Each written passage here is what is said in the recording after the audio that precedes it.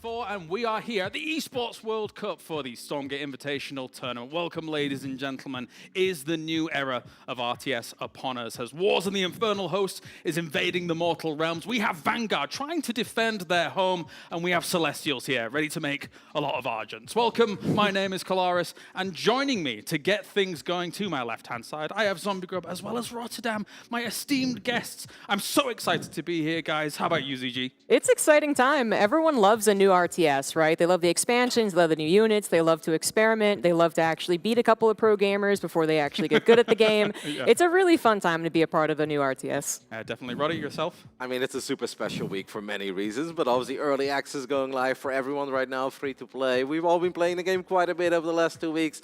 It's fun. You think you've got something, you write some things down, you're like, I've got a solid build order. 3 days later, patch, and you can throw everything into the bin. And it's like, we start from scratch again. We play a completely different game, and we're going to build different units. But it's really been fun to see how it all evolves so quickly, and I'm curious to see what these guys are going to bring to the show tonight. Yeah, definitely. You make so many good points. I mean, technically, if I look at my watch, and I think in about 5 minutes' time, it goes free to play for early access for everybody. Of course, there are still packs that people can buy to be able to get those extra little goodies going on in-game for Stormgate, but you make a great point, ZG, in that in the formative moments of an RTS, it's really awesome to be able to get on, join everybody, and there's going to be a lot of people joining today where they get to kind of experiment themselves with these 3 races, Vanguard, Infernals, as well as Celestial, and kind of try and figure out their own meta as time goes on. Yeah, the beginning of any game is kind of like the what kind of people really want, right? Which is to be able to think of anything that they can do and then do it, and it actually works. And we know that as the game develops, it kind of gets to a point where they can get so far with that. But in the beginning of a game, you could be the guy who finds out a thing, and then you just skyrocket up on the ladder, and you feel gold. You feel like, oh, I'm finally good at a game, and then, well, pro gamers come in. But for a while, you get to actually think strategically and creatively, and you get to be the first one potentially to be like, this is really good, trust me, and you might be right. I know, Roddy, you've been playing a lot of Infernal. Yeah, it's fun because in the beginning it feels that those windows that ZG is referring to as well, they are so large. You're like, hey, I think I can do this, and you've got time, but then you play a few more days, and then everybody gets a little bit tighter with their timings. They get a bit sharper, and at one point you're like, man, I feel like I used to be able to come back in these scenarios, and now it gets harder and harder. But we just had that 2 weeks ago, and now it kind of feels like that starts all over again tonight with obviously everybody being able to play the game for the first time. It's a really cool period because you look at some units, and at first you're like, I'm not really feeling this, but then a week later you start building a few more of them. They're like, actually really awesome, and then you start coming up with these little bridges in your mind. If I just open up like this and I transition into that, I actually believe that this can work. And then the first time you pull it off, you really think you're a genius. And then you try it again and you play against someone that's better. It's like, well, okay, maybe it wasn't all that smart, but it was fun. And that's obviously what it's all about in the end of the day, right? When you play an RTS, not everybody has to become a Parting or a Clem. You can just play to have fun and build the units that you enjoy building. It's early days, that's why it's early access, and the game has a long way to go. We will be seeing that as time goes on. But let's talk about the players that we are getting here for the Stormgate Invitational Tournament today. We are going to have double elimination, 4 players representing Mana, Theory, Parting, and Maxhead. So actually, a player from all over the world in terms of kind of representation here, ZG. What are you thinking about the player lineup overall? Well, we do have 3 Celestials and an Infernal, so I'm a Vanguard player, and I would like to see some, but the Celestial matchup's proving to be kind of interesting. We are seeing some people innovate, let's say, in that one, and then the lone Infernal gets to try and actually prove that they can actually make it through, which I actually believe they do have a solid chance. The matchup right now is in an interesting state, but yeah, we're going to have a lot of Celestial versus Celestial. We're going to have a lot of people vying for victory and doing doing anything they can to actually get through here. And so I think we also are going to see that they created some things for this tournament as well that they've probably kept off the ladder until then. I mean, one thing that is cool as well is that obviously we've just come off the back of the Tasteless Showdown, Roddy. That was actually played on a slightly different patch to what we have right now, where some things were tweaked slightly like Morph Cores, so we might see some cool, fun, new things here. It's going to look very different, especially Celestial against Celestial is going to look very different. I don't think we have to worry about Morph Cores flying over to each other's bases and chipping away the economy with immediately. Two damage. Everything has changed because at that point, whenever I reached out to some of the pro gamer friends that I have, I was like, hey guys, so what do I do? They're like, all right, expand first, and then you do this. A couple days later, it's like, never mind, scrap that. You gotta go quick units because you need to creep camp. You need to take out these camps. You need to take control of the map because the bonuses are so large, and obviously we're gonna see that today. I mean, these games are going to be so different than the experience that most people have on the ladder because you just kind of look at the units, you build whatever unit you enjoy. These guys are gonna be sharp. They're looking for the win. Well, let's take a look at the bracket here, and whilst we're doing that, we can talk about some of the overarching themes that maybe newer players might be interested in terms of what is different here in RTS compared to some of our other ones. So we will be starting off with Parting versus Maxed, and Theory versus Mana is on the way afterwards. It's best of 3s up until the grand final, which will be best of 5s. But Rotterdam brought up something very important, ZG, which is relative to, say, StarCraft 2, for example, where like creeping isn't a thing. Creeping, especially in this last patch, has become extremely important for your economy and preservation. Yeah, it's the most important thing. So Roddy just summed it up totally perfectly, right? Like, you are supposed to be out there creeping and trying to even steal your opponents as well. So it's very active.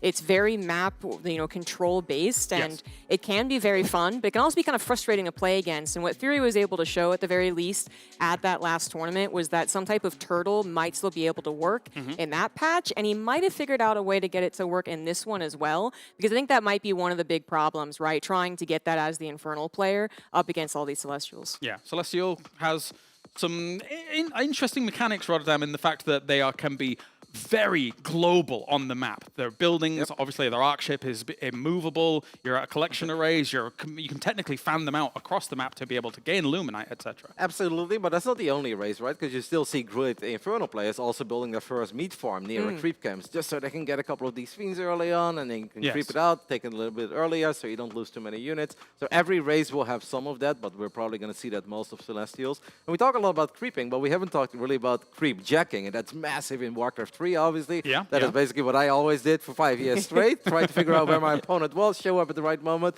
And I've already had some really funny moments, man, where I got bamboozled in a big way by a guy with his scout, his dog. He saw me creep and he waited for the last hit and he got it. And I was like, okay, I'm not even really mad because that's actually kind of a cool play. I had 6 units shooting at a creep. He showed up with a single scout, and I hope that we get to see some of that today, because it's not all about I creep and you creep. Like, no, you can show up right when they start creeping and show up when they don't want you to be there. Maybe they have to disengage. You can finish the job. Like, all of that is going to be very important, obviously. Right, well, let's talk about our first match then. That is going to be coming up. It will be Maxed going up against Parting. It will be Celestial versus Celestial. And Rotterdam, I'll come to you first here when it comes to Maxed. You have known this man for a long, long time. Yeah, if I say I've known him for more than half my life and I'm pretty old, I'm not lying. I think in the summer of 2007, I went to China for like 6-7 weeks, honestly with the main purpose of becoming a better gamer and spending some time with Todd back then, who was living in China. I went to 3 tournaments and obviously was always looking for practice.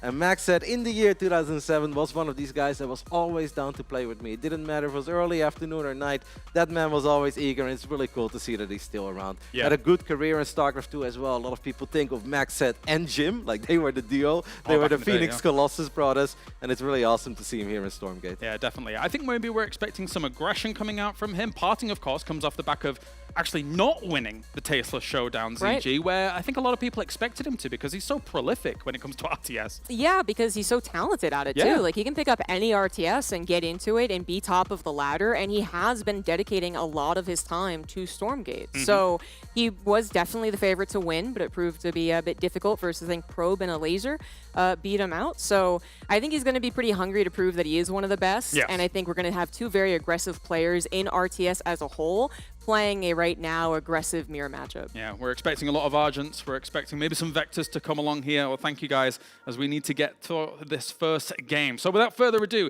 please make welcome to the stage our first 2 players. It will be Maxed and Parting going head to head.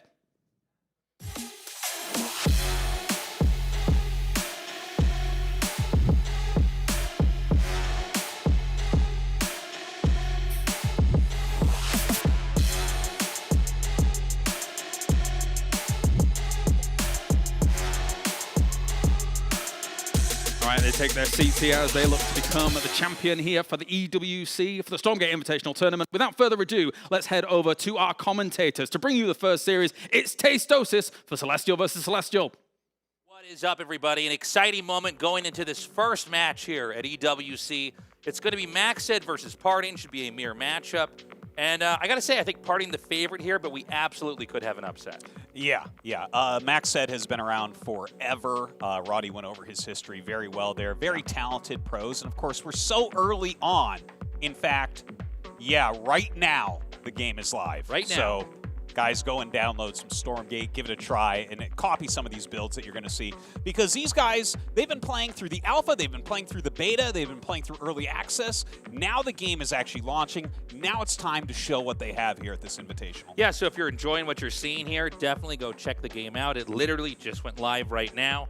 It's been interesting trying to unpack the game. Obviously, we have, 25 years of RTS experience behind us, but whenever a new game comes out, it's always a little bit special. People trying to figure out, okay, what works, what's broken, how can I win? And we see the meta begin to evolve from there to expand out. And we're going to get a good idea of what some of the pros think about this mirror matchup now, but it's going to be a long road ahead as we continue to unpack each of the matchups, each of the factions on the different maps. Yeah, it's an exciting time. As we can tell, you coming from other RTSs with a background of nearing 30 years playing RTS games, they just evolve forever. So, if you're just looking at Stormgate now for the first time, welcome, because you are in for a long and wonderful treat of meta evolvement, strategy evolvement, patches, all sorts of new plays, and these guys are going to show their absolute best here today. RTS games can be a little bit daunting. There is a certain amount of information you have to soak in before you can really get into the meat and bones of it. But that's also what makes it so beautiful, so compelling. It makes for so many different types of games, so many different stories. Right now, we're going to have Maxed here in the top right and Parting in the bottom left. Both players here rushing towards each other. Yeah, they are moving out towards the center a little bit right now, and we'll see where they want to end up expanding to. It looks like those Morph Cores are going to go ahead and attach themselves. This is how you expand as the Celestials. These Morph Cores come over, and they can make those collection arrays that are going to gather up Luminite. Now, only the Celestials have this much mobility right at the start of the game. Their starting building is able to move out on the map. You can see here he's going to be trying to use this now to attack and wipe these creeps out. Creeps, I think we all identify creeps from Warcraft 3, but they play a huge role in Stormgate. Different creeps give you different abilities depending on the totem that they're guarding, and of course they give you resources for each kill that you get. And you can see Parting trying to utilize his early arc ship here with some of those top bar abilities to help clear this creep camp a little bit. And of course that's a great move. You can see Maxed doing the same thing. So you can already see that there's definitely places where these two agree, okay, this is a great opening strategy. Yeah, and it makes a bit of sense. You're going to use those global abilities to power up and punish those creeps and push out. We had a lot of rushes at the Tasteless TV Stormgate Showdown, but in this matchup, right, it's a mirror matchup. It doesn't seem like one side should really be rushing the other. If the other player knows what he's doing, he should be able to defend. Yeah. And the game is still being tuned all over the place. Some of the early aggressive factors have been changed up a little bit. And you can see right now they're both just really focusing on clearing out some of these camps. And of course, they give you all sorts of great abilities. For instance, this is a vision camp, which can be very, very useful. So if he does manage to clear that out, he may actually leave that creep to be damaged for later on. Important to note that you can get creep jacked in this game. He's going to have the Argent come out here now. Now, the purple bar is going to be a little bit of a power boost here for the shots that he fires out there getting the kill. But he's going to have to wait for that to regen or get some kind of battery source to energize that if he wants to have more power in future fights. And you can see that's exactly what Maxed is doing right now. He's going ahead and recharging that energy right away. Like you said, Tasteless, that gives a big power boost. It actually doubles the attack power of those Argents. But yeah, right now they're both just kind of working on taking down these camps, on building their economies. You can see more Morph Cores coming out, maybe wanting to get a few more bases here as well. So we're going to have a push now. Now, this is important because Parting is now moving into Maxed's side of the map. We could have a moment where, we're going to have Maxed now come in here. It's in between the creep for the time being. It does seem like Parting has a little bit more, so Maxed has to be very careful, but a nice shot there on that Morph Core. Yeah, he kills the Morph Core off, and the Argents are going to have to walk back. Parting has one more, but the creep is still here, so they come up and try to get that steal right there. Right now, Parting trying to take this vision camp, and in fact, Maxed does back off for now, but at least he knows Parting is over there. So, the vision camp is his. We do have some buildings in the exterior. The Celestial faction, it is one that can really build anywhere on the map, which makes for a lot of really fascinating games. And in this case, we're starting to see Parting set up shop just outside the second base, outside of Maxed's position here. He's continuing to reinforce. And for the time being, it's going to be a little bit tough for Maxed to have any growth. There's basically two ways this game can go. Either Parting can attack more right now, or he can try to take more of the map. Well, right now, Parting just has a few more Argents here, and Maxed having a bit of a hard time. Comes up for this engagement, but he just has lower numbers. This is looking pretty good for Parting. Parting with a nice little micro back there, but we are very close here to this creation chamber. So Maxed is going to have more Argents joining very quickly. Parting seems to have just a little bit more Argents. He could threaten this structure up here. Punishing this and taking it out would be huge. And in fact, Parting's going to come in here for a huge dive. About to take out one more Argent. It looks like Maxed can't quite micro the weaker Argents away in time. Yeah, and he actually does some good damage as Parting is trying to back up. You know, this is one of the deeper strategy elements here when you have the Argents. Do you attack a building? You're going to be wasting all that energy, and if your opponent lets it tank some damage, they can walk up and deal their extra damage hits to you. So definitely something that you have to take into consideration. Now, Parting staying here and fighting. Maxed is right on top of him, very close. You can see these pullbacks from Parting. Some beautiful micro right there, and saves some very low health Argents. Yeah, that is huge. The fact that he was able to get away with what he did, having some of those units go in between the smaller trees while the other ones moved south directly towards the production structure. Parting continuing to put the pressure on. He's going to loop around now, debating about maybe pushing into this area right here. Maxed's going to send 4 Argents out, and he might end up just barely missing this. Ooh, I think he sees him, yeah, just at the end there. Does get a little shot off, and, you know, Maxed's going to run away and try to get these units home. He doesn't want to just lose them for free, but I like the idea, right? Send out a few units, maybe do some harassment elsewhere. Maxed going to push out a little bit further. Party needs to be careful to not overextend. Overextending when you have this much infrastructure outside their base could backfire in the game. Well, if you have to do a full retreat, you're going to end up losing a lot of buildings, and that's going to be expensive to replace. So definitely something he has to watch out for. But, and, you know, so far in this game, Parting does have a little bit more map control, but you can see the supply down on the bottom here. Maxed is doing a fantastic job. And look at this. He rotates over here, catches Argents as they pop out of this creation chamber, and he's taking a nice little concave here as well.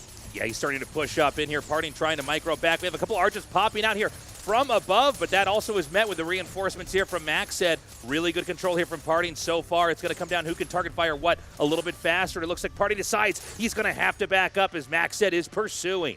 Yeah, Maxed is actually taking a pretty big supply advantage right now. 27 supply to 44. So Maxed, you know, he's played this kind of patiently. It felt like Parting had a bit of an advantage there on Maxed's side of the map, but now he's in that full retreat we were talking about before.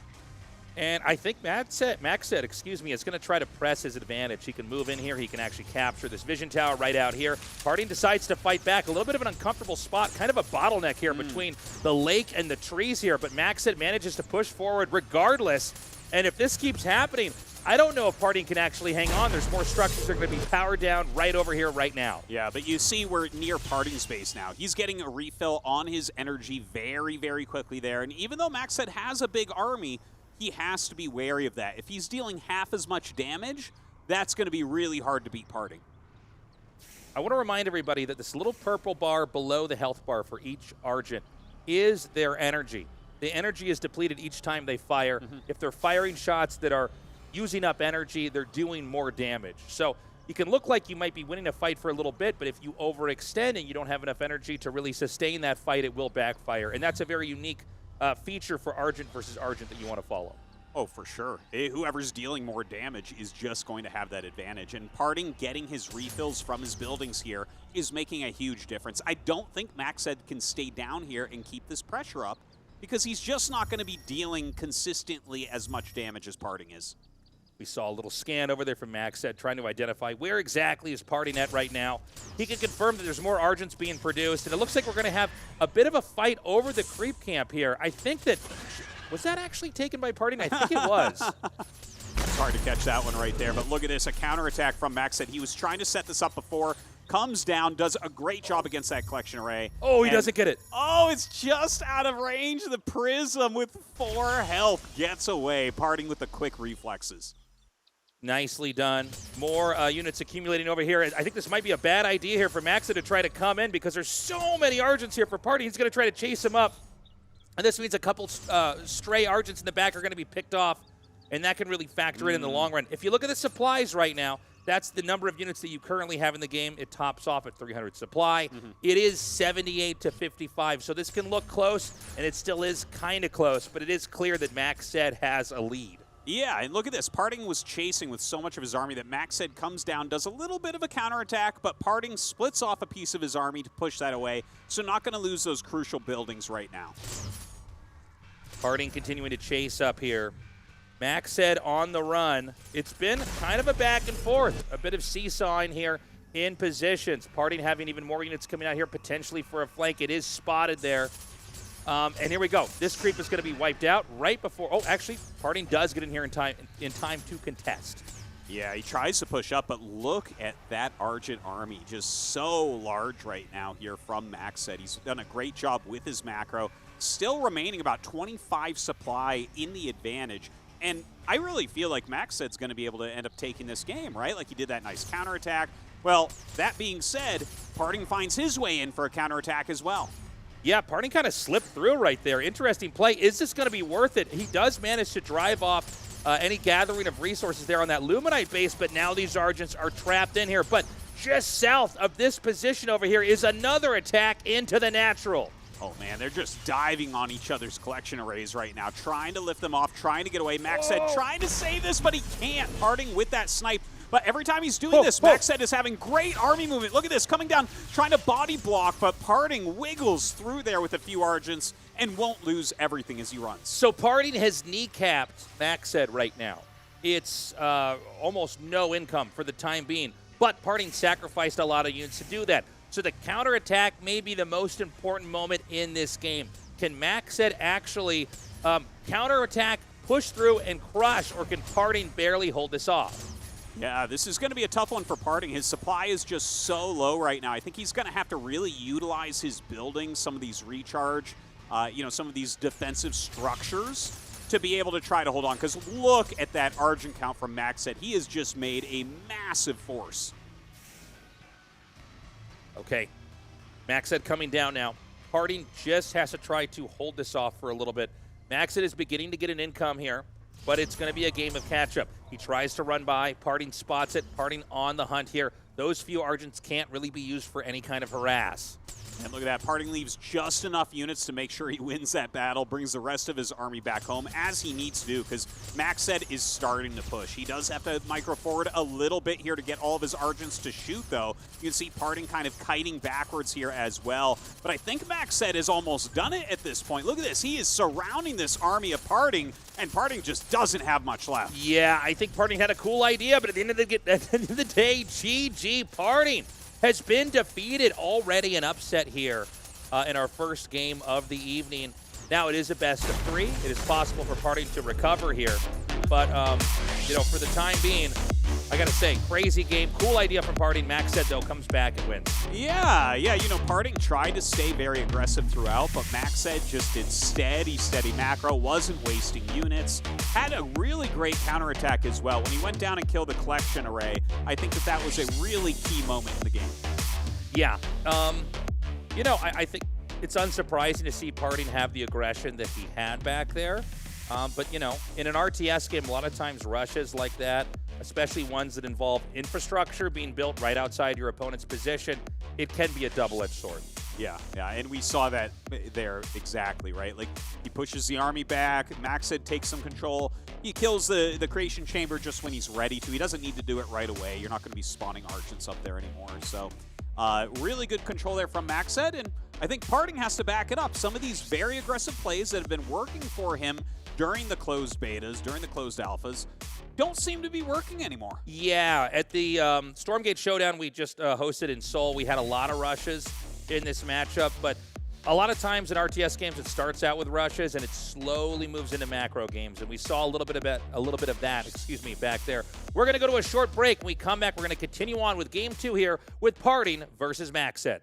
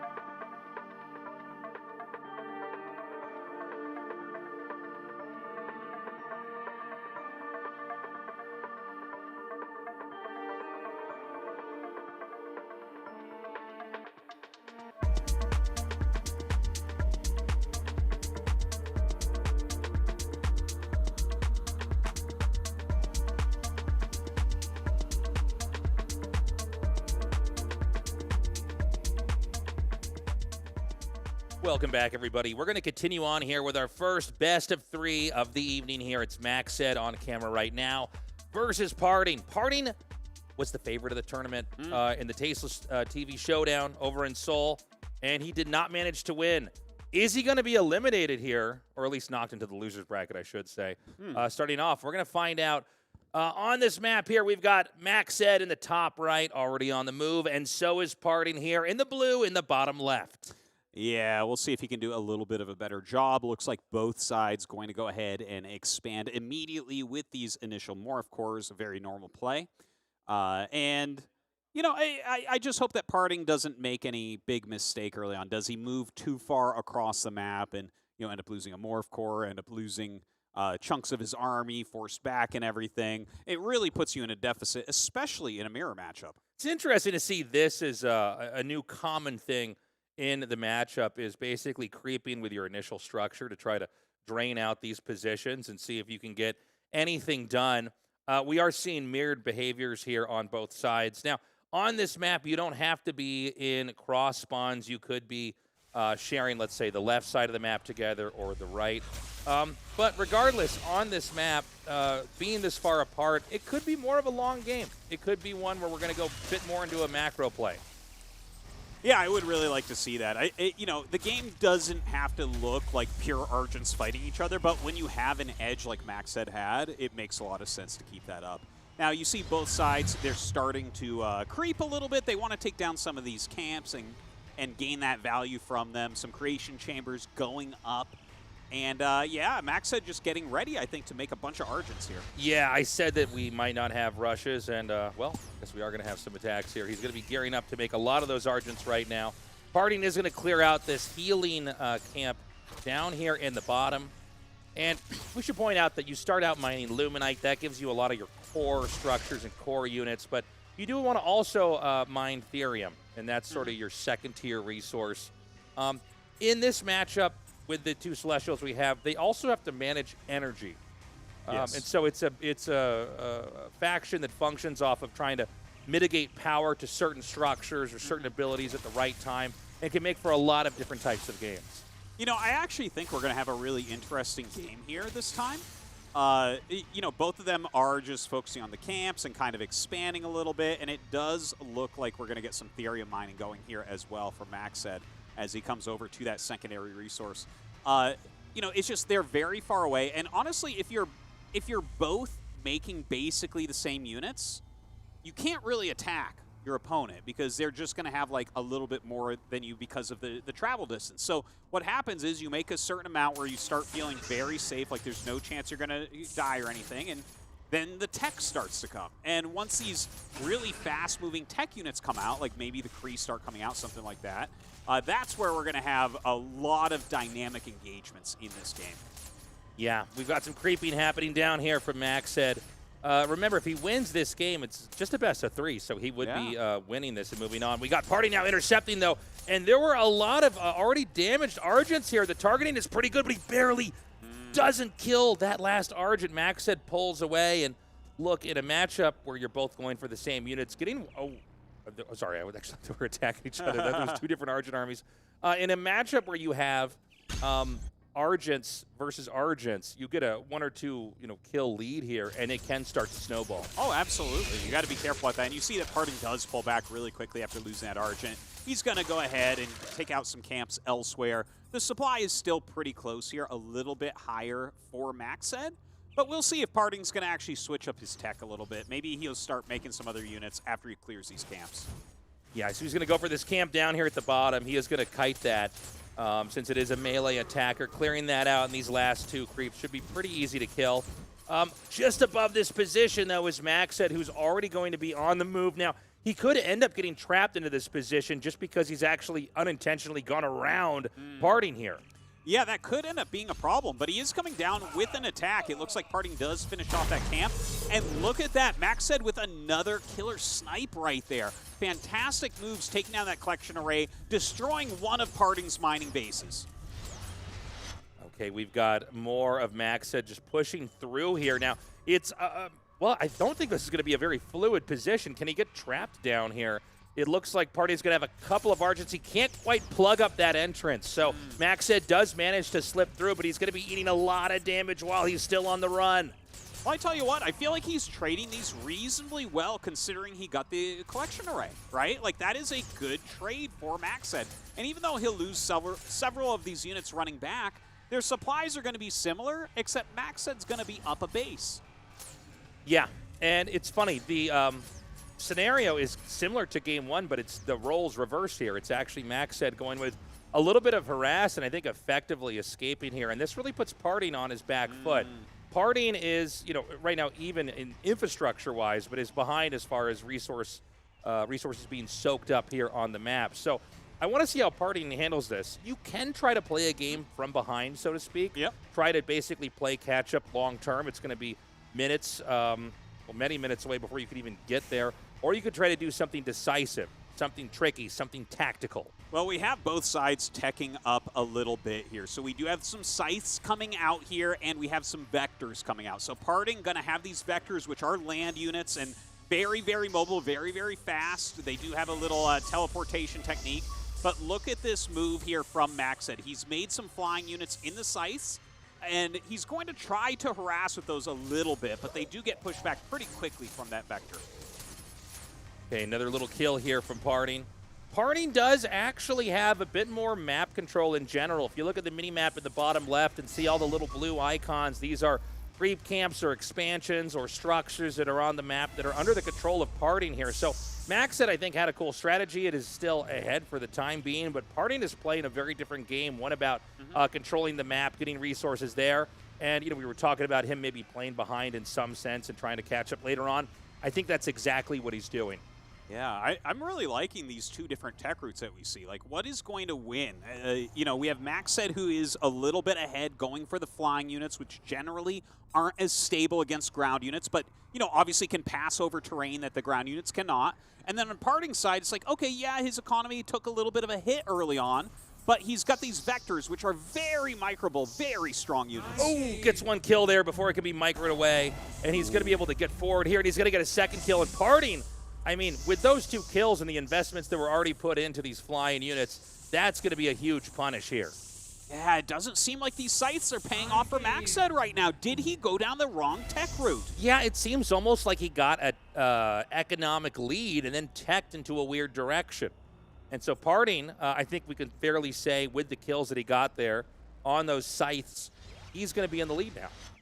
Yeah, it does start to feel like that a little bit. You know, I think these vectors are going to do a fantastic job for him in these coming engagements. They're so microable. And see, he brings them in immediately. Already some big defense there from Maxed, and Parting is going to have to get out of there. Okay, we've got attacks coming in here now, and it looks like we are going to get the collection array shot down. Big punish here from Parting, and very little recourse right now from Maxed. He is going to pursue, but he's got to be careful. Are there enough sites here to basically win this fight? Yeah, that is a good question. You know, we're seeing some of these battles really for the first time here in Stormgate as it's gone live today. And the sites, look at that, using that awesome jumping ability. Going to clear this creep camp immediately as well with that top bar ability. Yeah, using that top bar ability, you don't even have to trade out damage to get the kills on that. The Argents are trying to fight these sites, but you can see that the sites are just so much more microable. 3 more Argents are going to go down. Yeah, those Argents being just destroyed by Maxed. So Maxed does take a little bit of a supply lead here after killing those Argents off basically for free. But if you look at the mini-map, like, Parting has taken over a lot of camps on this map. Like, he's been very, very active compared to Maxed, which is not what you want to see as the player who went for flying units. You know, Parting is generally talked about as an aggro player, a micro player, a tactical player, but he's showing that he can really play a very, very different game. He got a black eye at the start of this fight here, but he's basically controlled the map. He's done a great job of expanding, growing, getting intel, and basically getting more ahead. And we got to see, can Maxed come down here and try to get something pulled off? He's coming down with a scythe now. It looks like he's going to be trying to go into the main, but there's really not a lot to get here other than this collection array. Well, killing off another base would be very nice indeed, and in fact, he will be able to get that. Now, the vectors are trying to catch him, and in fact, they are going to go ahead and jump towards them, going after the other collection array now. And you can see that mobility for Maxed is paying off, but Parting, just with the stronger overall army, being able to kill a lot of those sites. Beautifully done there by Parting. I mean, really pursuing that and punishing. It is still a very turtled up Maxed here. He's trying to take advantage of the configuration of this map, and to be honest, it does seem like it's a map. I know the game's very new, but I will say it's a map that seems like you can really punish with air. Yeah. Basically hitting somewhere and then running away, and it's a little bit more of a labyrinth to try to get back to that position. But with the vectors, of course, you could try to blink towards them and hit them that way. And so it's going to be Parting with this very different comp, continuing to build up, continuing to macro. We've got Cabals in this mix as well. Oh, yeah. Very excited to see these Cabals. We haven't really seen that too much yet from any Celestial players. So great to see Parting thinking that this is a great move for himself. Continuing to try to chase these scythes out. The scythes continue to rotate around, though. And, you know, they just go over this terrain so quickly. But Parting, very quick, very much on top of their movement with these vectors. Yeah, he's not able to really get in and get that much damage. Every time he swoops in and attacks, it does get Parting into this position where he has to organically reinforce and defend that position. And the more defense and setups that he has, the less likely it is that Maxed will be able to come in again and do that kind of damage. Right now, supplies, it's 102 to 56. Parting nearly doubling Maxed in the size and scope of what he has in this game. Yeah, the game is looking kind of rough for our Chinese player. He really needs to figure out what he's going to end up doing with these scythes. Does he continue to mass them up and run around the map looking for damage? Or does he maybe switch, maybe go down a different tech route? That is the question. We got the scythes continuing to roam around here. I feel like the game is beginning to quiet down a little bit here for Maxed. Parting, you know, it's funny. The way that this game has gone, he doesn't have to do a whole lot, right? Because he's basically getting to where he needs to be, and Maxed is not really able to stop it. We are finally seeing some crees being made. I saw at least one of them pop out in the top right, which means we are going to see different tech, but this game, to me, it really illustrates how much more quick vectors are than the scythes. They are quick. They are quick. And with that little teleportation jump, I mean, that really adds to their mobility and it's being used expertly. But Kree are coming out for Maxed. I like it as maybe like a last-ditch effort in this game. The Kree can be very, very strong as you begin to upgrade them a little bit, right? When they start rolling around and dealing all of their splash damage, it's a very tough unit to deal with. Yeah, it is a very tricky unit. If it gets in your face and it starts to hit you, it's really tough to get away. But again, the question is going to be, is it too little, too late? Meanwhile, we have a battle here with a Scythe and a Morph Core. Looks like it is going to be just turned into a building. You might as well use it for something, right, and try to buy some time. You know, RTS games are funny where sometimes it's about creating so much chaos in the game and forcing your opponent to juggle so many tasks that maybe they can't keep up. Now look at this. The Scythes roll out and attack Parting's army as Parting comes up into here. And you can see right there, when they have received lethal damage, they can go ahead and explode to deal some damage. So Parting smartly backs up there. But I think Parting's army is just a little bit too big here. The Kree are not in a large enough number. They don't have the type of surface area they need. And I think Parting is just moments from taking this game. Yeah, Parting, really, the walls are closing in here for Maxed. Let's put it like that. I mean, he's got him surrounded so well. At this point in time, Parting, he's almost halfway to being maxed out. And in RTS terms, that means you can't even make any more units. The game won't let you. He's starting to push in here, and this is really him fishing out these Krees, drawing them in, and then exploiting the fact that it's melee versus ranged, and just hitting all those units, getting those kills. And it's basically rinse and repeat. Yeah, you can see he's just picking off so many Kree each time. And oh, he does get hit by that AoE a little bit. He's not letting this slow him down too much since his army is so large. He's got about twice the supply here of Maxed. You see Maxed trying to back up. And, you know, he is getting some damage here, but I think he's just, it's too little too late. Yeah, I think we're going to see slowly Maxed begin to tap out here. It might be after these few Krees are wiped out. And really, this was a game where Maxed got a lead. He teched in a certain direction, and Parting played a very calculated, very patient, very calm game, controlling the map, taking more resources, and really not losing any fights after that moment. And from here, we're seeing the result of that. So this should be the end, with this being tied up 1-1. So the end of this game at least, which means we're going to go to that final rubber match. Yeah. Some great adjustments in this game. And I think that this really shows you there's a lot of ways that you can end up playing a new RTS game. These guys going down completely different paths. You could definitely see strengths and weaknesses in each, but Parting having a much better game number 2. It's funny, Parting winning that game, but looking a little bit tense. You know, he is, again, the favorite, you know, basically in Stormgate right now. Everybody's saying this guy is the strongest, he's the best. He did not manage to win the Stormgate Showdown in Seoul, but he could manage to at least get through here against Maxed if he could win this next game. Well, I really feel like it could go either way. It does seem like the very early game, Maxed is doing a little bit better.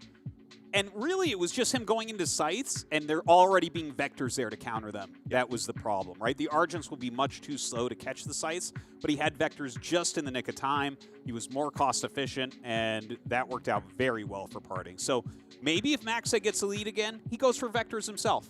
Yeah, it's interesting to see a very much macro game here from Celestial versus Celestial. I know we had a lot of rushes. A lot of people were talking about, you know, a Celestial being a faction where you have to rush. There's no way to do a macro game, and we're seeing that's not really true. Every week in Stormgate, the game is evolving. People are viewing it in different ways. And, yeah, cool to see Parting kind of play that out in a control play. Absolutely. Love to see it, and I hope that it continues to evolve. Like, for instance, if they both try to go for vectors a little bit later, what does that look like? And do you need to switch your tech at that point? Does it turn into Mass Kree then? Yeah, it's a good question. And then if it's Mass Kree, suddenly the Kree don't shoot up. Maybe we go back to the sites. You know, when you have a mirror matchup, it's funny. It's like, okay, what is the right unit to go for? And is there a workaround for that? Maybe you focus on this one unit, but in fact, if you can cut a couple corners here, you can get a better unit. But then, you know, how do they counter that? And so we're still learning that. We're still discovering that. We're still, you know, mapping that out. And it's happening here in real time, you know, with Parting versus Maxed. Again, neither player who loses here is knocked out. They will go down to the losers bracket, but obviously, you know, with stakes this high here, you want to do everything you can to try to advance there to the winners final. Well, absolutely, and it does look like they are getting ready in that game right now. The pressure is on. Who is going to go to that winner bracket final, and who drops to the loser bracket? We're going to be on Isles of Dread here for game number 3. It is Maxed here in the top right and Parting here in the bottom left. Now, I want to remind everybody who's tuning in, the Celestials, their starting structure can move, and you do start with a Morph Core, which can, it's kind of like a Swiss Army knife building unit. Yeah. I don't know what you want to call it. It can turn into a lot of different things, but it can also be used in some skirmishes and some fights. Yep. And so the other factions in the game, they're a little bit more cemented in their positions. They're a little bit more like a traditional RTS game, like a Blizzard RTS, if we could, you know, refer to that. Whereas this is a much more fluid faction that can kind of glide across the map. And there's probably going to be more and more creativity exhibited with this race with all the best players, as we're still trying to figure out how exactly it can function and what it can get away with. Yeah, the Celestials are really like an RTS faction that we haven't seen anything quite like it yet. Is this super mobility that they have going to be the defining factor for them? Is it all about flying around with that arc ship, you know, getting rid of some of these creeps, expanding all over the place, and having, you know, a spread infrastructure? Like, how is that going to work over the long term? Oh my God. Dude, that got low. That got low, like, that arc ship. Man, very low indeed. Yeah, this does happen. I mean, you can lose games to creeps. Obviously, for you know, the uninitiated at home, a creep is a neutral unit on the map that if you kill off, you're going to get, you know, resources as well as whatever the totem it's protecting that can give you that kind of boost. But yeah, you could have games where maybe the creep ends up killing you. You get out of position. You don't micro right. Yeah, well, it's funny, right? Because the game is just being released now, so there's still a lot of mistakes like that to be had. And I guarantee you guys, if you download this game, you're going to have that happen to you sometimes, just like Tasteless has it happen to him, and I have it happen to me. And it's just part of the learning process that one day we will all look back and laugh at. Yeah, well, you know, even in Warcraft 3, occasionally a creep ends up getting a kill on something in a game where that was never supposed to happen.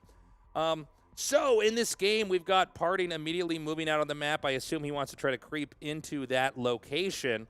I think he doesn't want to attack into that until he at least has one more Argent. Yeah, and you can see the Arc ship still running around a little bit. This map is a little bit different from some of the other ones because you have these double Luminite mines. So because of this, a lot of times the explosion of economy is a lot quicker, a lot larger as well. So I want to point out something very important.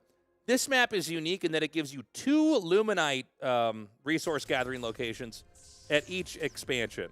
So the fact of the matter is that Parting's taken those 2. So that means he has 3 total. Yeah, their economy is just going to get really big really quickly. Yeah, and Maxed's only taken 1. Yeah. So he's going to continue to try to power up. But, I mean, the so longer is he just going to mass Argent? I think so. I'm a little bit curious about why he would do that on this map. You know, yeah. It's a big map. Yeah.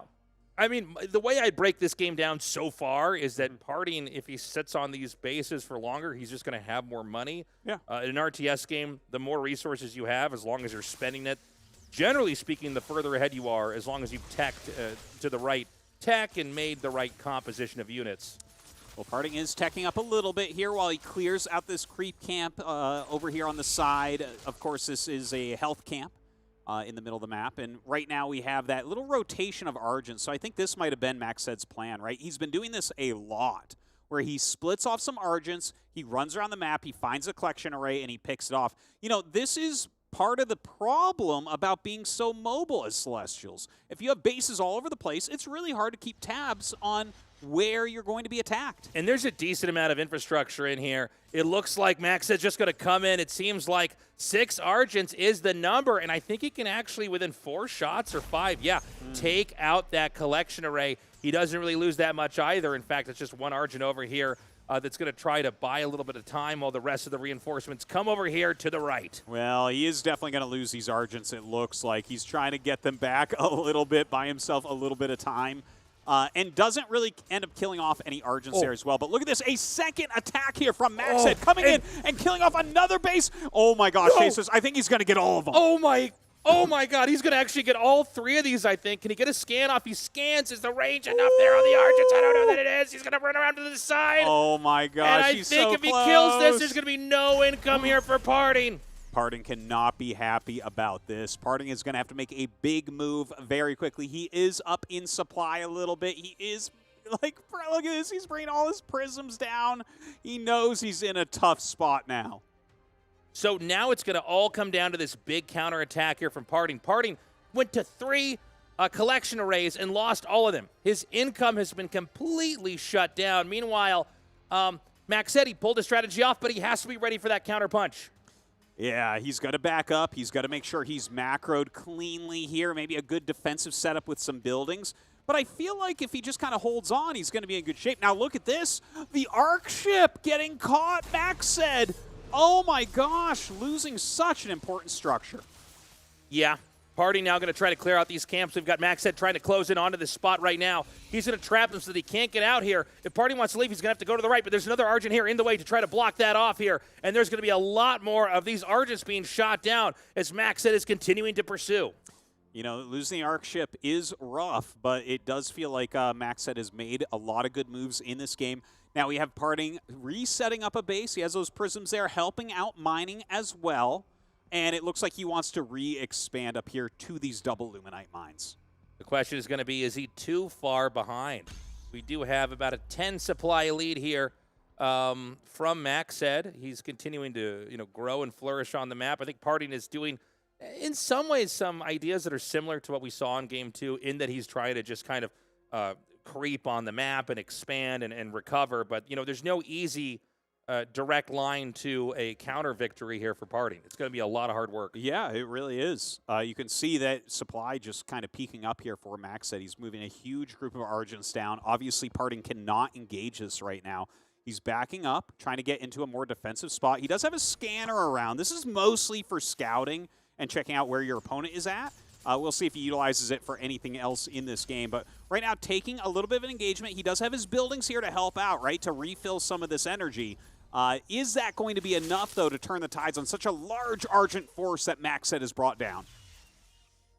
Yeah, Maxed out here. I think he wanted to see, could he come in here and do a little bit more damage? I think the bigger arc would have helped and when he had that, but I think the infrastructure there was maybe enough to defend. Well, hold on a second. It looks like Maxed's going to try to come in here once more. And again, just more surface area on the ground, a nicer spread there for Maxed is going to be very handy. Yeah, the overcharge here on the arc ship really helping out as well, right? Like he's just utilizing all of his defensive structures, all of his defensive abilities here to try to hold on. Now, unfortunately, his creation chamber is going to be under attack. He did aggro those creeps, I think, accidentally there. And now Maxed pushing forward. He is going to be able to deal some damage. Okay, he's going to try to push in a little bit further now. And this is kind of an awkward spot here for Parting. I mean, if Parting, these buildings being in the way, that kind of helps, but they're also going to eat a lot of damage and eventually fall over time. Yeah, Maxed is doing a very, very good job. But you know what? If he uses up all of his energy on these buildings, that might help Parting to end up taking the battle at the end of the day. But will it be enough damage that Maxed has dealt, I guess, is the question. Yeah, it looks like this structure is actually taking damage here from the creeps. Party's going to barely be able to get over here and try to save this in time, but as he comes out, that allows Maxed to once again try to push in a little bit further.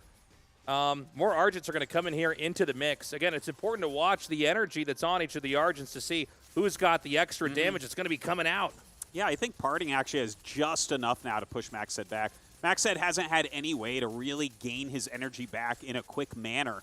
So Parting here, who has been recharging over and over, starts to take it, but as more rallied Argents come down, still in a good shape, and goes after the Arc ship again. I don't know, is that a great move? I don't know. I mean, with the amount of damage that's coming out here, it might be an overextension. We see Max is going to try to push in here. This Arc looks really nice here for Parting. Max is beginning to back up a little bit. The overcharge also doing some extra damage. Yeah, he seems to be mostly out of Argent and energy here. Parting comes up and starts to push him back once again, has that overcharge going on. And, you know, more Argents are coming down moment by moment here for Maxed. We should point out neither player is mining Therium right now. So Maxed's basically trying to close this game out. He's trying to brute force this game. Parting has mined Therium, but is not spending it. I think he knows once he holds this off, he's going to have the tech lead, and he can take that avenue and try to close the game out. But really, for now, it's all about Parting holding Maxed off. And Maxed actually with a big counterattack down here into the main. Oh, he's going for the same move once again. Going after a Prism first. He does pick off one of the Prisms. They do get a speed boost after a little bit. So looks like the other two should be able to escape.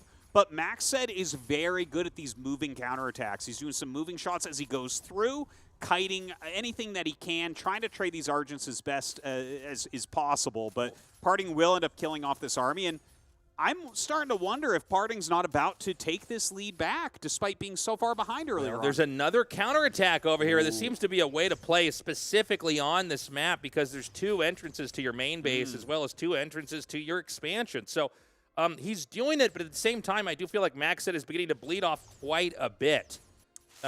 With the Argents being faster for the time being here for Parting, it makes it a little bit harder here for Maxed to actually pull anything off as long as Parting is crossing his T's and dotting his I's.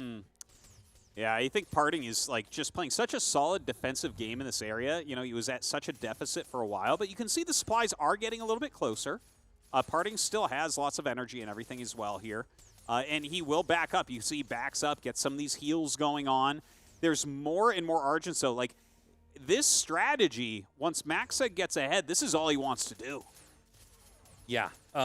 Parting, it seems like he's kind of towed the line here. He's done a really good job of kind of keeping his balance and keeping Maxed back, and Maxed sort of bleeding off Argents the more he tries to attack in. If it doesn't actually give him that swinging momentum, it's starting to get him further behind. And the more this game goes on, the more it seems like Parting has stabilized. He could be ready to spend that Therium if it's time. I do agree with the decision to kind of lock the Therium in for the time being and not worry about trying to gather more, since all he has to do is try to hold. Well, right now, Parting comes up and tries to flank Maxed's army while he's clearing that health camp. And it looks like Maxed just might have too many Argents for Parting to really do that right now. I like the idea, but doesn't seem to be working off, not quite. He does go back for a little bit of heals here from that Arc ship, and has to be careful, though, right? Like, that is a lot of Argents still. We still have a pretty significant supply advantage for Maxed. Yeah. Maxed, he's out on the map. Again, he doesn't have the ability to move anywhere near as fast, which means if he makes 1 or 2 mistakes here, Parting can close in, and he's going to try to do that right now. He's got the overcharge here on the Arc ship, which is doing just a little bit extra damage, and that's starting to pile up. And now Maxed with this army kind of in a weird spot. It's almost marooned down here in the bottom right. If Parting does this correctly, he might even be able to cut this off before it can get back home. It looks like we have a few Argents being sent for a little bit of a counterattack. It's not as many as he was sending before, right? He was sending 6 a lot. Here he's sending 4, and Parting already knew he was going to do this. So he catches them. He is going to get at least 1 kill here. Yeah, and in fact, he has that movement speed upgrade, which is really going to be helping him out massively. And I think over time, this is going to be the defining feature that is the win of this game, is just that he basically invested in tech enough where he has better Argents. That means you can pursue and get kills more easily because Max said's too slow to run away. It also means you can micro your Argents out of the fights more easily so they don't get sniped in time. You can scout more quickly. You can take out creep camps more quickly. In every sense, Parting's Argents are bigger, better, faster, stronger. I tell you, that's in RTS games in general. Any speed upgrade, any range upgrade, those are generally the strongest things that you can find because, you know, there's so many different tactics that you want to pull off. Can you move around the map more quickly than your opponent, get into better positions? Well, right now, Max said, going to go ahead and expand again. He still does have an Argent advantage, but let's see if that's going to be enough. Like, these are huge armies that are going to be going at it. Yeah, the Argents are going to try to come down here, and I think Parting wants to try to fan this out. Again, it is still, Max said, in a position where he has to figure out some kind of road to recovery. Parting, yeah, like we said, he's going to get that nice arc. He's going to try to come in here a little bit further. He's just trying to micro away the weaker units. He's going to stutter step micro forward here. Is this enough damage? Yeah, I don't think so. I think Max said has enough. He just has so many coming down still. Now, the Arc ship comes up, and he does get on this healing camp, so that's something there for Parting. You know, he's still doing a very good job despite generally having a slightly smaller army. Yeah. Well, the fact that he's able to heal up is honestly pretty huge. For now, it's going to be Max said staying out here. And, you know, it seems like that ramp could be a really good bottleneck position to try to control, right? You can kind of stay on the low ground and just have a better angle where you can take fights more easily. But Max said's solution to that is to fraction off some of his army, and he's going to come in here and take out so much of this infrastructure. Max said has been so good at this throughout the series, killing, well, he doesn't quite get that secondary prism, very, very close to it. But once again, getting another collection array down. Parting having a very tough time right now. Retreating once again, he's down 15 supply right now, and Max said is just attacking everywhere. This is wild. Max said, who seemed to be behind for most of this game, basically waited it out. He was patient. He stayed back. It looks like he's going to get another collection array here, and this could actually put Parting in a position where he might not be able to win. Oh, amazingly, he actually gets that out in time to survive. Just barely. That Argent anti-air range, not quite enough. The trees do block them from going forward. But look at this. He's trying to run out of here. You know, he'll lose a few units here and there. But he's done so well on these counterattacks, on hurting that economy. Still up 10 supply, trying to take another battle here against Parting. And in fact, his retreating units coming to help out against that left force here from Parting. This is a crazy back and forth game here. Max said has done something kind of remarkable in that this has started to even out. And, you know, right now in supplies, he actually has a little bit more. Had that one collection array been gunned down in the main, I would say that this is 100% going to be a Max said win. But I think the question is going to be for now, can Parting accumulate enough of an income to create more collection arrays to expand and mine, and at the same time not die to the push here from Max said?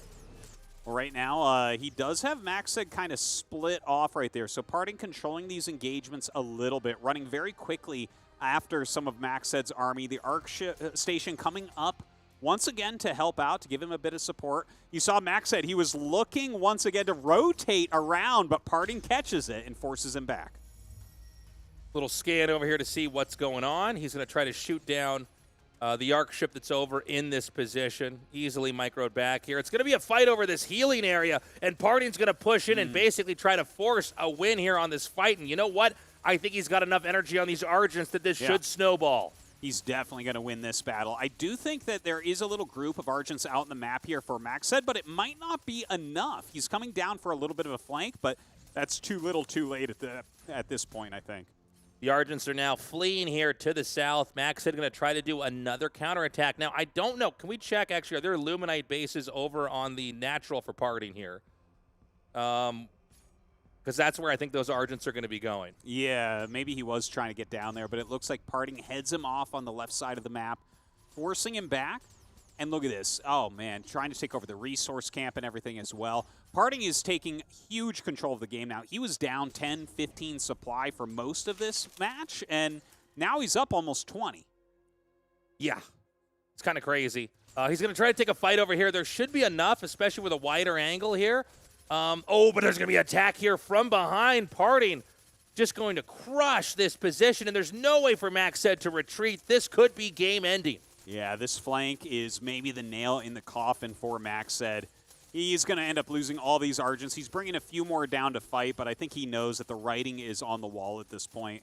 GG is called, and a very close, very tight series here ends up in our Korean pro gamers' favor. Parting winning against Maxed. This was a hell of a final game here. You know, Maxed with the will to just hang on and set up for these great counterattacks. You know, the main on that map, there's 2 entrances there. Your natural expansion, 2 entrances there as well. So you can kind of do these drive-by shootings with the Argents. Yeah. You come through, you take out the key buildings. In this case, it's going to be the collection arrays. And he really punished them. He took out, I think, literally all the collection arrays at the first run-by. Yeah. And then in the second run-by, which was much later on, he actually took out the, 2 of 3 collection arrays. But Party just sort of held on, hunkered down, played defensive, tried to counter the counterattacks, and ultimately he wins. Yeah, it was very well done from Parting. But that's it for us right now. Let's throw it back to the desk and see what they think about that series. Finally, Parting getting himself the victory, and in a Celestial versus Celestial where very different to before what we saw from the patch. Obviously, we saw a lot of Morph core aggression before the patch. This time around, a lot of Argents to start things off, ZG, but so many collection array snipes. There are so many of those, but that was actually a very surprising series overall. I mean, definitely the last we heard just a few days ago, Maxed was doing a lot of these vector rushes, and he actually didn't do any vectors at all that series, right? Nope. It was Parting who defended with vectors against the Scythe. So it was very interesting seeing who kind of like was, you know, stronger at certain parts of the game and certain aspects of the matchup, and proved to be Parting who was best. Yeah, it felt that Parting was a bit cleaner in the early game when it came to creeping a little bit quicker, getting out there. But obviously in that first game, he lost that Morph core on the other side of the map. But the whole idea is to be aggressive and build units on the other side of the map. If you can't build a creation chamber there, it takes so long for Parting, his Argents to show up. So even if Parting had a slightly better start, slightly more efficient, you can't really fight into superior numbers if you're working with the exact same unit. And Maxed obviously knows how to micro. I really enjoyed this series, especially that final game, James, was all over the place where it's like, looks good for Parting. Oh my god, no, Maxed's got it. No, Parting's got it. No, Maxed's got it. And perhaps losing that arc ship the first time for Max, it was unnecessary, right? Like, why was he there in the center of the map? And because of that, he couldn't build any more prisms. He couldn't take any like economic advantage anymore. He was just forced to end it. But that map is large, and it's hard to end it with just Argents. Even if you've got a bit of an economic lead, Parting obviously good enough to eventually stabilize, recover, and get economically ahead because he didn't have an arc ship anymore. Max said that is. Yeah, for sure. Well, let's take a look at some of the moments from this game as well, as we had to start things off. This is, again, as you were mentioning, Roddy, losing that Morph core, which could have become a creation chamber, really did impede the progress of Parting for Maxed to take an early lead. Yep, and of course we had a great run by later on with Argents in the bottom side of the map where he sniped the collection array, but I think at that point, Max had pretty much already had it. Once he successfully held, once he took control of the camps on his side of the map, won a battle or two, he was just ahead in numbers, and Parting may be an RTS god, but if it's Argent against Argent and Max has got 10 more, you're not going to win. Something we were discussing, ZG, is if this continues to be the case with collection arrays being so vulnerable, it might become a case of you need to SimCity. How do you deal with this? Yeah, that's exactly what I brought up to you. Because this is one of the more frustrating aspects to actually play as Celestial, is that your economy is very fragile. Very, So a lot of units can actually come in and snipe it. So I was thinking maybe SimCity would actually play more of a part for this race as the game goes on, something just to block the Argents from all of them shooting at once, or whatever unit you're using to try and get the collection array. It still gets kind of weird with those scythes, which I think is one of the more annoying ways to play. But Max said with those scythes in game 2 couldn't quite do it, which I assume we'll get to eventually. This game, yeah, as you said, was over with the Morph Core. Yeah, so moving into game number 2, of course, we did see a bit more kind of tier 2 tech coming out. Vectors going up against Scythes. Vectors, as you can see, obviously, Roddy, they've got themselves Blink very available. And again, collection arrays are vulnerable. Scythes do more damage the closer they are to the target. So that is another danger that you're seeing here against this. But maybe a misclick here? Yeah, perhaps, but I can't believe we're looking at another RTS where Parting has his hands on units with Blink, man. Like, that man has already been a world champ, okay? Do we really need to see it all over? Yeah, Parting played this well because it looked promising for Maxed for a little bit, and I can absolutely see Maxed's build work against inferior players where they are just chasing after those sites over and over again, but Parting's so good in applying pressure at the right moments. It's like, hey, now you're forced to fight with these units. You can't just fly around, harass, and take care of camps. No, you're forced to fight, and clearly that's not what Max had wanted to do, because those Vectors did really good in the straight-up fight. I also really like that we saw Cabals in that second game. We didn't get to see them and like reverse gravity beam, but their debilitation is very powerful. And then we get into game 3, which is just collection array snipe city, right? And there was some good movement, but the map is large, as Roddy said, so trying to actually end the game and effectively an all-in, because you don't have an arc ship, is so difficult on a long map with these kind of slow units, but also with the Sim City that you get with those power banks and the attacks that I forget what they're called now. The nodes, is it? And so link nodes. Yeah, link nodes. Thank you. So it just is a combination that really works well. And then actually getting a perfect concave with Argents is pretty freaking difficult. Not only are there very few spaces on maps where that's possible, but then they do tend, because they're a little slow. So a lot of them do get lined up and kind of behind each other. So Parting just played a defensive style very well, and Max had kind of realized that it wasn't going to work, I guess, a little too late. Yeah, if you win out those low eco situations where you've got like one collection array, one prism kind of mining from it as well in a lot of situations here, the Argent numbers eventually for Parting are going to equal out here. And then you have defender's advantage. If you have Sovereign's Watch available to be able to do damage. We saw that non-stop, right? Yes. I don't know how many times Parting used it throughout that third game, but it really kept him alive because he was down in numbers. But Max will just be kicking himself because there was no need to lose that arc ship. There was no need to lose that main in the center of the map. Like, it was just there, I guess, to tank a little bit for a camp, use Sovereign's Watch one time.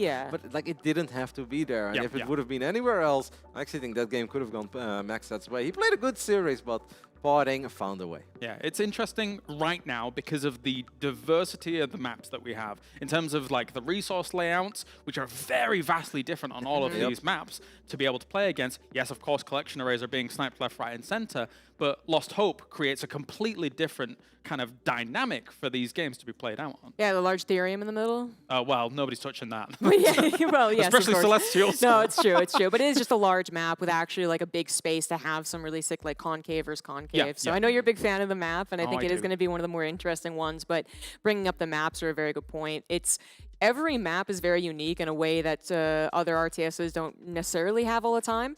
But right now, there's actually no set pattern. The mine is pretty much set, Currently, but the Therium can be a lot of different options. So I think we're going to see more play with that the longer that we get more, macro economical games. But yeah, it's Parting is just like so good, right? Because I really thought that the build order was his, but then the mid game wasn't. But then it kind of felt like he like shifted gears and then started getting more of that mid game in game 2, and that helped him bring back. I'm just upset we gave him Blink again, man. Like, you're not getting over this. Those Vectors are terrifying. Yeah, I mean, we've always seen Mana play a lot with them as well.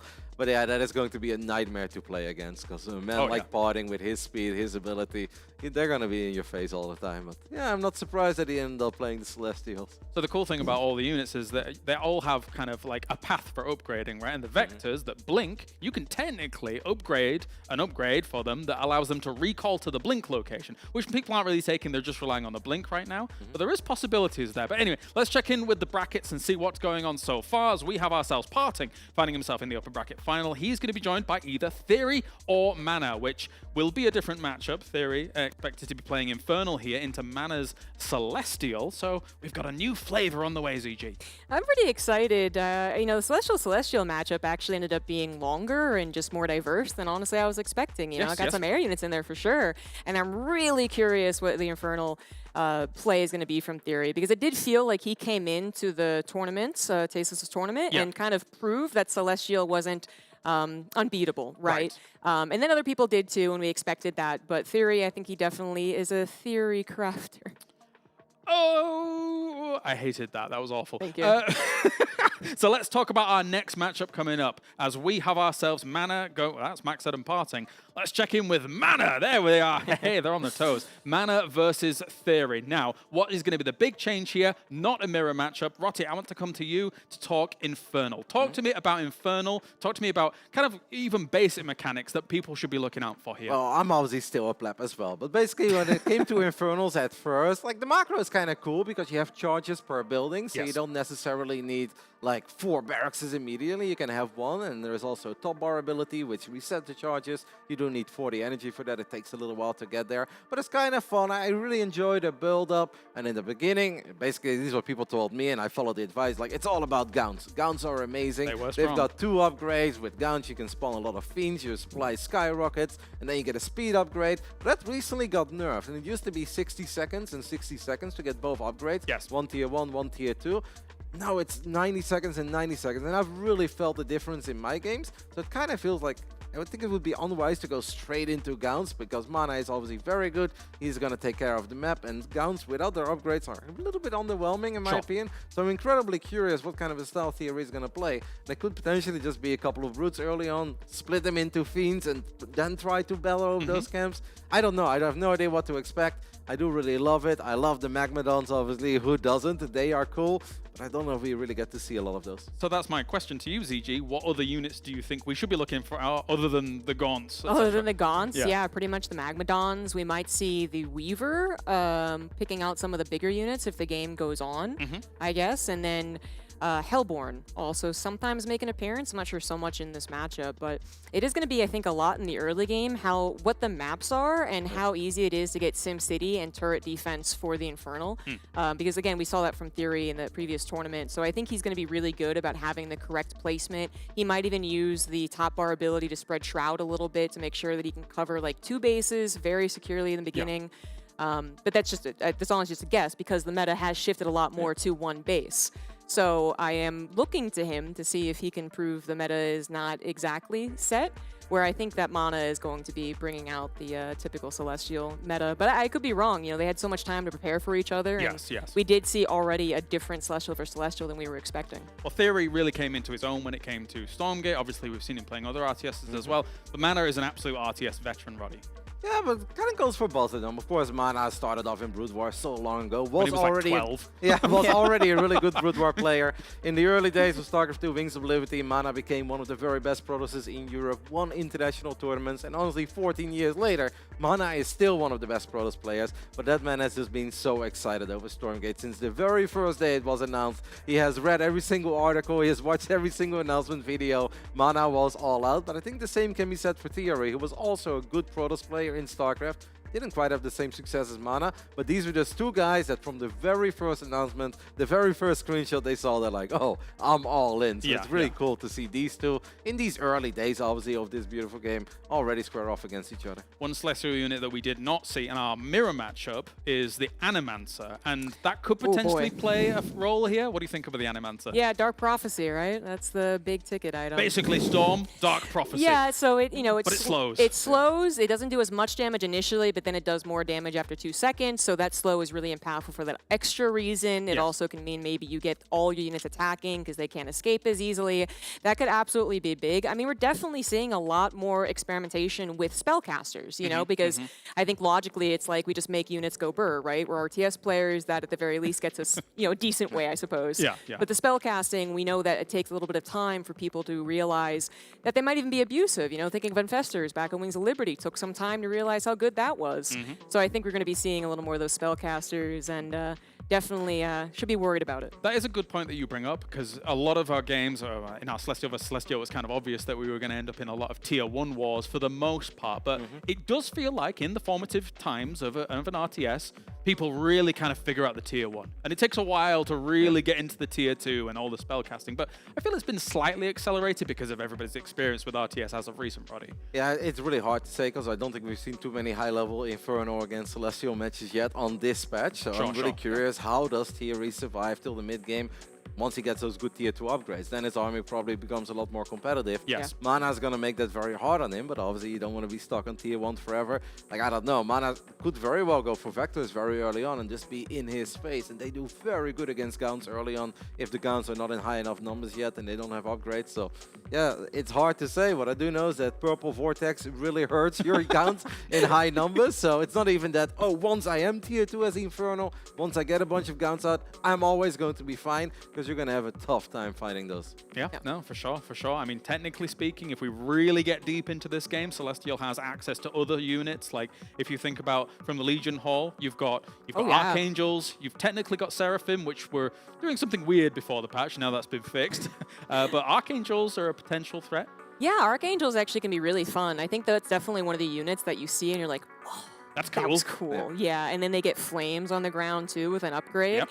And we've seen them, you know, if you get enough of them, they can impact a battle. Just 1 or 2 might not actually be enough, but 1 or 2 can really be good at harassing mines. Just jump on top of all those workers and let it do its thing, give its like Mountain King ability where it buffs up and stuff. And it gets big. Yeah, exactly, and you're good to go. I've been having a lot of fun with that, and we might get to see it depending on how long the game goes. Yeah, we may.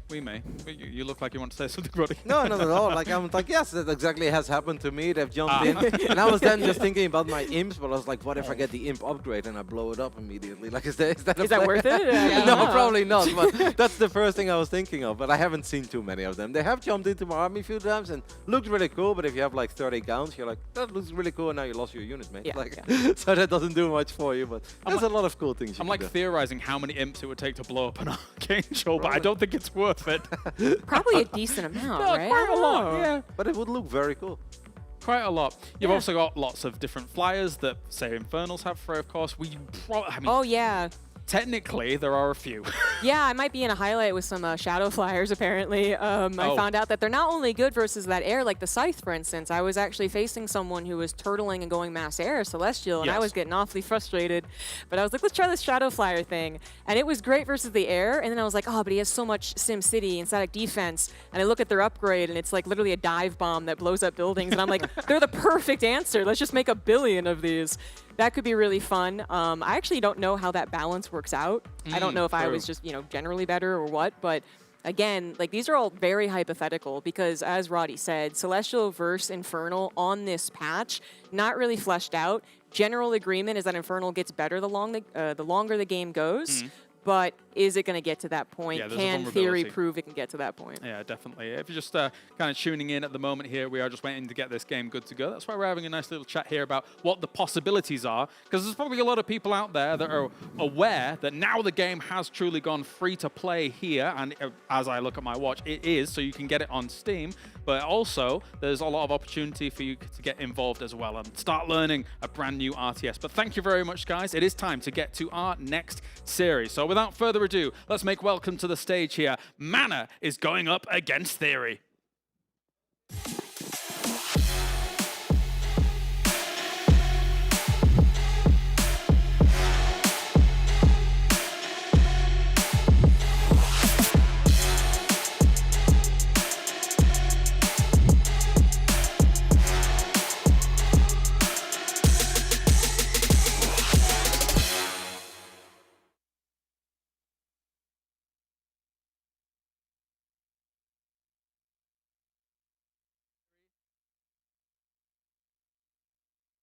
Versus Theory is going to be on the way in just a moment's time here. These two players going head-to-head and trying to figure out who is going to be victorious. Theory has a lot of hype behind him when it comes to Stormgate, as he has been able to play at the very highest level. But this is Mana's opportunity here to put all of his practice into Worth and try and take out Theory on the main stage. That's it for me. Let's head over to the commentator team at ZG and Rotterdam, who will be bringing you this match. All right, welcome everyone. We are magic. We actually blinked just like Vectors. All right, over to the cast. We are great to go. We're good to go. All right, Roddy, we already talked a little bit about the potentials of this, but again, kind of want to emphasize, I really feel like Theory, he's taken to this game in a way that I feel like a North American could, you know, like really great at the theory and really great at the beginning of a game too, and then it's a matter of keeping it through. So I'm definitely looking at him, maybe a little biased for North America as well, but I also love Mana and would love him to do well. As you said, really, really intensely interested in this game. I think he's got a couple of tricky builds we can be looking out for. Yeah, that goes definitely for both of them. They've both been so excited and been going all out pretty much since the very first day. And I think the moment that Mana got his hands on the Celestials, at first it was like, oh, I'm just learning. Then he kind of stuck with it. He's like, yeah, this is the way to go. Taking a look at the map vetoes, we're going to start up on the map that we just ended that previous series on. It's obviously a very large one. I'm so excited to see how the early game looks. We have successfully loaded in to our second and best of 3 of the upper bracket. The top right side, we're looking at the main base of Team Liquid's very own Mana. And in the bottom left, we do have Theory playing Infernal, the only non-celestial here, going for an Iron Vault right off the bat. We're on a very large map, and so this early game harassment's going to take a little while. This is the Hexen. It's got a little skull. It flies around, deals a decent amount of damage, but it is your early game scout. It scouts, it throws out a couple of skulls for some damage perhaps, and then it recalls back out. Still a very, very useful unit for killing camps. You definitely don't want to lose it. Mana is indeed going to go for the Star Forge immediately. This is something we've seen him do in some of his YouTube videos and obviously on the stream as well. The man has been absolutely loving the Vectors, just like Parting used them a little bit in game 2. Even though that was maybe perhaps more of a response of what Maxed was doing.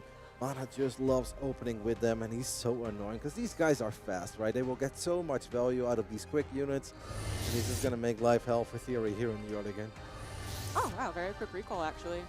I mean, I do think harassing Celestial is very annoying as the Celestial player. You really don't want to be having to drop any type of energy in the early game, but we're seeing that proxy Vector coming on out, very good at taking control of the map and potentially taking control of camps. First camp attempt here from Theory.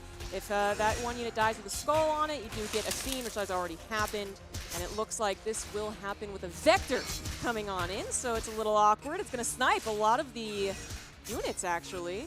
Take the money away from Theory. You can see that Mana's prioritizing getting the Hexen here. That's the only real range unit that Theory has at the moment. Now, the Fiends are quick, and obviously it's not something that Mana can ignore with his Vector, and they are getting some hits off. There is a flower. And actually the Fiend gets it. Perhaps Mana didn't see it. Yeah, that's actually a little interesting. I definitely think it would have been worth doing it, but you know what? It kind of looks like his micro isn't perfect yet with the Vectors. He looks like he wants to shoot and pull back, but sometimes he's missing the shot. Could be perhaps a little bit of nerves as well. As the Brute splits up, we're going to get a few more Fiends. Blinks away, but Fiends are very quick. And these quick Fiends are going to get a few more hits off. So Mana loses one of his very expensive Vectors here in the early moment. And obviously it's so important for Mana to keep them alive, make them snowball. Because 1 or 2, that's not going to be enough to battle multiple Fiends getting on top of these units over and over again. Mana wants to get up to 4 or 5. And that's where you can really start applying a lot of pressure to Theory. Yeah. I mean, good use of the Fiends, right? And the speed boost, it's working out okay. But eventually, the Vectors are going to abuse this exactly like you see. The Fiends having more of a promise, but more Vectors are on the way. A couple more Fiends are going to try to help out here, but it does seem like this camp is going to go to the way of Mana. What else is happening actually behind all of this little skirmish around the camp? We've got a double Iron Vault opening on this side of Theory, so he can build multiple Brutes. It's very early, by the way, to already have 2. Yeah. Seems like he does have a Expand as well. I'm curious to see how many workers do we have on an Expand. Because Theory, of course, started creeping, got a bit of bonus money. But he's already been building a lot of units. You can't really imagine that he's got a big economy.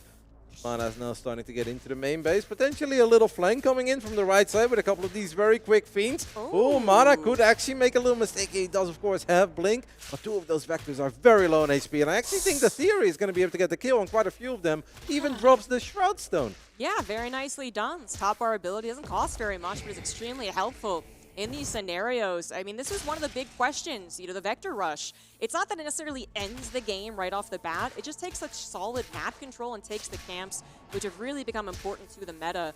But this is not going, I think, as smoothly as you would hope. I think Theory definitely has faced this before. He's figured out some way to early game deal with it, because the Fiends are a good choice. If he had gone Gaunts, I wonder how that would have looked like. I agree with you, but on the other end, it also kind of feels that Theory is a little bit stuck. His supply is not very high. Obviously, on this map, an expand is always going to be relatively far away. He does not have it yet.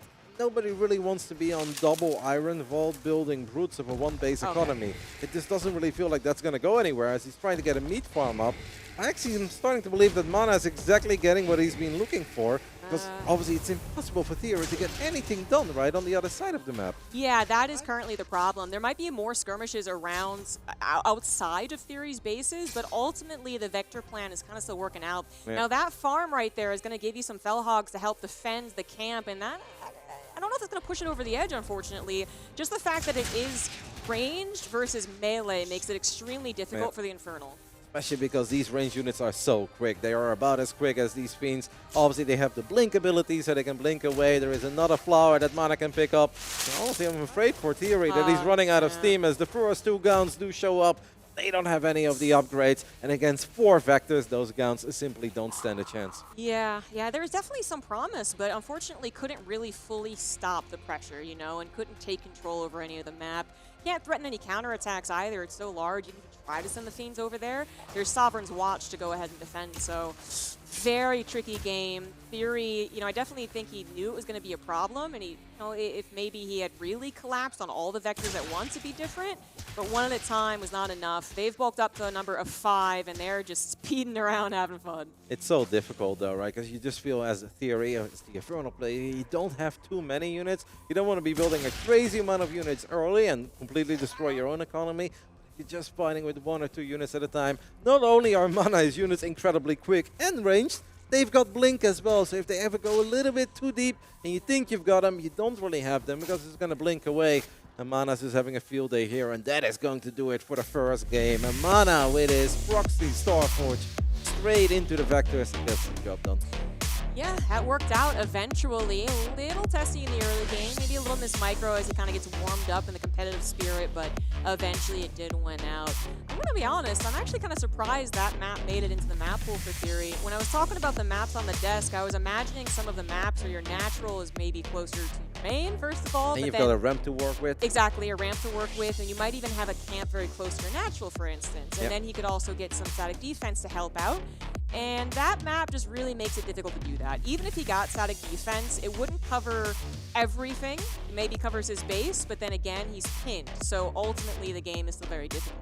Yeah, I'm sure Theory thought about this being a possibility of Mana, that this was going to be his build, and maybe he thought if I can just get that speed camp very quickly, then I can kind of trade out units 1 by 1, but if it's 1 base against 1 base, I'm going to get a slightly better economy than you, and eventually things will go well, because I do have control of that speed camp.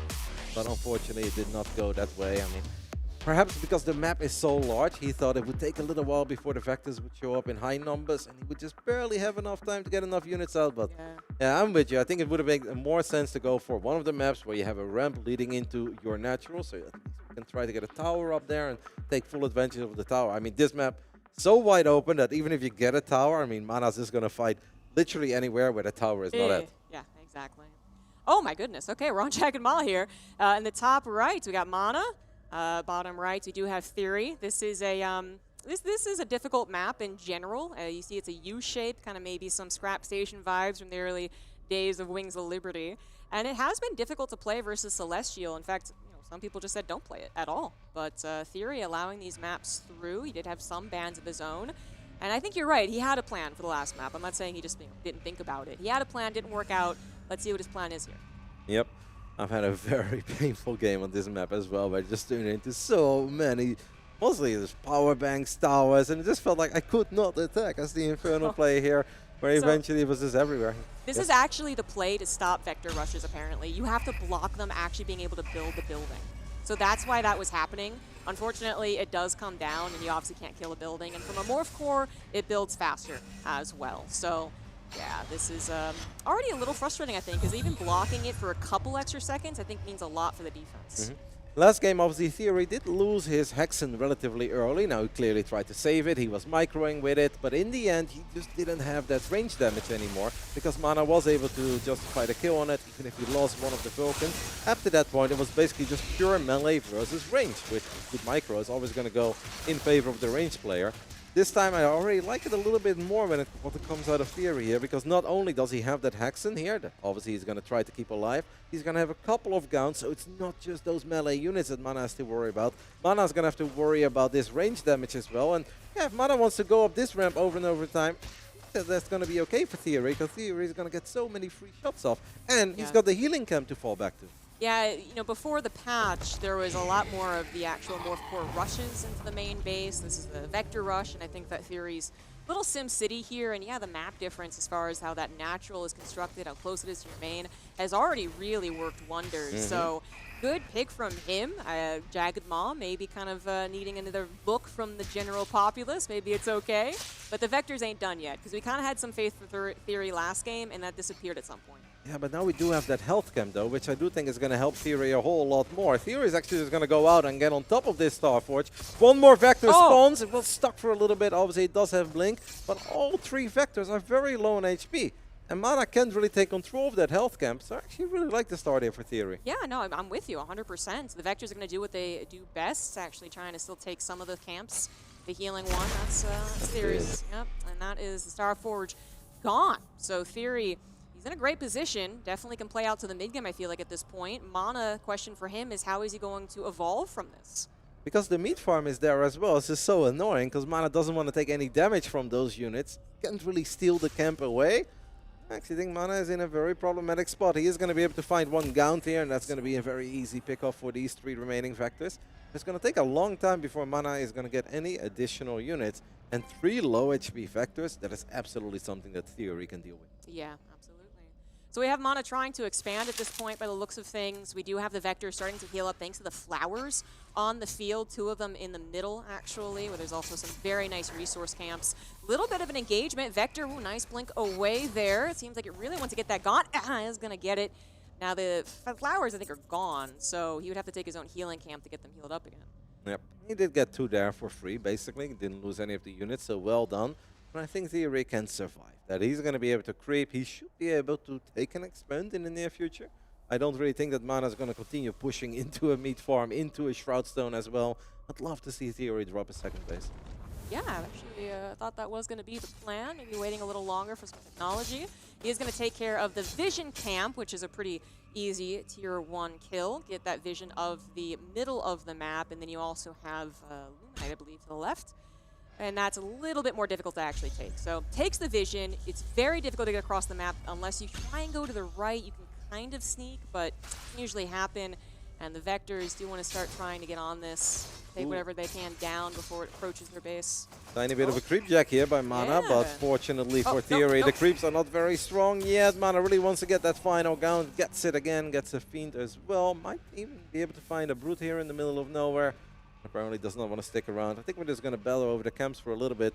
You made a good point there, because in the beginning we already spoke about how different some of these maps are, where it's like, all right, you always start off with a mine where you can mine some Luminite, and you should always have at least your secondary resource as well. But after that it gets weird. This is one of these maps where it's weird.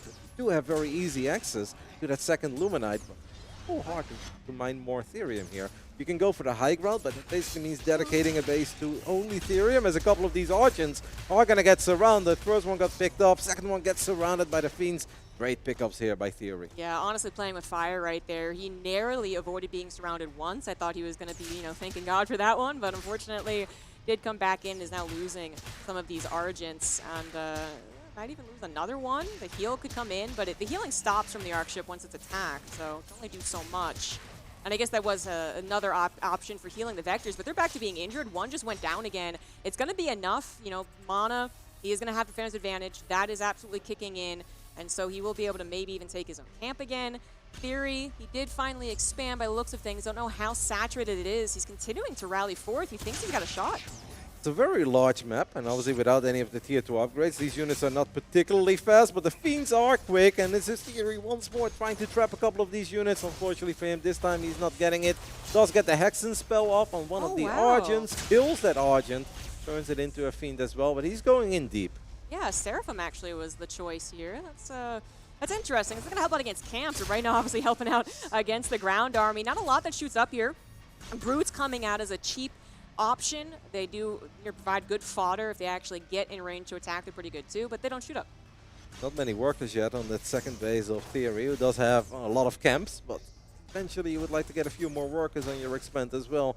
At this point, I have the feeling that Mana's probably outmining him already. If not, that's going to happen in the near future. Surprised that he still wants to push. I mean, there are not too many creep camps you could still do. Because the only two that have not been done yet are the strong ones. I think you need a slightly bigger army for that. So we're just going to continue battling over this health camp. Yeah, that one Seraphim did go down. Second one's very, very low. I can see why Theory thinks he can actually make this work, but this is also Mana pushing away from his natural, so he's not actually getting the full extent of his advantage. So, you know, maybe this is a contest around the camp, but I'm not sure it's a contest around Mana's base, you know what I mean? So Theory does need to worry about the next phase of this game. Yep. Well, apparently we went up to 9 imps at this point. Perhaps he's been using some of the overcharge as well on his buildings to reset the charges. Saturated a little bit quicker, because earlier we looked, he had 1, now he's got 9, so that went incredibly quick. As Mana is starting to get a few more Argents out. I'd say I think it's time to slow things down a little bit, and let's stack up, and perhaps even take another base over here, ZG. Yeah, it might just happen. So with the Seraphims not just purely defending, they will be very helpful cleaning up some of these camps. Obviously, they can also fly, so they can go harass the main base in a really obnoxious way, as you could call these spawn positions close by air. And that's exactly what's happening. Great scout with the skull, and even flew back into it, so some damage and vision. We got those shadow flyers out, and they are very similar to Scourge, guys. They do suicide bomb into the air units. They get an upgrade later on, which you might see as well. I'm surprised that he went straight to Shadow Flyers rather than just a few more gowns that can help out defensively, but then obviously later on in the straight up fight too. I am surprised. It does seem kind of expensive to get all the way up there, but this is definitely, this is actually some of the first time I've seen this exact type of game, right? So I can't really read the pace. Theory might also be having some trouble, but Shadow Flyers definitely going to be great for stopping any harassment in the main base. And then I guess that's really all he wanted. Theory has been supply blocked for a little bit right now, so you could really use an additional meat farm or two. Now, especially with the creeps coming back, if we are going to creep, we're going to get a couple of extra fiends as we do find these units. Theory gets the kill on at least one of them. The second one is very low on HP, and I think that should be a kill too. Well done. This control here isn't really working out. You know, if you're losing out on the ground, these Seraphims are great for going around and trying to snipe those camps, but you can't get to a good enough number, and you can't harass with them either. Thanks to the Shadow Flyers running around. Doesn't seem to be really working out as a plan for Mana, yet he does stay ahead on the supply, and obviously got this collection array over on a, not a hidden base, but one that I find is often unchecked. Yeah, in the center, because you don't really get there easily. All the guns are going to go for it, going to get on top of a couple of these prisms. First one goes down, second one goes down, and the third one gets popped as well. So it's going to be a little bit harder for Mana to mine all that Therium here. I don't know if it's okay to go in this deep, Zombie Grub. See, this is where you need the Shadow Flyer upgrade, honestly. This is actually kind of a comical number of power banks.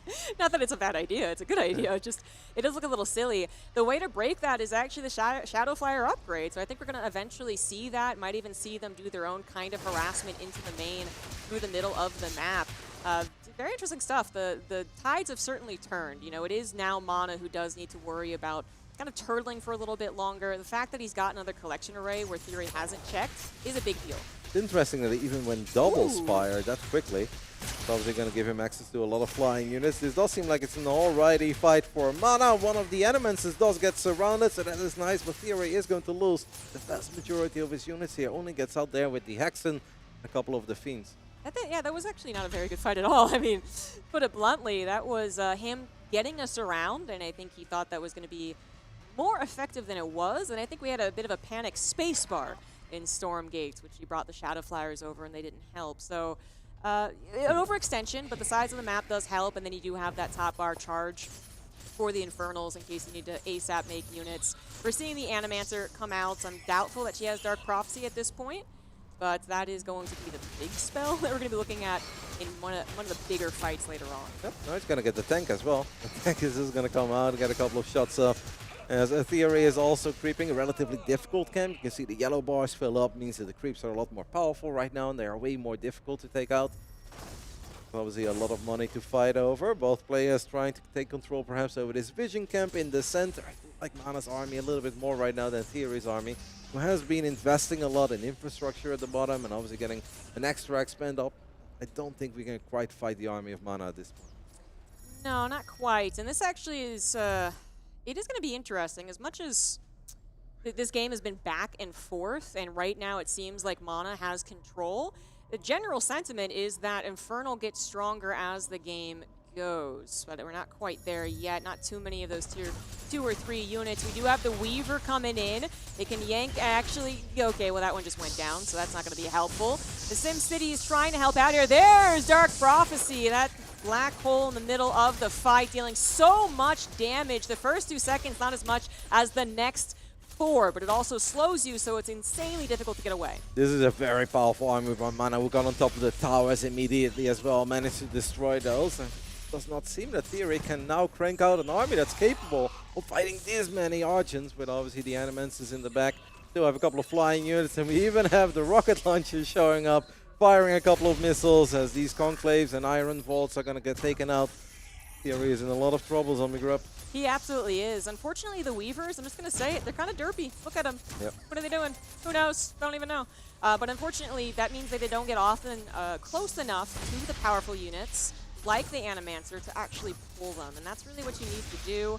And then they can take them out maybe fairly fast, but this is just retreat, retreat, retreat. In theory, did need these bases. We have a Magmadon in the mix, and if we can get a very big stomp off, perhaps we can deal some great damage. Sometimes these fights can start snowballing as we have the Imps coming in as well from the bottom, and they will start blowing themselves up. That's actually a fantastic move on the side of Theory, but there are still a lot of Argents left over, and there is still that Dark Prophecy being casted that is just so incredibly powerful against the Gauns, but the Magmadon is having a bit of an impact on the fight as well. Yeah, I think you can see what would have happened if all of the units of Theory worked out in the first fight. But defending that high-level, high ground base, actually kind of weird.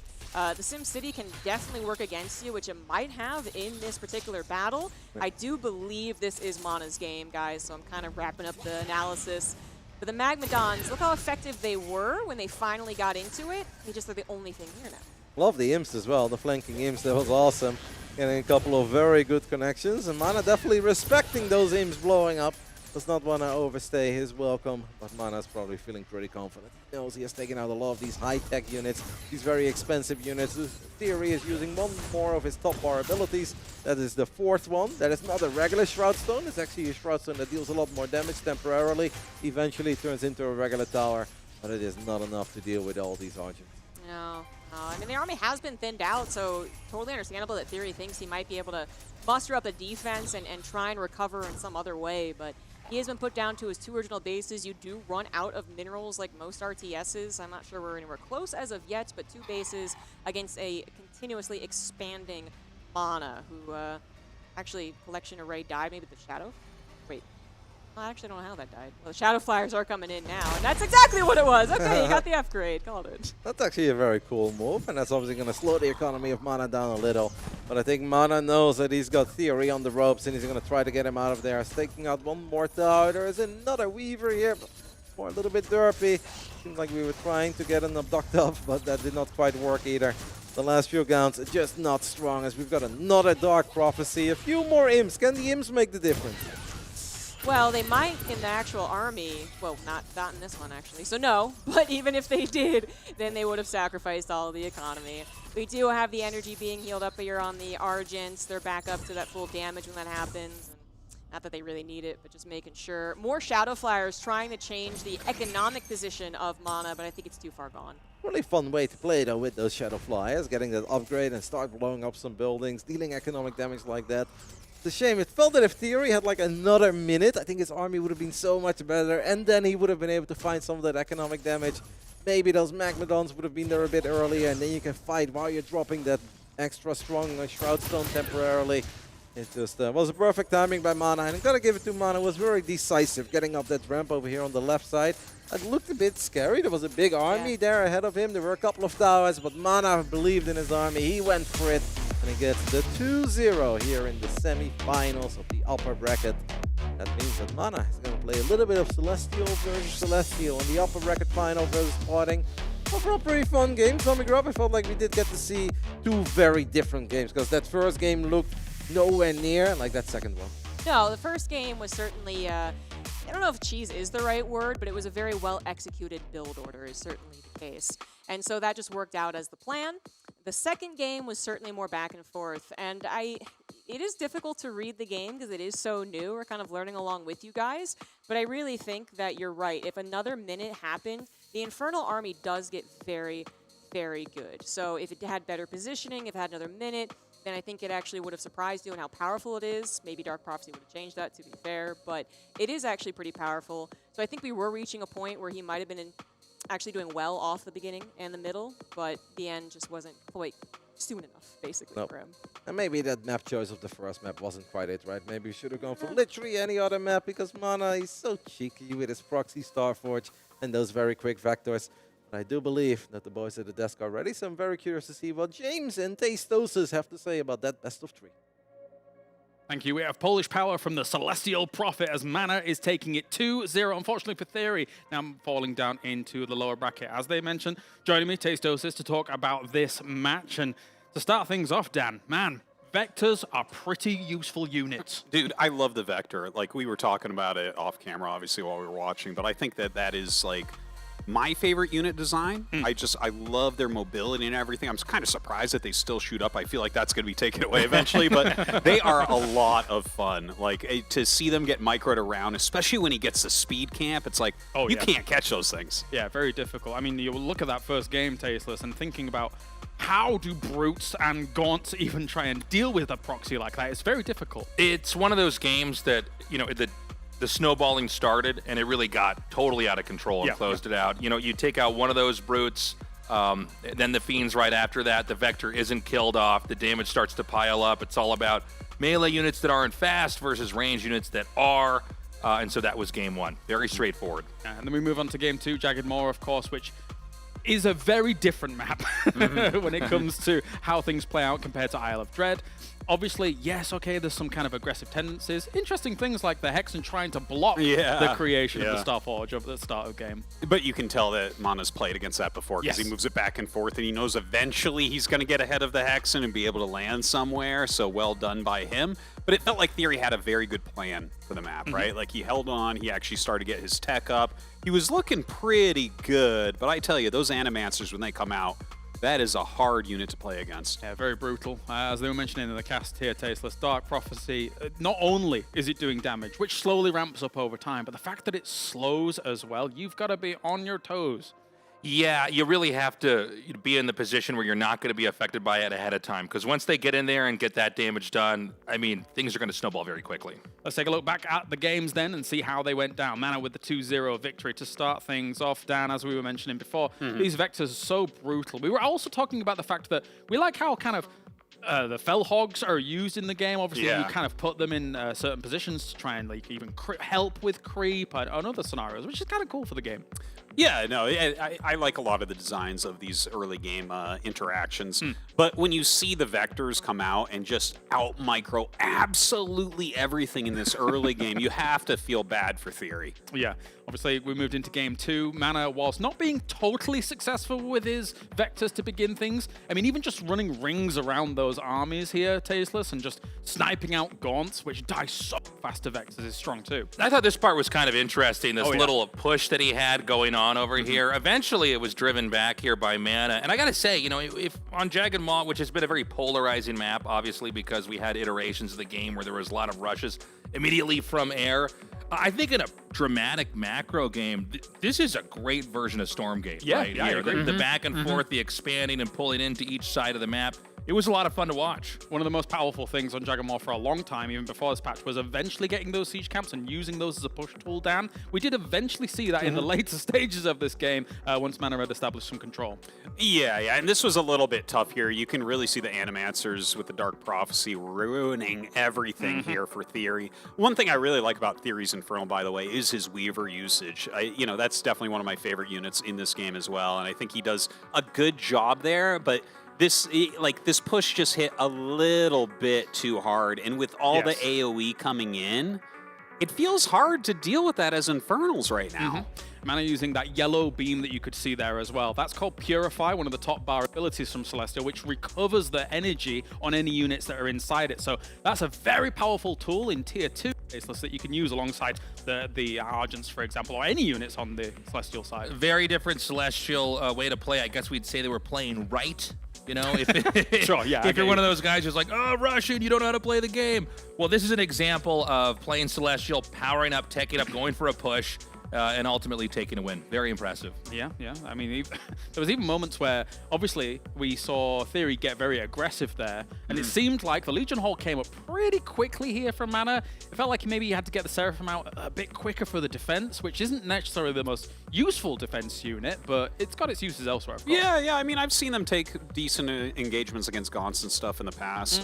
You know, obviously he's trying to utilize some of their mobility there and everything. Yes. It felt like Theory started to get something going, but, you know, Mana's defense just a little bit too good, and just the timing of the Animancers plus the Catapults, very hard to deal with. Do you think Mana can extrapolate anything from the Celestial versus Celestial that he just watched prior? I mean, it does seem like there's this thing in Celestial versus Celestial, which is really about, are you able to tech, or is this going to be just a hardcore no Therium rush? Because we've had a lot of those games. We had a lot at the Stormgate Showdown. Yeah. We had at least 2 of them here today so far, and you know, with it being a very Celestial-heavy tournament for this small show match here at EWC, Yeah. we'll have to see. It's going to be one of 2 things. Either he's going to be able to play that game where he's going to be rushing and doing a better job than we saw Party do as an example, or we're going to have him, you know, tech around it and play a very long and drawn-out macro game, like we saw in the last game where he beat Theory.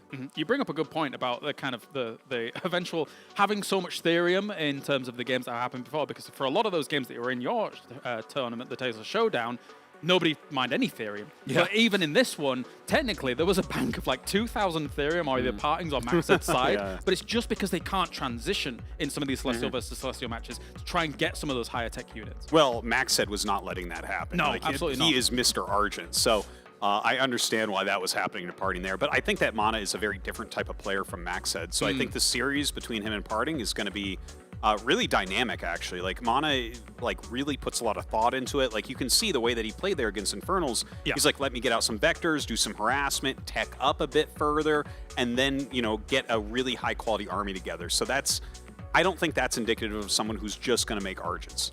For sure. All right, let's check in with the bracket then here, as we have 2 matches down, but we've got plenty more to come. We now know that Parting versus Mana will be our upper bracket final to see who goes through to the grand final. Do bear in mind that that will be a best of 5. Everything from here, before that, of course, is best of 3. So Maxed and Theory down towards the bottom.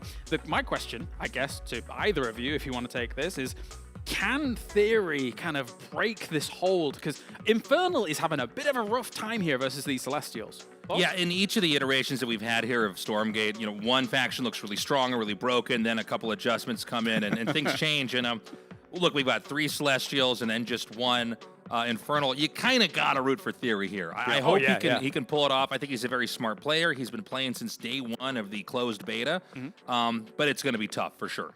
Your thoughts, Hatos? Yeah, I think Maxed is generally a pretty aggressive player. Every game that I've ever seen him play, Warcraft 3, StarCraft 2, and now here in Stormgate, he's an aggressive player. And that's something that I think Theory has a lot of practice against, because Parting is generally aggressive. They're teammates. They played against each other a lot. Yeah. I think Theory's going to know what he needs to do, and I think we're going to see him again later on in the bracket. Makes sense.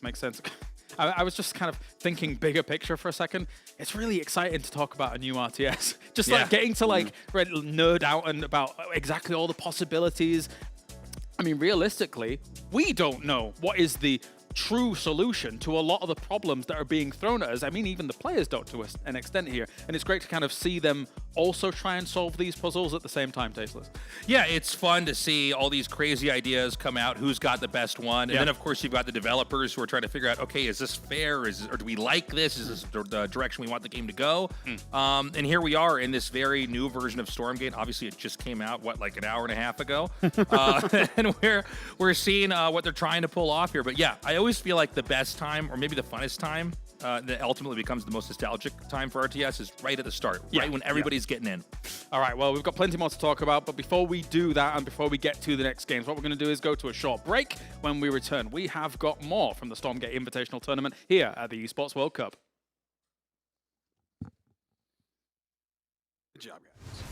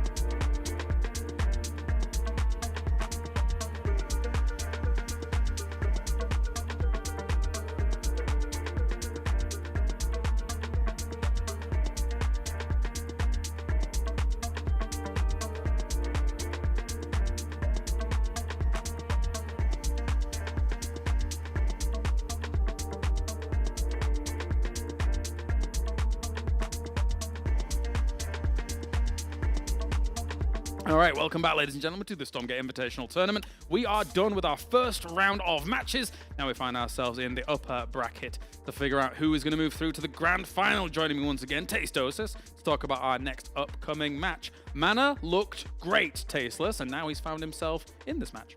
We've known Mana's been a great player for a long time. It's going to be interesting to see how exactly he plays in this. He does seem to stray away from the way a lot of the Celestials play. I do feel like you get a situation in any RTS game where one guy gets one idea that kind of works and everybody starts to copy it, and maybe it's a carbon copy of it, maybe it's an improvement. But Mana does seem to have his own approach, so it should be a pretty novel mirror matchup going into this. Yeah, someone sets the meta trend, and then somebody's then got to try and solve that. That person becomes the most studied player. And in Celestial versus Celestial Artosis, getting out of the Argent versus Argent trap that exists currently is difficult, unless it's like Lost Hope, for example, a huge map where people can be a bit more flexible. Yeah, well, I think if you stay back pretty defensively and your base doesn't have two entrances, it is doable. You can switch up that tech a little bit. I think that's what we're going to see from Mana. I don't think he's going to go super aggro. I don't think he's going to be trying to make pure Argent. I think he's going to be the one that leads the tech forward. So we're going to see if Parting can actually end up dealing with that, because at the Tasteless TV showdown, he could not deal with it. Yeah, it's true. We had a lot of rushes, but I do feel like this matchup may start to pull more and more away from that. You know, I think one of the best ways to learn an RTS game is to start out by rushing, and then you learn how much you can get away with because your opponent teaches you how to stop it.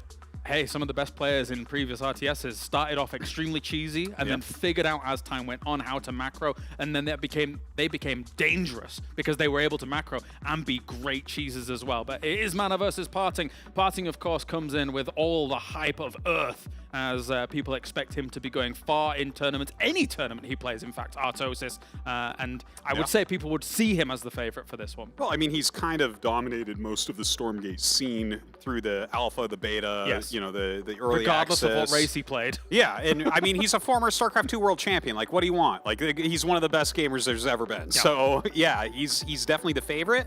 But I'm choosing Mana here. I actually think that he's going to bring something that Parting isn't quite ready for. A lot of Parting has pushed the meta forward quite a bit, and Mana's going to know what he does. All right, well, let's figure out. It is a best of 3 here. The winner will move on into that grand final.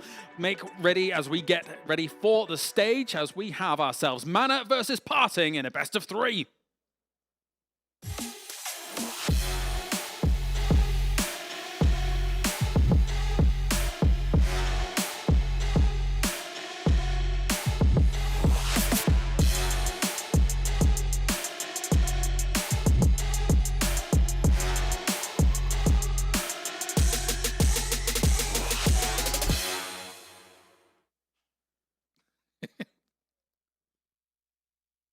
Regardless of which RTS it is, these two are very familiar with each other, but now we're here for the Stormgate Invitational Tournament. One of them goes to the grand finals. Let's head over to ZG and Rotterdam for all the action.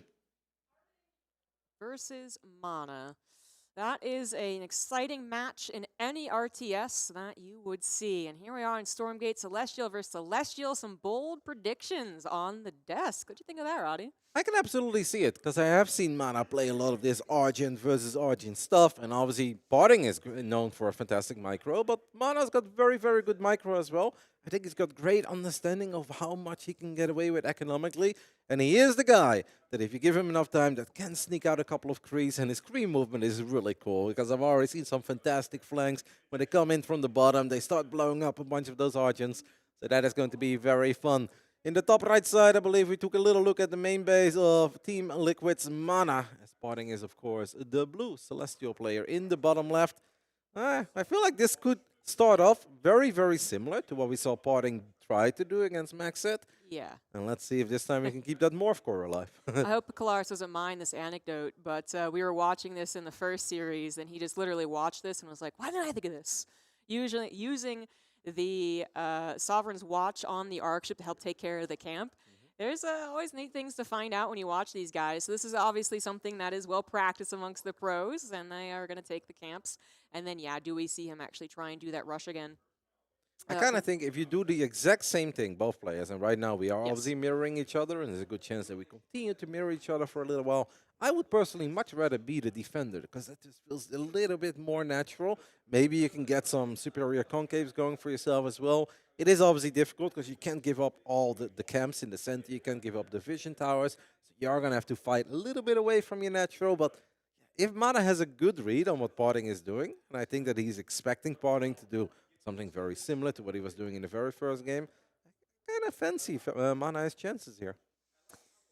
Well, we don't have an attempt to actually fully proxy any of these creation chambers. Just taking care of the camps thus far, very much mirrored. And then I expect to see the same thing with Argent versus Argent. It is a difficult map to, I think, actually secure.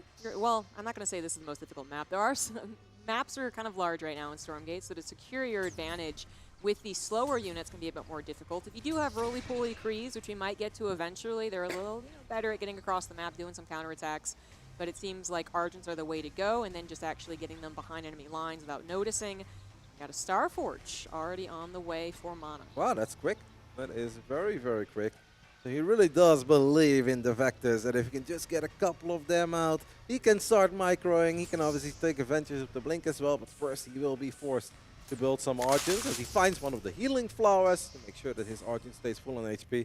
He knows that he cannot give up these camps. The 3 camps give a lot more gold right now than they did before. You cannot let a man like Parting take control of the center and obviously take away all that gold that technically belongs to you because it's on your side of the map. Yeah, it's supposed to belong to you, but that's kind of the game right now, is arguing over that. And we do see Mana actually just letting it go, realizing that he couldn't do it, or perhaps waiting for a better moment later on. And then the question is it Vectors or Scythe? And there you have it. It is going to be the Scythe. So we saw Maxside kind of use this, but maybe not in the best situation, or perhaps didn't make full use of it as far as the economy behind the harassment. I'm just kind of guessing here, and I'm saying he's going to worse than Mana, but I think we're going to see the Scythes actually play a very harass-oriented style, sure, but then the expansions behind it and then the development post-Scythe is going to be more interesting. Right now, it is Argent versus Argent. Yeah, nice Argent movement there by Mana as he gets a full volley off from the high ground against that low ground Argent. But Parting is already getting himself into a spot that is pretty promising, perhaps taking a note out of the playbook of Maxset, where it's like, hey, walking past the natural and going straight for those collection arrays in the main base, or going for a prism, that's a pretty good play. And Mana is obviously the one who's been tacking up. Mana cannot take the Argent fight right now. I'm not actually sure that Parting knows that Scythes are around, so they're going to appear, kind of like they have to, but I'm not sure if he didn't know that they were actually there, if he didn't scout the Starforge, I wonder if hiding them and just going for your own snipe on his collection array would have been better. Perhaps they weren't numerous enough. Now they are trying to help out, and it seems like they need to. It is going to be respected here by Parting, but actually getting away from these units is a different question. Mana can't really chase again, maybe until he has a few more. He seems to be going pretty well now, so that is going to punish Parting for arguably an overreach, but it did get the collection array. Are you surprised that Parting did not eventually turn around and start fighting? Little, because yes. we've been running for a long time right now, and I did feel that he had far superior numbers. Great save there by Mana on one of those sites. Obviously still has the health camp above his natural, so Mana is taking a pretty hefty supply lead here. As Parting, I think if he would have just taken a fight, that would have honestly been relatively close and competitive, but by walking away for as long as he did, he just kept on eating 3 shots over and over again. Maybe he was actually trying to bait. Okay, there's 2 options, honestly. Either he was either trying to bait into more reinforcements, or he actually respects the Scythe a lot, and I think that is totally reasonable. Right now, a lot of people, even the guys who have played like 1,000 hours over the entirety of the betas, they don't necessarily know how the matches are going to go, the battles are going to go, like they would in the game they played for 14 years, StarCraft 2. And Scythes do have an ability that activates that makes them not take as much damage, so they are deceiving when you attack them. Well, Mana is the one who's now getting on top of one of these bases of Parting. These units obviously stuck. Maybe Parting can use an overcharge there. Sovereign's Watch, and that is exactly what he does. Mana is going to respect that. There's another one that gets popped at the bottom. Yeah, Mana is still just going to fight these Argents where they don't get any protection from those production facilities. And it feels to me that Parting is in trouble. He's going to have a very hard time taking control of the center of the map. Yeah, honestly, it's very frustrating to deal with Scythes with only Argents. This is why Parting did go for the Vectors, and I think he would want to go again, but might be in a weirder situation, basically, as these are going to threaten all of his collection arrays, and they're going to get out almost scot-free, honestly, or even pick up a couple more Argents before they leave. Mana absolutely dominating here, taking out one of those mines and now still getting a couple of Argents as well, saving those sites over and over again. Still has that health camp rather on his side of the map. He's baiting out a little bit of a chase there.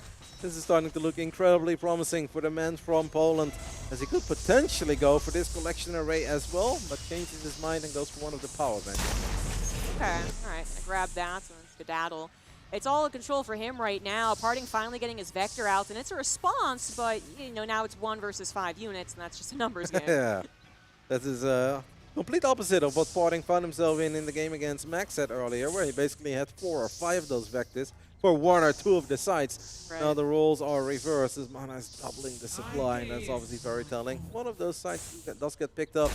Same time, a Vector is going to get picked off, and it really does feel that Parting is going to lose everything of his original setup here. Yep. This is just very, very painful for our man from Korea. Yeah, I mean, if Mana wanted to, he could also take the health camp, but it looks like he's going to go for the throat. He knows he's got the superior army, superior position, and he can camp the Starforge, which is what he is getting at. Eventually, you run out of Sovereign's Watch. You don't have that defense to help you out. You might have a node helping you out, but is that going to be enough as Mana just takes control over the map while doing this? Yeah, Parting was forced to drop them relatively early, a couple of times earlier, trying to keep those Argents safe, but he was just so spread out. That is something I've noticed as well that happens often on this map, where it's like the natural is so safe, but the moment you try to go to a third expand location, it actually becomes really hard. Like, where do you take it? And then you suddenly have such a large area of the map to cover. That's obviously something that Parting found himself in here. He does have a couple of the Vectors. He's going to try to micro them to the best of his abilities. You mentioned the health camp. Mana's having the time of his life here, and this is an unfair fight for Parting. I actually wonder if Mana will ever bring over his Arc Ship, because it's also maybe less vulnerable if it does get on the offensive, where maybe you could be scared of the Vectors trying to go for a snipe, I guess. I just speculating out loud. Maybe he really doesn't need it. Maybe it is too valuable. Maybe it's just too busy actually being used to get more ahead back at home, building prisms. So that's certainly is the option. He is doing very well with the sites, but it seems like their time might be running out. The Vector count is growing a little. Maybe without that 4th helping, that was a little premature of a blink. He almost gets the scythe in return. Mana could pull that back. Doesn't do it fast enough. Well, but he did snipe another collection array, so that, like, even losing 1 or 2 of them is really not that bad. Mana has a couple of Argents walking around as well, and it seems like he's having a hard time making them participate in the battle, but he's got to be incredibly happy with what these sides have been able to do. And it is like 4 or 5 Vectors at this point. Obviously, they do have Blink, but Mana still has this health camp, which honestly feels like a little bit of a cheat code at this point. It's a little cheeky as well as kind of a cheat code. But it obviously makes sense. He got the money, now he has the heals, and Parting cannot get it back. Again, it seems like maybe this will eventually tip to Parting's side for the Vector versus Scythe specifically, but what about the rest of the plan here for Mana? He's still doubling the overall supply, still looks to be in a fantastic position, but it does feel like Vectors would be one of the better units to capitalize on a good fight and counterattack immediately, right? They're fast, they have Blink. Gotta be a little careful and gotta start thinking about the next step.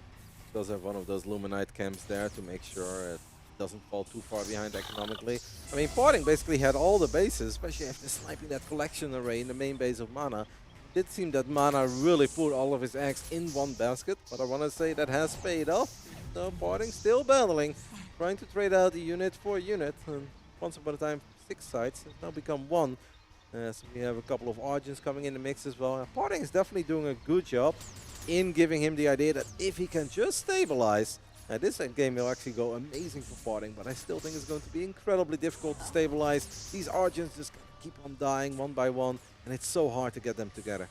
Honestly, I'm going to ask you, where is Mana's supply? How does he have so much more? I guess it is just all this, yeah. It's going to be enough, too.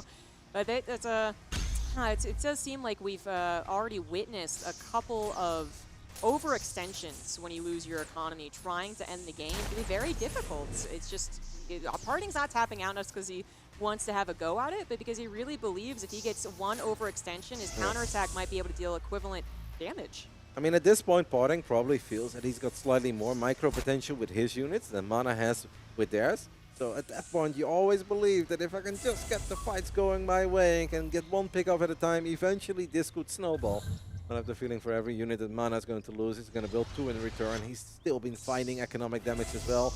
And you were wondering about all Mana supplies was? Well, he kept a couple of units at home to perhaps deal with some of these run-bys to make sure that he wouldn't lose another collection array or a couple of those important prisms. He's healing up his sites here as well. I mean, Parting is definitely doing a really good job in making this frustrating for Mana. But in the end, it is not going to be good enough. The man from Poland takes the 1-0 lead as he transitioned into those sites. And I still think the moment that Parting was there with all those Argents, where he sniped that first collection array, if he just stands there and fight, of course Mana can micro units back to the health camp. Of course Mana is going to get the immediate reinforcements. I don't believe that Parting loses that many units for free. It's honestly a question, you know? Like, the only reason I'm even just kind of thinking here and not just being like, yeah, Roddy, I think you're absolutely right, is that is I don't know how to say this. Like, it seemed like something Parting would know just by being good at RTS. You know what I mean? Like, so I think either we're underestimating the scythes or he overestimated them or whatever it is, but it made it very awkward no matter how you slice it, indeed. And I think, for me, the question is, did he actually scout that was happening? You do have kind of a scan, as Celestial does cost energy. You can get that natural and see that there was a Star Forge and kind of predict what was coming out. But if he never did, because he figured it was Argent versus Argent, then apparently those scythe surprises, even though I was like, oh, maybe he could have hidden them a little longer, just 2 did apparently push it all back and then started the snowball for him. Yeah, I believe that Mana could win the fight, but I also think that Argent against Argent, obviously those battles are kind of funny, and it's not the quickest unit, especially not in the beginning of the game. So if Parting would have clicked his Argents on top of Mana's Argent, maybe Mana wins the fight, but at the bare minimum, he trades out a lot of units. And yeah, of course, running back does mean that he's going to get closer and closer to his own reinforcements. He lost a bunch of units for free, was not able to get a lot of shots off. Brilliant tech choice in the end by the man from Poland, who was obviously invested in that tech for a little while, especially after losing the collection array. Parting technically had the better economy, but could not take advantage of that as he just was too spread out. Well, on to the second map. We did already have that little bit of, again, upset, I guess we're talking about, but I think the desk absolutely called it correctly. Mana coming out swinging. A little bit of a surprise. Parting's have to be very wary of that. Now we're in a second map. We got Parting in the bottom right, Mana in the top right. It is a 4-player spawn, but you actually cannot spawn horizontal. So close by ground, as we used to call it. But this would be kind of the close by air. And then again, you do have some scans. If you wanted to use them for Celestial versus Celestial, maybe you can wait a little bit longer or just decide not to use it early on. We are seeing those camps being taken in similar fashion on both sides. Yep. In the beginning, it is incredibly easy to take care of these creep camps. You guys can see the yellow circle. It only has a single yellow bar in it. Throughout the game, the camps respawn, but the creeps do become a lot more powerful. And I've already had a couple moments on the grow where I thought my army was good enough, and then the 40 army supply I had turned into 4 army supply, and I was like, well, I got a bunch of gold, but those creeps were a whole lot more powerful than I thought they were. But in the beginning of the game, especially if it only has 1 yellow bar, it is incredibly easy to creep these camps. Yeah, that's the typical way that it goes. So no one going to try and do anything cheeky and actually try and steal it. We even have very similar placement of buildings. Again, I think what's really going to be important is the Parting's going to have to keep track of any potential tech swaps because he knows the answer. And he even had a couple of moments where it was like, oh, maybe the vectors were enough. It was too late. And with it being kind of, again, that close by air, this isn't nearly as abusive as Jagged Moths, but still, we might actually see Scythe again. Again, one of the Argents getting a bit of extra energy. They can do bonus damage and creep out things even quicker. Mana was definitely mining a lot more Therium early on than Parting, which obviously allowed him to pull off the tech switch and get some of those higher tech units.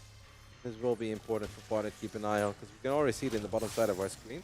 Mana right now earning some of the Therium. I don't think Parting is earning anything. Yeah. Oh, we did see, was it Max said it was very good about only getting enough to get the upgrade for the Argents. Yeah, and then he just stopped. Yeah, he literally stopped. So Parting had a couple of, the gas in the bank, and it wasn't really that helpful. The Therium, and then, they ended up still winning overall anyway. But additional technology coming out from Mana. He had success in the first game. Will he try and mimic that success? That is a different map and a different approach. Different camps too. More fours do break trees, guys. So you're opening up the back entrance to Mana's base currently. That's actually very cute. I love this. Parting already thinking ahead. That is going to surprise Mana.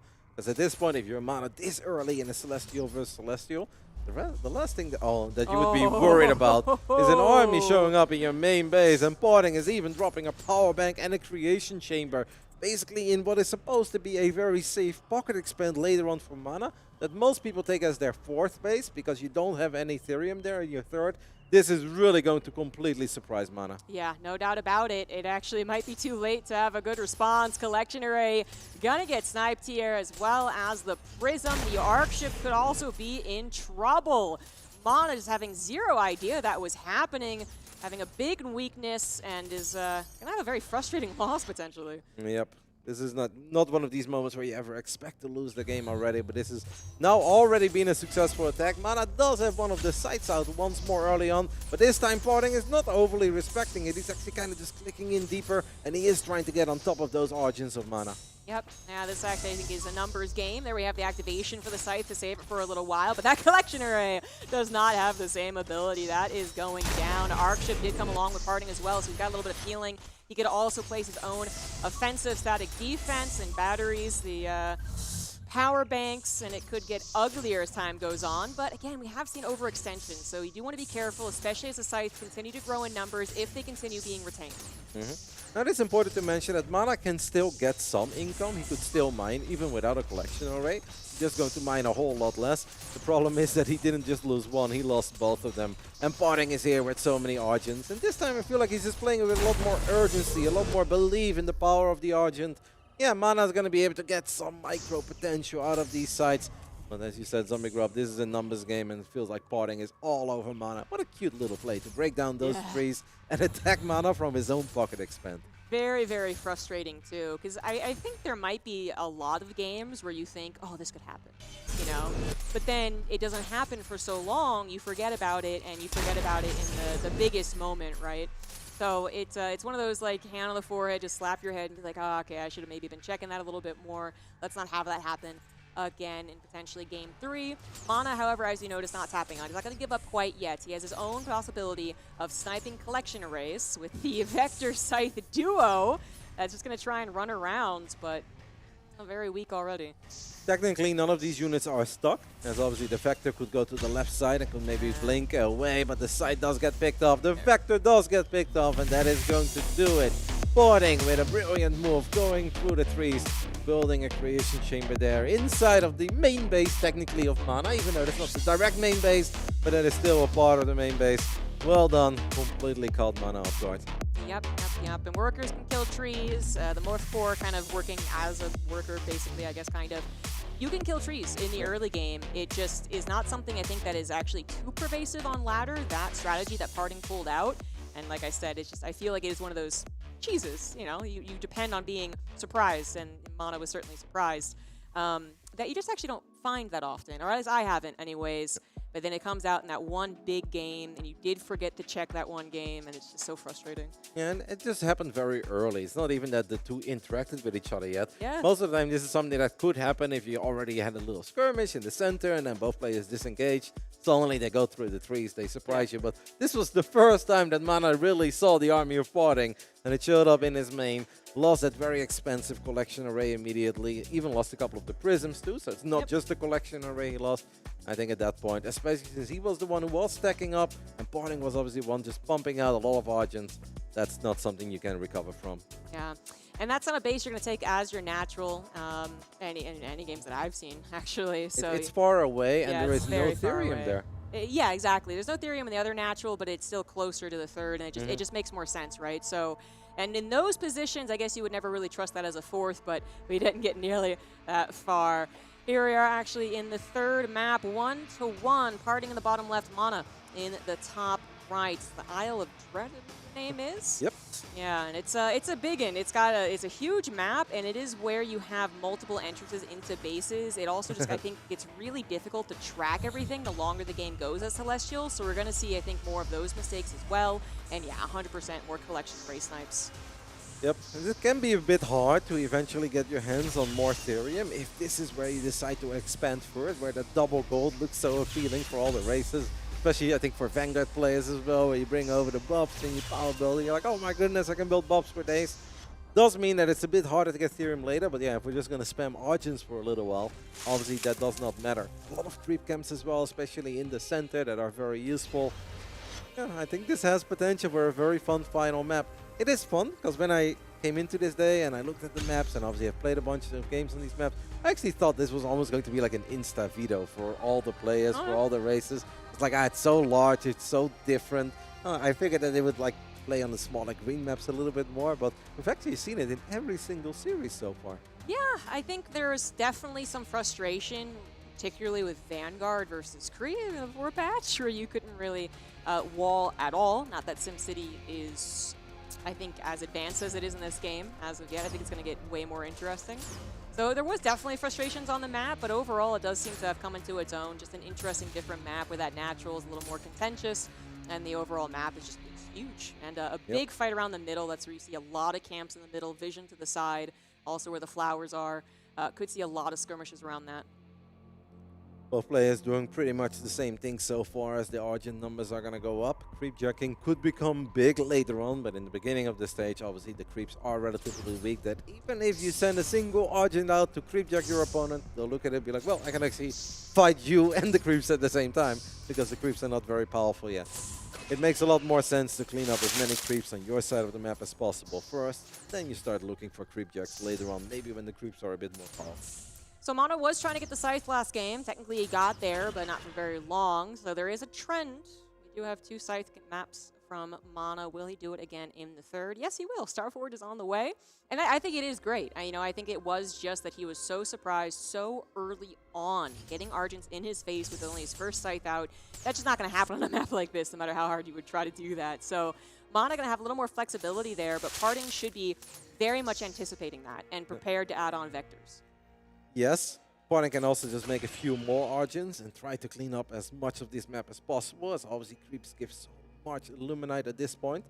I mean, he is mining a little bit of Therium at this point. It's going to be fun, though, because they both took that base with the double gold, where, you know, all the Illuminite in the world, but it is really going to be hard to get a lot of Therium later on if you do want to build a lot of those tier 2 units. I'm very curious to see how this one is going to play out. Trying to keep track of the army movement. Mana currently creeping all the way in the top side of the map. That could have potentially been a little bit risky, because there would have been no way home for these Argents if Parting would have shown up here. Yeah, he did make sure, both of them made sure to take the vision camps on either side of the map. And that does, I think it actually does cover the entrance through the middle, but obviously Parting could have come in from the left and Mana wouldn't have known. And honestly, that's a pretty common camp progression. I said that weird, progression. So there actually could have maybe been a play there, but not in this particular game. Parting, actually not getting vectors yet, I'm not sure, but Scythes are definitely on the way for Mana, and they're going to have a field day running around this large map where your bases are very disconnected. Once more, I guess we're going to hunt for some collection arrays, maybe snipe a prism if we can. This is a good scout by Parting, even if he's going to end up losing the Argent. It is nice to get that confirmation of, hey, the first side is out. This is now something I need to officially worry about. Yeah, absolutely. And as I said, I think he should be predicting it a lot more here. We do have the top bar ability, taking out the camp for Parting. That's exactly what it did. It just took it out. It also replaces it if you use it on your opponent's camp, which is interesting. Not sure we've seen that in too many high-profile games. But yeah, the control is currently going to Mana. He's taking more of the camps. He's going to be threatening run-bys on the collection arrays, which are right near that high ground, which the Scythes do love. And you see Parting trying to compensate for that, putting some static defense back there. By far and away the richest that both players have been throughout this entire best of 3. I feel like they're going to have so much income to work with. We could get a couple of really crazy battles as the first vectors are out. Mana sees them. He's got his Argents in the mix as well. Seems like Parting is going to bring his Argents back. They're going to come in through the top right side. This is something that Mana needs to keep in the back of his mind. He's going to have a hard time getting these units out, right? Because if Parting just wants to take this fight, I'm afraid that Mana's going to have to leave these Argents eventually. Again, well, now it's 5 Scythes in the air and 6 of the Argents on the ground. That is a little scary. With the help of some static defense, this might be holdable. I mean, more than holdable, actually. He's coming in here with a bit of a surround. Parting with some confidence, actually taking the fight to Mana. Still has a little bit of a static defense helping out, too. Good pullback there from Mana. He's continuing to rally in the Scythe. He does need to do some damage, but unfortunately, he is not winning this battle, losing the Scythe as he tries to retreat. The blink forward to actually capitalize on it. Mana with the overextension. Yeah, Potting did a really good job in kind of guiding Mana all the way back to get a little bit of help from one of those overcharges as well, getting just a tiny bit of damage on, because the fight was close, but it is such a large map, so every unit that Mana builds, especially an Argent, would take forever. But even with sites, it takes a long time before they make it to the bottom left side. Meanwhile, every unit that Potting builds is there immediately, participates in the battle, and then obviously using Sovereign's Watch to get a little bit of extra chip damage in. Could have potentially made a difference there. If I was Potting, I'd be feeling very good about it, especially since it does feel that his unit should scale a little bit better. Even if these sites are always scary and always dangerous, Potting with a bunch of vectors seems like it's very difficult to deal with if you don't have your own blink units yourself. Yeah, I do feel like the sites... Okay, so obviously Mana knows way better than I do, but he's using them in a fight-on-fight, which sometimes is the better idea, but the vector number has grown. He's not winning fights anymore. He's even getting caught in the rally. These Scythe units are just obnoxious, guys. If you run around killing all the collection arrays and prisms, that's where it feels tilting, that's where it feels good. Taking direct fights, yeah, it could have worked if he had judged it correctly, but frankly, he didn't. And now he's really feeling the repercussions. Why does it feel like this is Potting hunting down a couple Metavacs with Blinkstalk as these vectors are roaming the center of the map, trying to pick off these low HP sites? Mana did save a couple of them, but now his own main base is so exposed. These prisms are going to get popped immediately. The collection array is going to get picked up as well. This is going to be very difficult. Mana may eventually push this back, but it feels that whatever Potting does here, it is always going to be good. Yeah. Actually, he has a lot more sites than I thought he did. It's like suddenly he has a bunch, so maybe he can come in here. Two very weak, doesn't want to put them in until they're a little more healed up. Hopefully the rest can do the trick. It does seem like that is the case. Vectors gonna get out of here. They did do some economic damage and definitely took down some scythes, but I did not give Mana enough credit. That's a lot more than I thought he had. Obviously, they are both pretty damn rich since they have that double Luminite mine to work from the very beginning, and they didn't spend crazy amounts of Ethereum early on. Yes? He never took the second one, though. Mana did. That's correct. Also only has a single prism. I mean, he did just lose a lot of prisms in his main. He's got units here, but having units at home or bringing all those units to the other side of the map and then potentially fighting in range of a Sovereign's Watch or two, right? We've already seen that as well. Still seem like that is going to be incredibly difficult. It's one of these games where the supplies look even, but you feel like Potting is just going to explode in the next 90 seconds, and Mana's going to have a hard time throwing. Yeah. He still has a very scary army, not maybe in the direct battles, because the Vector army is currently dealing with it. But again, if he gets some to go for backstabs, then that's where it can get frustrating. Parting really has to worry about just rallying forward, and it gets a little more complicated.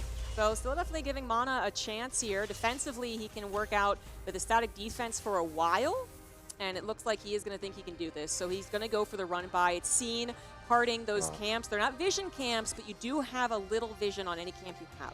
Yep, so Potting knows exactly what is up. Don't know if he finished off that camp on Mana's side of the map, but that obviously always feels great once you're taking those creeps away from your opponent, especially since Mana's already hurting a little bit economically. Seems like Potting didn't finish them quite off, but then the creeps do get one of the Argents. Mana is here as he's going to try to find some economic damage. Finds the first collection array very quickly. Probably going to get the second one, but I can't imagine that he's not going to lose a bunch of sides here as Potting is coming in from the right. These units can blink. They do use one of the blinks. This definitely was not for free on Mana's side. No, it was not. Not able to escape with a ton of scythes. Some, 5 literally getting away there. So once again, the worry is him being able to defend. If he had been able to snipe 2 collection arrays and get out with every single scythe, that would have been freaking amazing. But parting, the mobility of the vectors, and parting being parting with Blink, right, was definitely caught up. You know, he knew that he could chase him down. He knew he'd get the ultimate better battle, and now he just has so many vectors. Potting having 2 different groups of vectors is really awesome there too, right? Because he shows the first group like, hey, I'm here, I'm putting out damage. Mana's like, well, gotta get those collection arrays, and then hopefully I can still get out. And that's when that second group shows up and hits him with the devastating blink right underneath all those sites. Potting getting so many additional hits off that Mana obviously was not looking forward to. Feels that Mana is in a lot of trouble. I think Mana knows that he's in a lot of trouble. Maybe hoping that Potting overextends, takes a bad fight in the Sovereign's Watch, but really does feel that Potting has got this game by the horns. Has a really good read on the situation, and just this is his game at this point. The world is his oyster. It is. It is. Mana's whole plan here, not really, again, working out quite as well as it could. Definitely not the same exact game as Max Edge won, but it's kind of the same vibe or the same pace, right? Where it's like the scythe kind of look good in a direct battle once or twice. They look really frustrating when they go for the snipes. But then those vectors are actually the answer. So as soon as they get into a number, they are more mobile and, well, arguably more mobile. They're mobile in different ways, but they're able to punish, is what I'm trying to say. And that is what's happened once again. Parting, taking control of this game, over double the supply. Scythe's going to go for a little run by, and that's great, but Mana is still only on one collection array. Maybe he did get a second one, but he lost that main one ages ago. He's dealing good economic damage, but it just feels like it's a day late and $1 short because he's bleeding out some very expensive units here too. Parting is going to chase them down. Mana's going to try to turn around, but perhaps Parting caught a glimpse of that. Not totally certain. It just feels that it's going to be so damn difficult for Mana to ever get another base up and running, as these units have turned around, so they will get a blink off, and the first site goes down, the second one goes down as well. Parting is all over Mana and is just reading him like a book. Yeah, he is. You know, Mana, he was quite dedicated, actually. His economy was not very strong. He went for the double Luminite, but they didn't actually take it. So this was more committed. It did have to do some damage. And you know what actually seems to be the case here is that this map just calls for people to overextend in this position. Now, this is clearly too many numbers. I'm not worried about Parting doing that. But it did kind of happen with Mana. The choke there is so powerful for the defense that Parting was able to hold against the initial scary scythes and then just worked out with these vectors, which I guess will take a while to kill the entire base, but they don't have to. They just kill the collection array. Yeah, and with the sites, obviously the sites are pretty quick. They could temporarily disengage, but Mana was there with his Origins as well. And once the Origins are there, you're just kind of committed to the fight. You're stuck because those units can never make it home, especially not if Parting is roaming the map with a couple of these very quick vectors. And he may not have that many yet at that point, but even if it's only 3 or 4 vectors, 5 Origins, too much to just leave all by themselves and let them die for nothing. But running them home is also not really a play, as Mana realizes he is just too far behind. GG, well played, gets called. And it is Parting who wins the upper bracket final. 2-1. A couple of very fun games on the graph. I felt like we saw a little bit of everything. We saw different routes of getting to where players wanted to be. But I think especially in that final game, Parting showed that he's not just a good Stormgate player. That man is just a great RTS player. And his spidey senses of what to do in the right moment at the right time are always tingling. Yeah. It did seem like he was a little surprised in the first game, but then he immediately went into his own surprise, his own cheeky cheese, kind of reset the momentum there, and I think he was just so much more forewarned about the plan of Mana that he had. A very good plan. Vectors do deal with them very well as long as they're in any type of position. If they're totally out of position, okay, fair enough, you're going to lose a lot of economy. But once they're in position, once you can even start playing around with some surrounds, which Parting was going to do, they are better. It was a very close fight for a little bit, but perhaps that one Sovereign's Watch, a little bit of that overcharge damage made the difference, and at that point, Parting was in control. Let's hear what Kalaris and Tastosis have to say about our upper bracket final. Well, guys, I'm a fan of those cheeky players as we've got ourselves Parting advancing on into the grand final. He finds himself in a best of 5 now at the very end of this tournament. Joining me are Toasters and Tasteless to talk about this one. Vectors, pretty good, Dan. Yeah, and I think that they're pretty good mostly because they counter the scythes. That's pretty good, yeah. Yeah, the scythes did a really good job. You know, that game 1, you could see the look in Parting's eyes where he's like, this tournament's a lot harder than I thought it would be. Yeah. And the scythe play really seemed pretty cool and everything. But, you know, coming back with the vectors to counter them, obviously, those things are good. We're in this phase of the game where we're seeing players experiment with, like, what is the right unit to go for, right? Not that that's the end game, but it's going to bring you somewhere where you should have an advantage. It's clear, as far as we've seen in the few games we've had so far, that the vectors seem to be able to chase the scythes down in open territory. Despite the fact that scythes are very mobile because obviously they can fly, the vectors are faster and just able to get around to more places and therefore do more damage. Yeah, scary. A lot of damage. I mean, in that last game as well, I don't think I've ever seen that many vectors coming out. Yeah. But, I mean, let's talk about Game 2 briefly as well here, because Lost Hope's an interesting map. Artosis, generally, I would say, in a lot of Celestial versus Celestial, you're expecting it on Lost Hope to go a little bit longer in a position like that. However, opening up that back path and then being able to get in via that tree line really caused some problems for Mana. Yeah, this is something that maybe he should have paid attention to the Tasteless TV showdown. That's right. Because this is something that Parting did back over there as well. This was a strategy for the map. So I think that was a good counterplay to get those Argents out there so quickly for the counterattack while Mana's trying to tech up. So Very good choice there from Parting. Let's take a look at the replays from this game. Here is game number 1, where the Scythes really did reign supreme, Tasteless. You know, it almost looks like, you know, the game started out with Argents, and that resulted in a response of Scythes because you can play the game. You have a very direct hard counter, and that they kill Argents on the ground, and then you could take the game into your own hands and go from there. And then the result of that is the vectors. And this might sound silly, but it does seem like we've seen this tiny tech evolution of this beats this, so you go to that. And I don't know if it's going to ever loop back around into Argent again, if there's something ahead of Vector that you want to try to go for, and maybe that creates an opening there. But there is this sort of Ouroboros of counters that we see going on here, where this goes to that. And so, yeah, we saw a lot of Scythe versus Argent early on in the first part of this game. Yeah, but, you know, I think that as we're seeing the Scythes become strong, that's where you see the Vectors become very, very strong. Because the Vectors can kind of be microed against anything, and as we all know, triangle is the strongest shape. Well, yes, that's oddly, yes. And look, that's they're true. like 2 triangles. Isn't that crazy? It's like twice the strongest shape. Is that why all the keys are triangle shaped here? And they're connected with a tuning fork. It's you're not going to be able to stop these things. They make a really nice noise as they fly around. By the way, a lot of targeting on the collection array. Am I saying that right? Yeah, Yes, just getting in there. It feels like it's a tanky building, at least when I was playing a couple games, but when you get the really good players against each other, even though it can fly, even though it could, you know, in theory, get away if you had enough information ahead of time, the Argents target it down really quickly. The Scythes take it out.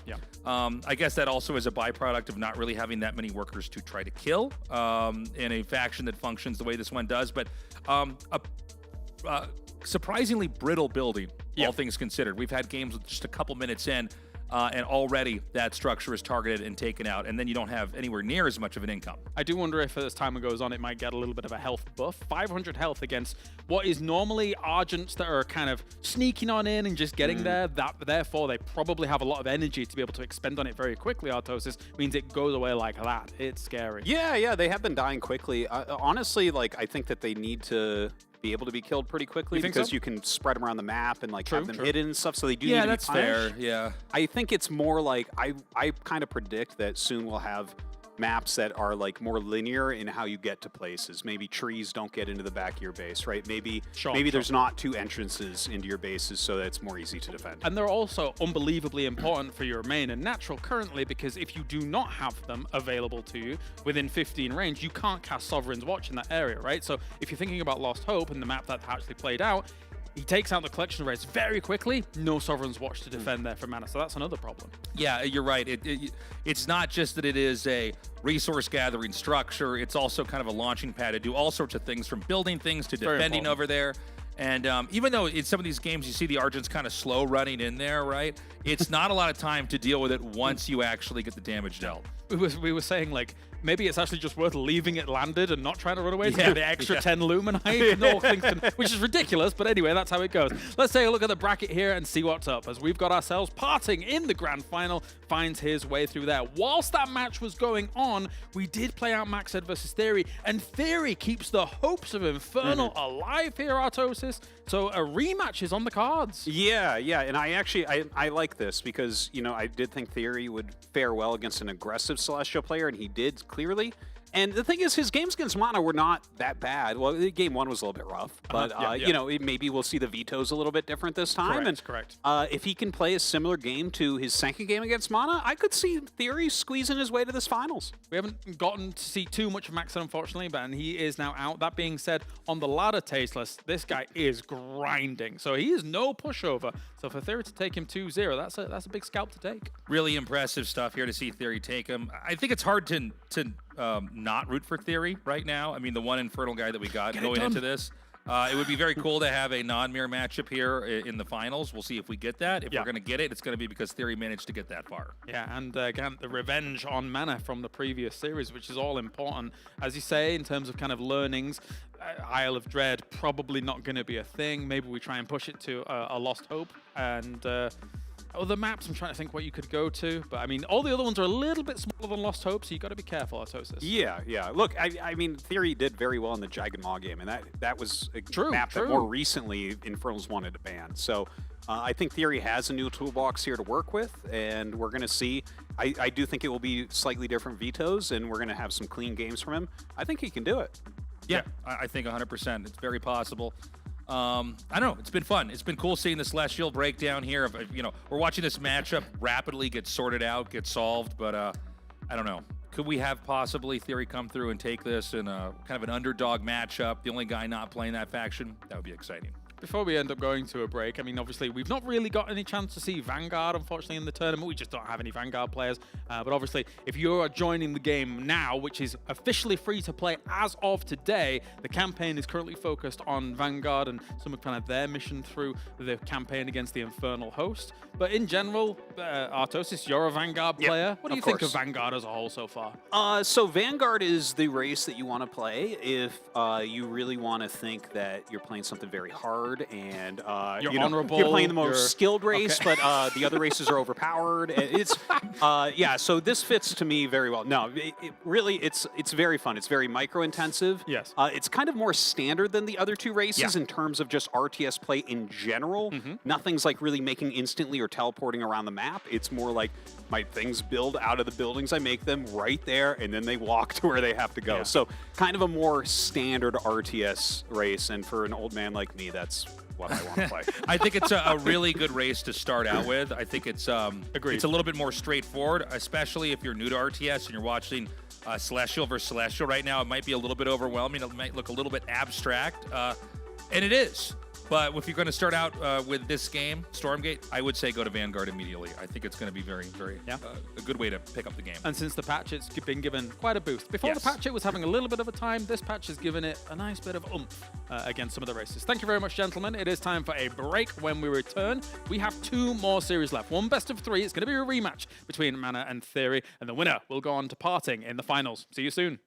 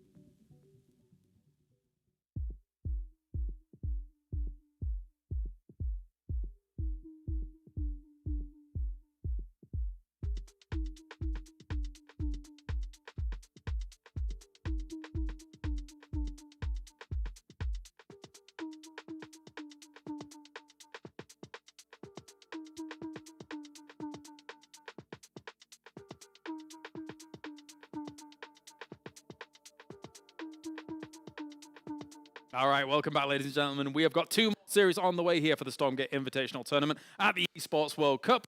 Joining me, of course, once again, we have Artosis and Tasteless to talk about our next matchup. Infernal has survived somehow, some way, and now Theory goes up against Mana in a rematch once again. I think one thing we probably expect from this, at least a little bit, Dan, is the fact that it shouldn't go exactly how we had our previous one with vector proxies and causing some problems on like Isle of Dread, for example. Yeah. So Theory is going to remember what Mana just did. He got some more practice games there against Mixed, so he's going to have a revised plan, and Mana doesn't know what that is. Yes. So, that gives Theory a little bit of an edge coming into this, because Mana is, he's going to be like, well, I won, pretty convincingly, so I'm going to try to do that again, and Theory's going to have that in his mind and try to play against that. Yeah, a lot of times the builds that are going to really work, you get those out of the way early on, right? You're going to use your very best stuff out of the gates. Now, when you get a rematch, that's the moment that your opponent can do a little bit of fine-tuning of their own and maybe have a little bit of counterplay. And one thing about Theory is he's very good at thinking on his feet. He's very adaptive, and Mana will have to watch out for that.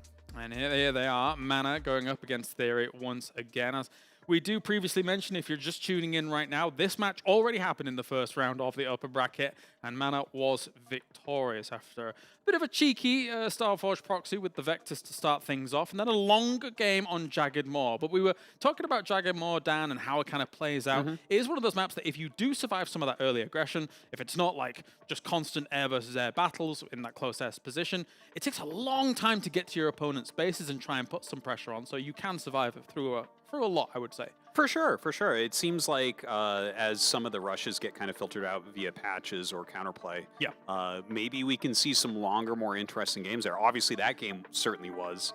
But is that something that Theory's going to want to change now, right? If they play Jagged Maw, is it like, oh, maybe I gave him too long to kind of get the Animancers up, and it seems like that's a hard unit to deal with for the Infernals. All right, well, let's see how it's going to break down here. Will it be revenge time for Theory, or will Mana prevail and make it a Celestial versus Celestial finals? Let's get our players now onto the stage. Mana and Theory go head-to-head once again.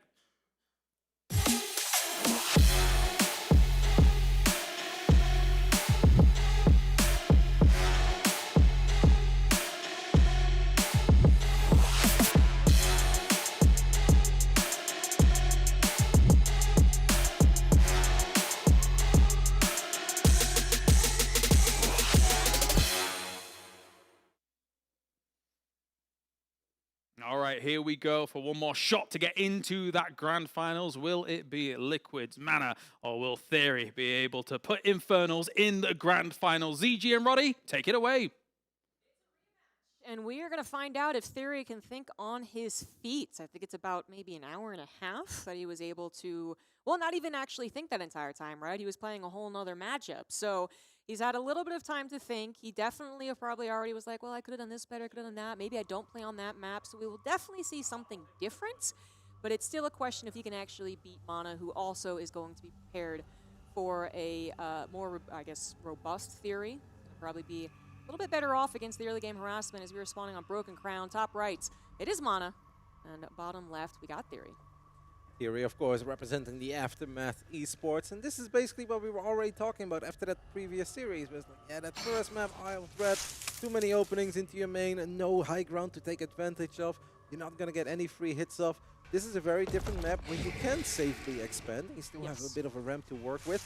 And even if you don't have as many range units as your opponent, you can get a couple of hits off for free, and maybe your melee units can get 1 or 2 hits off as well. Like, in theory, no pun intended, I already like this map so much better for Theory, as we are going to see the Hexen, well, at least, the Hexen finding this proxy Starforge immediately as he activates the creep, but I feel like the creeps often ignore the buildings. They do, actually, so he's going to have to do that when a Vector pops out, but I do like the idea that you realize very quickly, like, all right, that wasn't really going to do very much. I've tried this as well, because in Warcraft 3 that always worked. If you see them building something, you're like, oh, I can wake up the creeps, and then the creeps will just attack the building. Right, well, not yet in Stormgate. Maybe one day, but that is not yet the case. We do have an Iron Vault as an opener, but we also have a Conclave already, so he can go for a mix of a couple of Brutes, a couple of Gowns. Knows what the deal is, but he can take advantage of that ramp. He's got the meat farm way far out. This is obviously not something you want to give up. So I guess the idea is, let's get this health camp and then just kind of similar to Jagged Maw, stabilize with the health camp. Yeah, mean, is it kind of familiar to that first game, but with the map being so different, I think we were going to see Whoa! that. Whoa! We needed that blink. Fortunately, got it in time. It does mean that there's not going to be any more snipes on the camp, and that the camp is absolutely officially Theory's. But this is actually the map that I was thinking of when I was talking a lot about what he could do defensively. This is a map where there is actually back trees that you could kill, and we might see that eventually. But initially, that natural kind of lends itself to defense to the third as well, because of the way you can position your units on the corner, exactly like Theory is doing now. What he did actually in previous tournaments that he participated in. He was very good at making sure he could lock that up.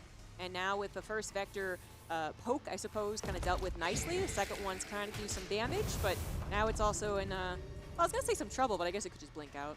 Nice save on one of those imps, right? Morphing it into a meat farm temporarily. Doesn't really need it yet, so he doesn't really want to let it complete. But at least he saved the imp. 2 more guns popped. If we blink, we can blink again. So this is actually going to be a little bit tricky, I think, for Mana to get this vector safely out of here. It's taking a lot of damage all the way down to 27 HP, but it will live for now. Yeah. Third one's going to join up, and he is taking the camp here.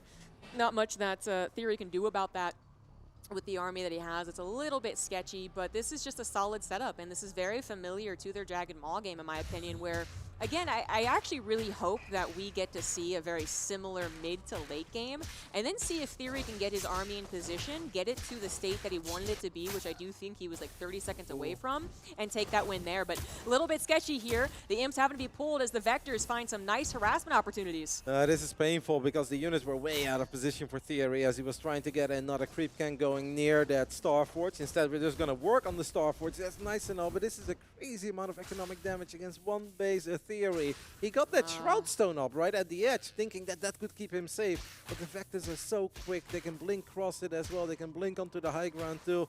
It's actually very painful. I don't think this is what Theory was expecting at all. He probably thought, all right, my main base is safe for a little while because I've got that set up with the ramp. I've got my Shroud Stone there too. Those units just blinking into the natural with vision, of course, from that speed tower.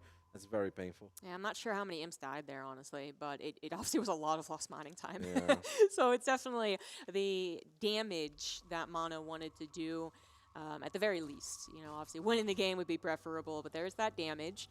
So Theory's going to have to recover, but his setup is decent, so I believe in his chances to, but it really is unfortunate because I think you're absolutely right. He figured, yeah, he's not going to try and go for it anymore. I'm safe to go and push out in the map, and that just wasn't really true. And now he's afraid to move out because he's paranoid. He's like, last time I moved out, a couple of vectors showed up in my main. And if you have a 2 or 3 base setup and you've got 35 or 40 imps walking around, you're like, yeah, okay, it's painful if 1 or 2 of them fall and you have a bit of lost mining time because they have to battle. But I'll survive. But on a 1-base economy, that is something that you're really going to feel. You feel that in every RTS, and Stormgate is no different in that regard. I think that was an incredibly painful moment for Theory, who actually didn't even get the creep camp, by the way. He did get the Star Forge, but he didn't even get the bonus gold of clearing out that creep camp. That means that those creeps are still there, and Mana could potentially finish those camps off as well and take control of that watchtower in the bottom right. I guess Theory is getting there at this point, so in the end he will get it, and a skill that he could really used earlier just to grow a little bit quicker into the mid game. They're 100% right. He was afraid of the run by again, so he even left the skull to scout the kind of camp, but also the jump-in point. And there's kind of generally the movement of the vectors. So it was wise. It is unfortunate because he actually is kind of a position perhaps where he needs to take a bit of a risk because he did take that damage. So just that little bit of a delay on getting his own camps, and well, they just blink right in, don't they? Very cool as well. He used the scan there to get some vision, blinks into the main base immediately, and it is round 2 for Mana as he gets deep into the main base of Theory. Theory obviously does not want to lose any of these imps here, but I think it's going to be inevitable that a few of them will fall. 2 gowns is not going to be enough. We have a couple of fiends showing up, but 1 or 2 fiends also not enough. Mana is just having a field day here in the main base of Theory with these very quick and very awesome vectors that just seem to be able to get the job done. They do seem to be doing that. At the end of the day, there's also just so much chaos. Do keep that in mind. It really messes with your build order. It messes with your flow, so further mistakes are more and more likely, honestly. That's the kind of the additional factor of being good at a tournament is keeping your cool, and it can be difficult when you're losing like this.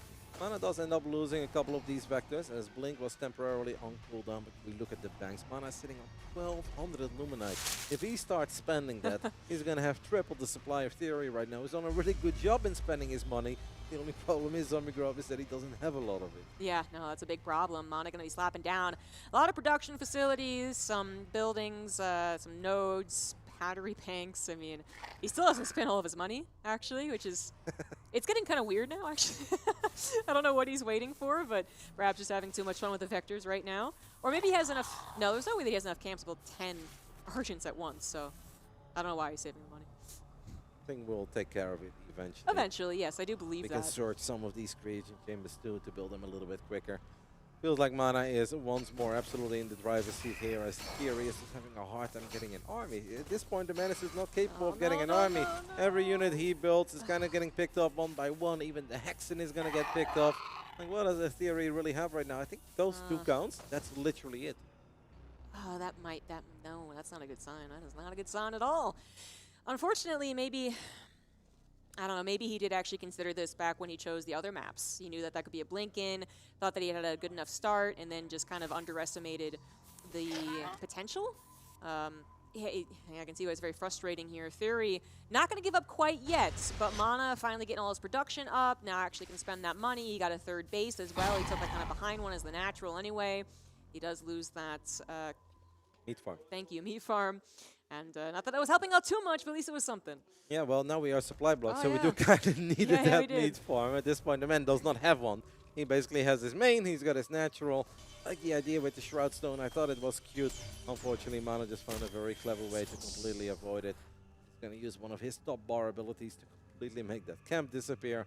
Mana is having a field day. The only thing that he needs to do is start spending his money, Zombie Grub, because the average unspent resources a little bit too high for a player of Mana's caliber in literally any RTS we can think of. Oh, I'm sorry if you ever watch this back, Mana, but it is a little interesting, you know?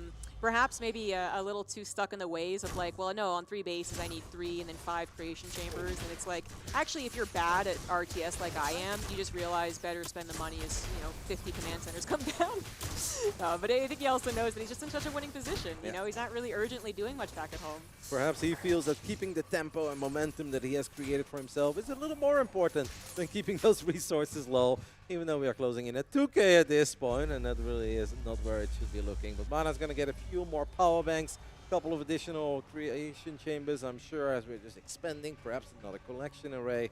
And he's just doing a really good job in resetting Theory into the Stone Age over and over again. My poor Theory is still working with the most basic roots, the most basic gowns.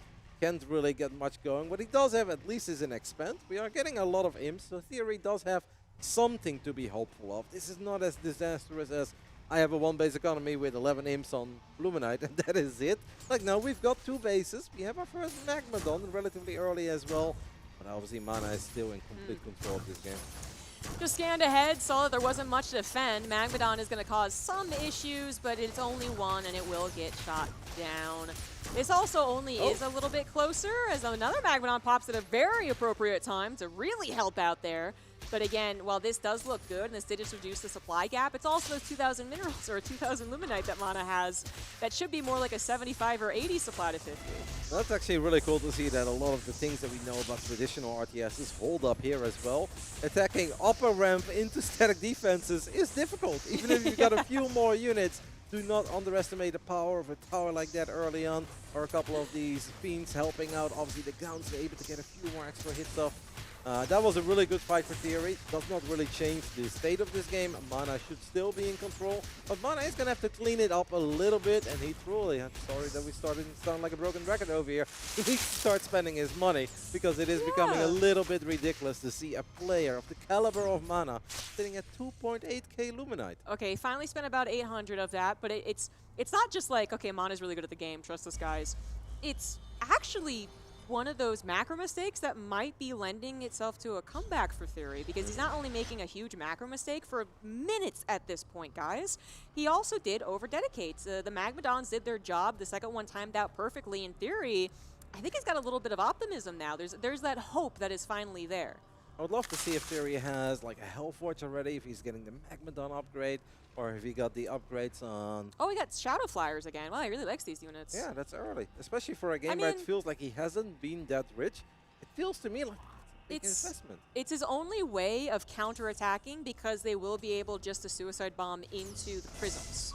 So And if he gets the upgrade, they also take the collection array like we did see in their first series too. So I do get it, but I also agree that it's kind of expensive to get there. And then, oh, I guess he was also thinking of the sites. I kind of forgot that was there. That wasn't really committed to by Mana. He went back into Vectors. I mean, honestly, the Gauns are obviously becoming better. I assume that we've got the upgrades, both of them. They look faster as well. Theory is really starting to get into a position where he's probably a little bit hopeful. He's like, man, I've been doing surprisingly good. As Mana is going to get on top of the third base here, though. And that is one that I'm afraid Theory is going to have to cancel. Now he's going to try to fight. He's going to drop a Shroud Stone. He's going to go for it with the Magmadon, as he's also using one of his top bar abilities. No, he's just building a tower by that look. Well, this is still going to be maybe too bad of a fight, but the Observer just pointed out the Argents don't actually even have their upgrade. Like, Mana, I think, I'm going to say, I think he got kind of lazy. It doesn't matter. It's kind of like he deserved to because he did so well in the early game. But these are the reasons that Theory has hope at all. There's our emergency tower.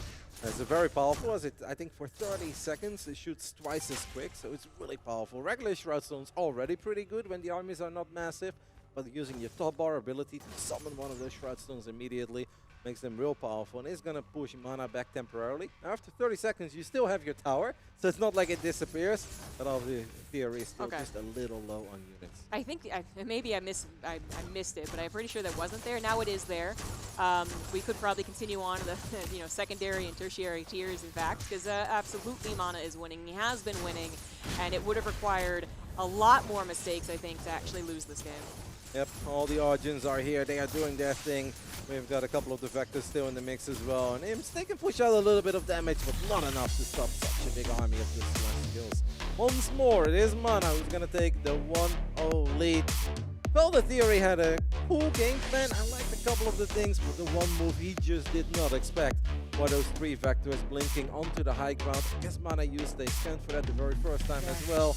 Blinked in, the army was way out of position, and if you're only working with one base, that just deals a devastating amount of damage to your economy. Yeah, it does. Completely threw his flow off. I think you can really see his plans. You know, get to a solid foundation, get the Gaunts, get the Magmadons, and then have Shadow Flyers for harassment, which are great for going around the map while you defend at home. It's a great plan, and then he can capitalize on that potential to go into the additional units. More Magmadons, maybe those Weavers that he likes, right? But he keeps on getting stopped just short. So in that game, he was stopped short very, very early on. But the last time we saw kind of a similar start, he got stopped short later in the game. But nonetheless, he just got stopped before he could really get going. Yep. Mana obviously just kind of keeping up the pressure, want to make sure that he did not let go of the grasp that he had on that game. And that's perhaps why his macro was slacking a little bit. Or he was just too rich, man. He's like, I've got so much income, I'm not used to this. He kept on building power backs, he kept on building creation chambers, but he couldn't quite spend it. But it was all good, because at pretty much any given moment, Mana had that 20-30 supply lead. And that plus the piggy bank obviously made him feel very confident. It is still like very... I actually want to ask him about it, honestly. You know, did you just actually kind of get so sure of yourself you focused more on the micro than the macro, or did you have something we didn't notice as far as a block? They don't get supply block. The Celestial supply is actually very interesting and definitely different than most other RTSs, but perhaps we'll get into it after the introduction of the players. The 4-spawn map, bottom right we got Theory, top left is Mana, so we got a diagonal spawn here. Yep, a Lost Hope cross map. It is a very fun map where obviously you've got a relatively safe expand to take that gives you a bit of high ground to work with as well. You've got a health camp nearby that should help you out defensively if you're forced to defend against some early aggression of your opponents. You can see Theory opening up with a Conclave first that he builds on the ramp with his main to the natural, and then gets an Iron Vault and a meat farm on the low ground. Start creeping, and then eventually, once we have enough resources, probably drop a second base. I really love the idea of just going for a mix of a couple of Gaunts and Magmadons, and then eventually getting the Flyers out of the Spire. That's not something I feel like you should really rush, especially not if you've been hurting economically, because it does cost a worker, it costs a lot of resources to drop those buildings, and you need an army to fight with whatever Mana is throwing at you, because Mana does really seem to be a pretty damn aggressive player, not in the sense of he's all in all the time, but he's absolutely going to be in your face. That's for sure. Somebody is like actually in StarCraft as well. Need a couple more all-ins there, but a very aggressive player indeed. So we have him going for an expansion. The natural is up, perhaps even quickly into a third expansion. I think that is actually the plan. Yeah, so he's going to be a little greedy here on one of the larger maps. It also is an uncertain spawn. You don't know if it's top left. I think he did actually scout it with the Hexen eventually, but point is now it's actually the longest that it can be, rush distance-wise. It's actually kind of funny because I don't think Mana necessarily knows yet, right? The theory is in the bottom right. I thought his Hexen... Oh, Mana, yeah. No, I don't think that happened. So Mana could have technically taken a base here that is in the main base of theory. Because it's vertical or cross. You're actually right. That's, Yeah. yeah. Unless we missed a scan, which I was also... Yeah, that's it can be possible. hard to catch when it actually happens. You know, it can have like a spiral and then it's you know, kind of gone. But that's also what I wondered in the Parting versus Mana game, if Mana didn't even realize that he was actually in those particular positions. But anyway, we have Mana getting a lot of economy and is going to be playing naturally into more of a mid-game, giving Theory perhaps his chance to really show his playstyle off finally. Yeah, and that's going to be awesome because I felt that we were so close on Jagged Maw of Theory, working with the units that he was dreaming of, getting all the upgrades and showing us some cool moves with maybe nice gaunt movement, great stumps, Weavers doing their thing and abducting an Animancer perhaps. Unfortunately, none of that really came into play, but perhaps here, cross-map, lost hope. If it's ever going to happen, it should happen. It seems that Mana did throw down a scan in the bottom left main spawn. And after he realized that Theory was not there, perhaps he went for it. I think that's what Polaris coming in as the third commentator. Yeah. So, I mean, it's a funny expend to take because the ultimate hidden expend. Yeah, but that is always the frustration of Celestials. You know, we've been seeing a lot of how they play out just like a 1 or 2 base, but this is one of the rare times I guess we see just instantly into 3. And then going into the mid-game, but I don't... I'm looking forward to the mid-game, but Mana is going to be very rich, and Theory does not know about that. Yeah, but Theory is creeping like a madman, though. He already took out 4 camps at this point. Meanwhile, Mana only took out a single one. I kind of feel like we live in the era where creeping is supposed to be a bit more powerful than taking expense. Mana is taking a lot of damage on one of his vectors here against these creeps that are really not very powerful yet, but I guess if we're not paying attention, they will start dealing some damage. So finally, Mana gets his second camp. But this has gotta feel good for Theory, because finally he can play a normal game where his entire game plan did not get disrupted by a couple of vectors right in his face from the very get-go. Yeah, no, it's very true. I think we're going to see possibly, I know it's calling it very, very soon, but it's definitely the best chance for Theory to get a map versus Mana. And the creeping has been excellent, as you pointed out. That's one of the big reasons why you don't want to expand. Not just that maybe you can't, because they're going to snowball against you army-wise, but you also can't because you're not the one getting the camp. So they're going to snowball against you camp and money-wise, which might have already happened. We have a lot of units out here, and Mana is going to be forced to retreat. Unfortunately, those Argents not nearly as fast. Almost get surrounded, not quite, but it looks like those two are gone no matter what. This is the power of the camps as well. Theory having both of the speed camps at the moment. Look how quick his army is, even though he doesn't even have some of those mid-game upgrades that we expect players to normally get. Perhaps around this time, not quite yet, but they're going to come online soon. But because he's got both camps, his army is so freaking quick, and he can actually finally start battling those vectors without feeling like his army is slow and the army of Mana is so quick. Yeah. Mana forced to pull everything back to help defend. Now, fortunately, that high ground with the ramp, with all those power banks, is going to be helpful in defending. We've got another base, actually. That's 4 bases for Mana then, right? And that was scouted, but I don't believe the one on the other base, the other spawn position, has been scouted yet. But it's actually very smart for Mana to take this base, because if he didn't, then Theory might be wondering, like, okay, what on earth have you been doing? Because you're not creeping nowhere near as much, you haven't been annoying with vectors in my face, you somehow suddenly let me creep the entire map, and you're only on 2 bases? Question mark? Like, that doesn't make any sense. So I think it's very important for Mana to take that 3rd base, to at least give Theory the idea. It's like, oh, I'm just investing in my economy, that's all, there is nothing else to it. Of course, he does not want to see Theory find that hidden base.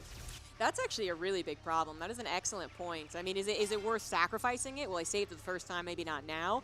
I mean, weirdly, kind of, but he's so far managing to not have to straight up sacrificing it. Air unit's not getting back there. Or not air. Yeah, well, air unit's not getting back there. So the collection rate, when it is microed away, yeah, can take advantage of that. Yeah, that third base on this map, I think, is in general very hard to attack because you have to go past that high ground of the natural of mana, and that's where the towers are, that's where the units are standing too. So it's not really feasible to attack the third without being able to attack the natural. And attacking the natural up that tiny ramp into all that static D is just incredibly difficult. So I think Mana knew that, okay, this might get awkward, but I should never really lose it, and he did not end up losing it. Now that doesn't mean that it's all bad news for Theory. Still not aware yet of that hidden base. Man will just continue creeping. And I do think his supply is going to be higher this game than it's ever been throughout any of the games he's played against Mana. Yeah. And I'm so excited to see him create his dream composition. The right amount of downs, the right amount of Magmadons, maybe even a couple of Hellfires in the mix. We'll see. I think it's going to be fun. I think so. You know, I've been talking about how there's a sentiment, or we've certainly seen some games where the Infernal in the late game looks stronger. And one of those is definitely highlighted in the Tasteless TV tournament, where it looked like the Celestial had built up literally a maxed out army, I believe, with a bunch of static defense. And then they're like, understandably, everyone was like, well, I guess that's it, right? And then the Infernals actually broke it. So seriously, do not underestimate the late game just because we haven't seen Theory able to use it correctly yet. We already see that the first upgrades for the Magmadons are being researched in the Hellforge, so that's nice to see that they're going to be able to stun units while they use their stomp ability. Of course, there's a tier 3 upgrade as well. That's going to make them a lot quicker. It's a massive upgrade, but it takes a little while to get tier 3. As Mana is thinking about his first drive-by of the game with 5 vectors, the Magmadon was right there. Zombie Grub Wider did not fight. Well, apparently because Theory has found the hidden base, so that is pretty big. But it's going to be less big if we end up losing a whole bunch of imps at home against these 3 vectors. Well, so far not losing a lot. Now we finally might have some go down. Theory does have 3 bases to actually crank out these imps, especially with the top bar ability. So some can be sacrificed, but obviously if this killed like 20, that would be a different issue. I don't think I got anywhere close. I mean, this was bothersome. This, you know, distracted him a little bit, but as he found and killed the base, so the distraction really wasn't that important. We prepped one, has now already killed 4 out of 5. I think you're spot on. This definitely worked out a lot better for Theory. I might start kicking himself a little bit, right, for completely changing up the game plan and letting Theory play the kind of game that I'm sure Theory is very comfortable with and also incredibly good at. Because that man crept fast, took full control of the map, got the speed camps too, and then even without those tier 2 upgrades on the Gaunt's, his army was so quick, so fast, and was able to put up a very good fight early on right off the get-go. Yeah, it's not the plan Mana wanted, but it is still chugging along, right? Like as much as he's been under pressure, he's lost the base, he's had to temporarily give up the 4th base, now the 3rd. Like, he's actually still in the game, obviously.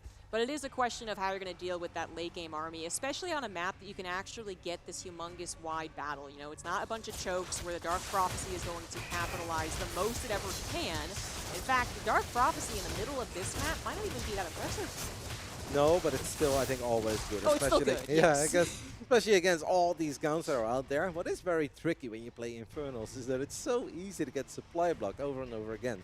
Once you've got the Gaunt's and you get the upgrade, Plagued Access, then you get a Fiend for every single creep you kill. And you start killing 4 or 5 creeps, you get +5 supply. And this is why we're going to see Theory be supply blocked every now and then. And it's absolutely worth it to just drop like 2 or 3 meat farms in advance. Even if that's not like the cleanest macro, you're really going to need it. Otherwise, you're supply blocked over and over again.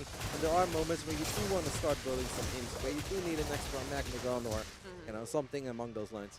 And kind of speaking of that supply block, as we see all these upgrades coming online, they're really actually already on the way to tier 3 with the Magmadons, tier 3 on the Animancers. Just a reminder, the way that Celestials work is they don't actually have a supply block. They have like a soft cap, I guess you could call it, where if they run out of energy, then their units are bad and their production's kind of bad too. Hasn't happened, I think, in any of these games as of yet, but just wanted to note that we do have a potential fight coming in the middle of the map. Yep, seems like Mana is pretty confident in his army. He's got a lot of Argents. We've got a Cabal or 2 in the mix as well. Oh, Magmadon from the top right, that could have been so massive. But I think Theory is waiting for his upgrade to finish up so they can get a little bit quicker, and it's going to be easier to get those big stomps going. Does the Cabal have the lift? That is my question, because they can lift the Magmadon right out of the engagement, and then it's just literally floating in the air. So that might be the plan. Debilitate's also kind of powerful, so it's useful to have. I guess we can't actually see if they have the upgrade or not, but we will, I guess, if a Magmadon lifts guys, that's what that is. Oh, I love it. Theory is indeed setting up a very, very, very wide concave just to make sure that he can nullify the effect of the Dark Prophecy a little bit, and those Animancers won't be able to grab his entire army. This really does feel like a crazy amount of Infernals. That's a lot of Animancers, but they channel that Dark Prophecy, guys. So if the Magmadons push the Argents out of the way, then the Animancers either have to die or just give up on the channel and run away. So that's what Theory is trying to go over. He's just running past the Dark Prophecies, jumping on top of the Animancers, even has a Hellborn coming out here to help out, and it does look like Theory is finally going to get a map against Mana. Yep, that was a great fight. He just had enough, right? And he still has so many high HP units left over. And Mana is forced to run back home, maybe with static defenses and another Animancer. We can actually start stabilizing, as that is a pretty good Dark Prophecy. A couple of those Gaunt's do get stuck. And obviously, like, those fights on the center of the map are fantastic, because those Gaunt's, they create so many Fiends, and it makes it almost impossible for the Argents to just stand there and fight. But eventually, if you run out of Fiends, you do need to be a tiny bit more careful, as Mana's going to try to kite these Magmadons, and he's doing pretty good. The Animancers really are amazing, but they do run out of energy. Thank the Lord, eventually. They do. Yes, they do. And unfortunately, some of these units are not really great at walking away. The Argents do get a tiny speed boost, actually, with the upgrade, so they're a little bit faster. They're able to chase those Magmadons. And the Hellborn. The Hellborn is just generally very slow. And so, whoa, now we have the Shadow Flyers finally coming in. You can see they just instantly took that out. They could have gone after the Prism, I guess, if they wanted, but they're looking for the Collection Arrays. They're more expensive. They take longer to actually get set up, and it's just frankly more obnoxious to have to actually replace those compared to the Prism. So I do love the idea of the Shadow Flyer harassment. I absolutely love it. He just couldn't get to a place where it was actually viable with how far behind he was. A lot of the creeps have respawned though, so Mana is still going to be able to get some income if he just takes out a few of those camps on his side of the map, and of course he didn't lose all of his collection arrays at once. I mean, it's still a close game, it's still very competitive. I want to say that I like it for Theory, but if the Animancer count goes up and Mana can force a fight in a slightly more choky area, rather than like the most wide open place on any map in the current map pool, there is a chance that it's going to be a lot more difficult for Theory to take a fight as good as he previously did. Yeah, that's a very good point. But Theory hasn't added on all of the units that he possibly can. There is one big bad unit that we might actually see in a game like this. That is the Dragon. Yeah, it used to be a top bar ability. Now it's built from the Tier 3 Shrine and does still cost energy, but also resources. Another battle in the middle of the map. Dark Prophecy coming down here. A little awkward on the top side. Almost a surround. Not quite. Unfortunately, when the Argents move away, the Animancers are then targeted. And there's the Dragon. It is quite powerful, guys. It does get upgrades as well. Very difficult to take down. Theory now once again on the hunt for the middle of the map. And a lot of Fiends in the mix, and those Fiends really make it complicated for those Argents to just stand there and fight, or even to just kite successfully. And Mana is honestly kind of running out of space. He's going to try to get up the ramp here and eventually make it to a safe area. But the supply of Theory is not dropping. If anything, it's only going up because of the Plague Axis on the guns. Can we get the surround with all the Fiends? It's the semi-surround zombie grub, but it does look damn good. One more Animancer shows up from the left side. It's going to make it a bit more difficult for Theory to chase. But Theory is absolutely crushing this fight up to this point. Perhaps one big stomp from the Magmadon. Look at that Magmadon go. Yeah, it's actually got a little closer in supply eventually. Dark Prophecy having to take out the Fiend overwhelming. That's usually what happens when an Infernal really wins and Fiends pop everywhere. It gets so many units, but Dark Prophecy definitely good at taking those out. So there wasn't as much of a snowball effect, but as you see Theory get back to macro, boom, jumps up 40 more supply. 70 supply difference overall. Still has the Dragon in play, which could also go harass if you ever wanted to back away from the fight. Yep, obviously Theory does not need to stick around here forever. He does not need to kill Mana, but he seems to believe that he still has the better army, and he can still get a couple of good trades off with the Dragon supporting his Counts and his Brutes and his Fiends at the back. I really don't think we should be attacking up that ramp, even if we've got a 40-50 supply lead zombie grub. Why don't we just creep a little, get another base, play it safe, and let's get that first point on the board against the man who's been a bit of a menace to him today. Yeah, absolutely. Was able to prove that he absolutely knows what he's doing versus Celestial against Maxed, but Mana did prove a little bit different. Now he's getting his chance to shine, but you could absolutely argue Mana kind of gave him a chance to shine. Maybe the map spawns did, actually. Maybe that's why Mana changed his plans, but yeah, this is maybe not something that Mana's going to allow happen again in such a fashion. But, you know, that's been kind of Theory's goal, survive until he gets to this very, very powerful army. He did check for hidden bases, didn't find any. He knows that Mana is on his last breath. Kind of funny how Kalaris was just joking that nobody would ever take the center. Now they're both taking the center at the same time over here on Lost Hope. But Theory obviously has a 100 army supply lead. Or look, he has a lot of imps. Perhaps he has the ability on the imps as well. So he can start blowing a couple of them up if he wants to. For now, I guess we're just going to mine some Therium. Mana's going to try to do the same thing, but Theory should take control of that watchtower in the center. I think the moment he does that, he's going to see like, wait a minute, you're here too. It's not just me. It's both of us. Well, I think my army is a whole lot better than yours. And he's not wrong. No, he's not. Mana is still in the game, but what does his army look like? 2 Animancers, Argents, and 1 Cabal, which I don't know if it's helped all that much. And well, both Animancers are actually out of the equation now. Well, weirdly enough, he's running past them. Okay, well they're not.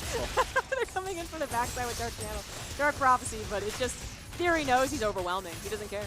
Yep, there is a lot of Inferno here with a lot of very high SP units, especially the Magmadons are very difficult to take out.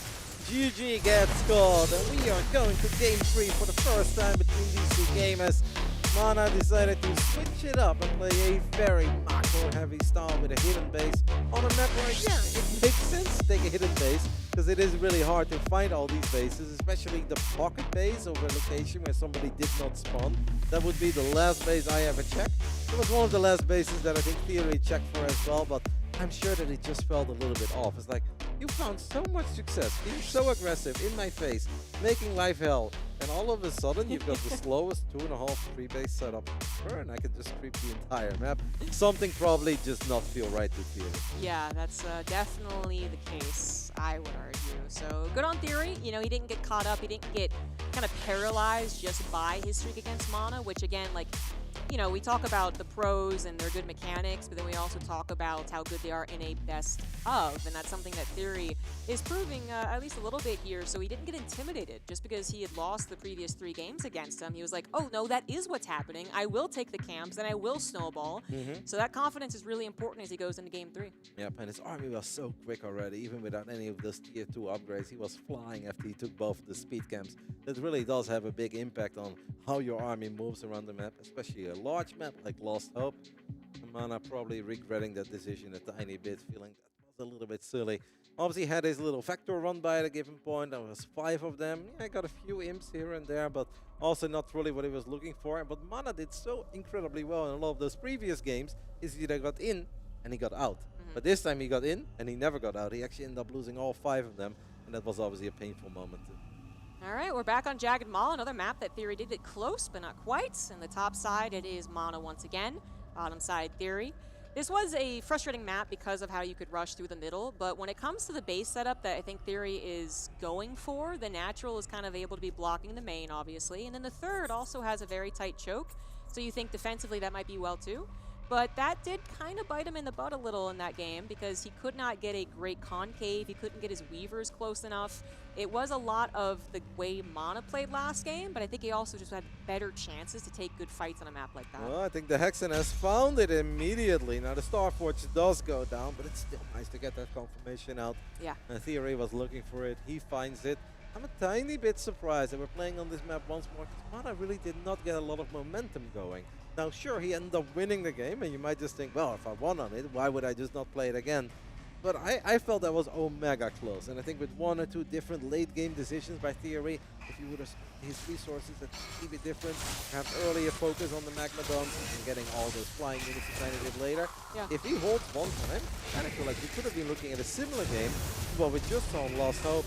Now, obviously, Mana perhaps did not know that before the series started, but it feels scary because the start felt really strong for Theory, and I don't see any reason why it should be different this time, so he does end up losing a round immediately. It is also the case, remember that he kind of fought over the Mana's health camp for a long time, or maybe he could have capitalized on his map control to get more economy. Just ways that he could improve that game, of which he was already in a good foundation, but then just kind of missed that power play towards the end. He wasn't quite ready to go, and especially being defensive on this map, you get into those chokes. There are some open spaces over to the left, which is where he would want to actually use his army. Oh, that's big. That is very, very big. Ugh. Mana a little bit greedy there, really wanted to get that second count, and he got it, but at the cost of a Vector, and that was the healthy Vector as well. Well, Zombie Grub, everything that we were touching upon, the first minute of this game is kind of happening. Last time Theory had a good start. This time it's even better. Yeah. You gotta be really unhappy with this, your mana. And we clearly know how powerful this build is with mana, because we saw that in the very first game that these guys played. But on this map, with that health camp, with the support of the meat farm, with those fiends early on, this feels like it's an amazing map for Theory to play the kind of game that he wants to play. And it's not a good one for this specific opener of mana. Yeah, it's a very good chance for him, especially if he improves on some of the notes of the first time around. Now, Mana can also improve on some things, obviously not so far, but I mean, as far as his mid-game, maybe he doesn't go into the air units, maybe he doesn't actually try and play with that, and maybe that improves it a little bit for him too. Or maybe he actually gets to his own air harassment, which is clearly his plan, and then they all kind of died. It's very impressive. I was wondering if Mana was going to try to wake up the big bat creep there while Theory was working on his Starforge. I feel like that could have maybe saved his Starforge for a couple of seconds. As the first Vector drive-by is a fact once more. There is a Shroud Stone there helping out a little bit. Mana is being a little bit reckless. Wow. As he's going to lose the first Vector very quickly. Does save the second one. Gets 2 counts. Does not really feel like these trades are worth it as Mana loses the second Vector too. Oh my goodness, Zombie Grub, the man who was in total control, won 3 maps in a row over the American Infernal player of Aftermath Esports, is having a bit of a nightmare here. Yeah, absolutely a nightmare, 100%. Now, Theory is not trying to push the advantage as much as last time. Okay, there we go. We are going to get in the middle of the map. We're going to take the vision camp. That is the easier one to take, and then perhaps actually challenge that health camp. And I wonder if Mana is going to have a worse defense, because it was close in the very beginning. It kind of became evident he had enough defense at his base to hold, but he couldn't hold the health camp for very long. And that might actually go even better for Theory in this game here. Really cool build by Theory, just a strong opening on this map specifically. I mean, Mana may get his health camp, but Theory can just safely go for the camp in the top left. That's once more going to skyrocket his supply. Should be able to get another Fiend to it too. It's going to give him some bonus money that you can spend at home successfully. I am incredibly curious to see what Mana can do here to start turning this around, because it really does feel that almost everything that could have gone wrong for the man who won the first 3 games when these two played against each other has gone wrong. One more thing goes wrong. He still doesn't even have control of the health camp. Wow. Oh my goodness. It is much worse. It is much worse. That's just it is what it is. That is much, much worse. Now Theory, who again maybe invested a little bit in that first Jagged Maw game, didn't successfully break the natural. Here now we got Power Banks plenty. Had maybe a chance there to continue on. Obviously had to back away from the overcharge, but there you go. It's now gone. Comes back in. Only 2 Argents to help out. Arkship trying to help out too, but if Theory's got more units on the way, this is going to get very difficult. And we know how Argents can be very powerful, but it just kind of feels like this is going to be one of these moments where they spawn one by one and die one by one. Now we do have overcharge being used there. That's going to push these units away from the Infernal player for a little bit. Small miss rally on the guns there, tiny bit sloppy. But I feel that Theory's start has been more than good enough to get away with a tiny micro error. Plus the second one too. Obviously can't keep on doing this, but I still really like it for the American Infernal player. Even though the second overcharge gets dropped too. But this time in return he at least gets an Argent. Yeah, I was worried. I mean, if he didn't have an overcharge, then that Ray was actually in trouble. Now that is going to successfully defend. Mana is going to get his 2 bases by the looks of it, but it was very, very costly. Theory should have had time to actually build up his natural and probably thinking about a 3rd as well. He did just spend his money, so 3rd is coming down. Oh, he just spent his money on all the imps to saturate. There you go. We can obviously, once we have been trading out some units, you gather up energy and you top bar a lot quicker, and then you can reset the charges of your main base. You build 3 workers, you're down to 0, use that ability, get 3 more charges, build 3 more imps immediately. It's a great way to spend your money and make sure you're going to get richer in the future. Yep. Theory's in a powerful position, definitely feeling more like the last game, and Mana is the one that's got to figure out how to deal with it. This is a chokier map, right? So I mentioned how the battles will still be different just because of the map. If Mana can get Dark Prophecy in the same type of choke on Theory's 3rd base, it will be very powerful. There's no doubt about that, but that should be on the top of Theory's mind. I'm in a good position. What can he do to come back? Animancers in a choke. Avoid that at all costs. And Theory's units are still so quick. Look at these Fiends, they're flying. One more Argent gets picked off. I actually think if Theory just continues doing what he's currently doing, and he takes care of all the creep camps the moment they respawn, he keeps on expanding, I think you can spam those shadow flies that you love, Zombie Grub, for days. And even if you don't get the most efficient trades ever, if you're 2.5 or 3 times as rich as your opponent, who really cares, right? Spam shadow flyers all day, every day, and don't show up with 40 guns and then fight into Dark Prophecy 3 times and lose all of them. No, just spam some shadow flyers. That actually seems like a very fun way to play out this specific map. I think so, and he's a wonderful position to do it as well. I really believe that is his next choice. And then, again, perhaps a third base at some point. Mana definitely going to try his best to recover. What risks can he take to do so? He could once again try and sneak a couple of prisms to the right side middle, where you can pass through that, guys. It just is one of the unnatural ways to get across the map. So we do have less scouting, less vision on that side often. Get an extra conclave or two, so Theory can pump out more units if the time comes. And we can really see that the supply is telling the tale of the early game here. Theory with a 33 supply lead as he's getting the Magneton upgrades too. But Mana's also mismacroing again pretty hard. Saving for something. 1,000 for something? I mean, I have no idea, Zombie Grub. I mean, it's just been a frustrating game because, especially I think on this map, it's really hard. If you feel like your opponent has total map control, kind of stuck in your little corner on the top right side of the map.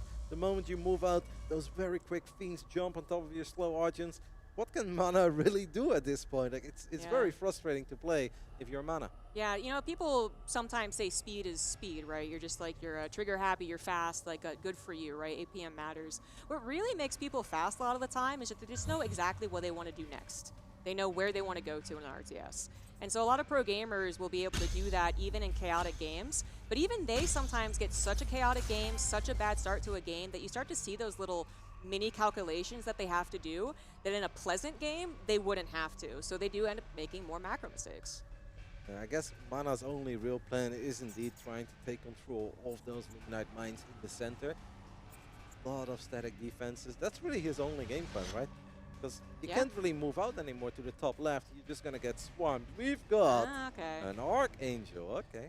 So he's going to go for the slam, is what I'm going to call it, to the middle of the map. I think he successfully hit it from that Fiend that was kind of doing a scout. The Fiend did see, of course, the prisms there, and it just, you know, I said it's a risk he could take, and it's really very risky because there is no way that Theory wouldn't guess something is over there, and there's no way he wouldn't make Shadow Flyers to kill all those bases off to the right side. So he can, this is funny. Mana can get some mining off the right side for a little while, but then he really has to think about how much of the Shadow Flyer is going to appear. Probably not even planning on having that for very long. Yep, Theory is obviously just consuming the bottom left side of the map freely, still taking out important and powerful creeps as well, finding clever ways to get some value out of one of these towers. This really does remind me of those Warcraft 3 days where people found more and more efficient ways of creeping without really taking any damage. So the tank does get taken out, but the army is here. These guns are quick and going to get on top of a couple of these Argents immediately. The Archangels are going to be forced to fight. They fly in, but I don't know if they can really get out safely. Yeah, they do take a little bit to get back up in the air, which I think is fair, but that means that they can, in larger fights, get sniped when they do that. So yeah, they might hit, but then they immediately die after. So you do have to be careful. But we're already at 2 Archangels. Again, they could go harass and hopefully live and come back. And if you get to like 6, that is a lot of explosions. They will be kind of intimidating to the gaunt army that Theory has. It'd be very cool if Theory could maybe go for some drop lane, because we already have the Shadow Flyers, but he could maybe go for, I believe it's called Harbinger, but I'm not totally certain. Yes, it is. And load up a bunch of guns, drop those into the main base of Mana, because Mana's probably going to have a lot of defense over here in the center of the map, near those bases that he really wants to get. No. I think some drop play would be very cool on the side of Theory. You're absolutely right. That is a very good point. And kind of funny that we forgot that that was a thing, because that was dominating some of the metas previously. The Harbinger drops were kind of crazy. But yeah, we could see that, because he might also control the skies. I don't know how that Shadow Flyer fight would have gone. I'm just going to tell you. I have no idea. Archangels, they don't shoot in the air, right? So they'd have to land, I guess? That would be very odd. And then if they land, I guess they would be free to go. So that's fair enough.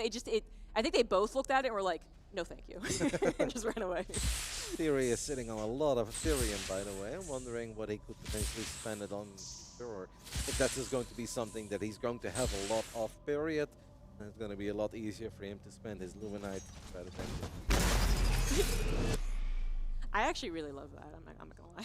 It's Shadow only Flyers. 4 Shadow Flyers. Huh?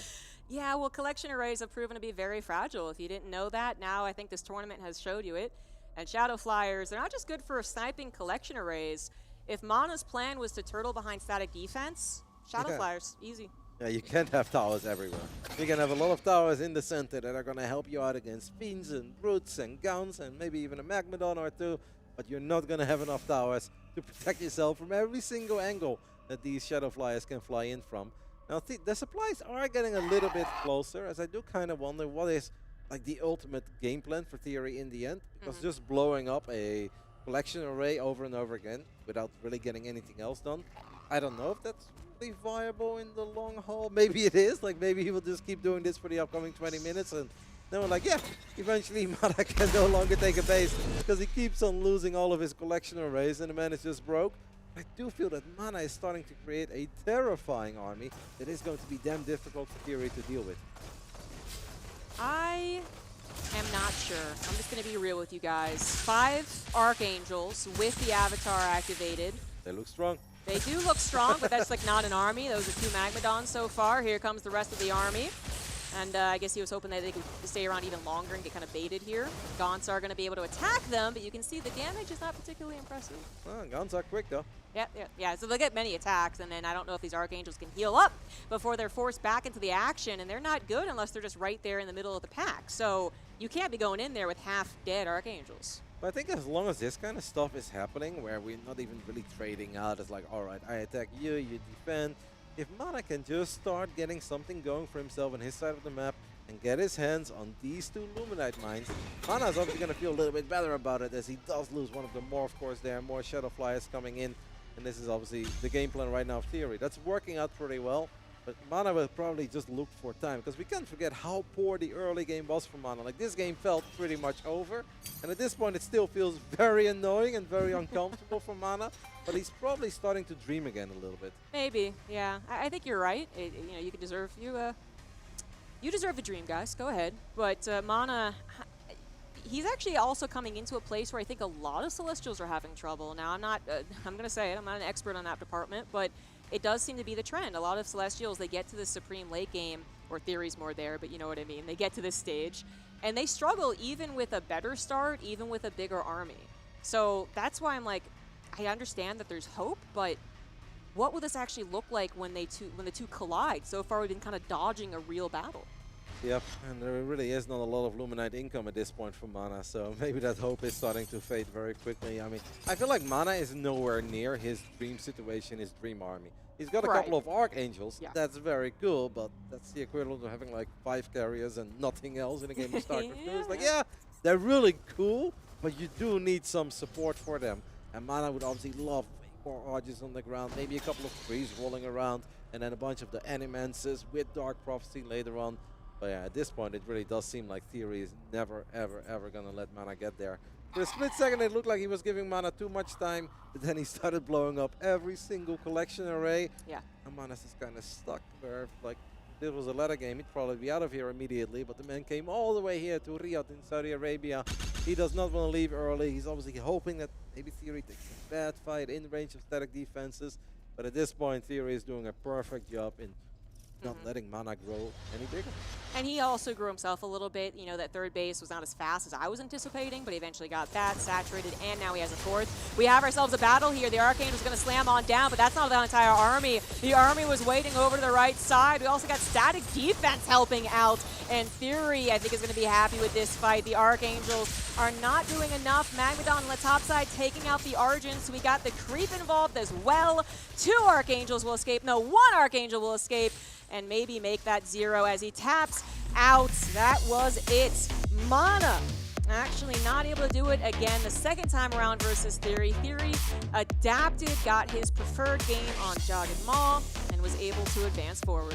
Our only Infernal player of the tournament makes it to the final against all the Celestial players that we had showing up over here. And who could have thought that after the first 3 games, especially with the way that this best of 3 started off, it just felt once more like such a disaster where, Yeah. okay, we've got a plan with the meat farm out there and a Shroud Stone on top of the ramp. This is cool, right? And Mana just blinks on top of the ramp after throws on a scan. We're like, oh no, like this is the end. And that kind of was the end. But yeah, Theory really turning it around.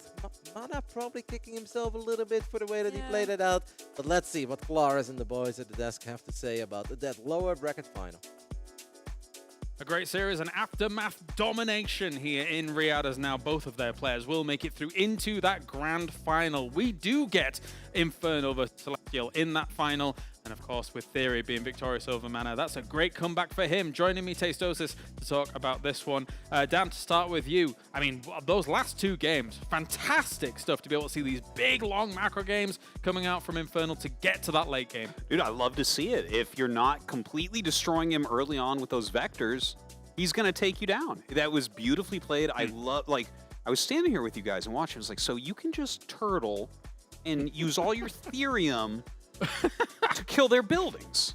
Shadowflyers are good. I might have to leave Vanguard. Like, I think that the next hero for Infernals should be Theory.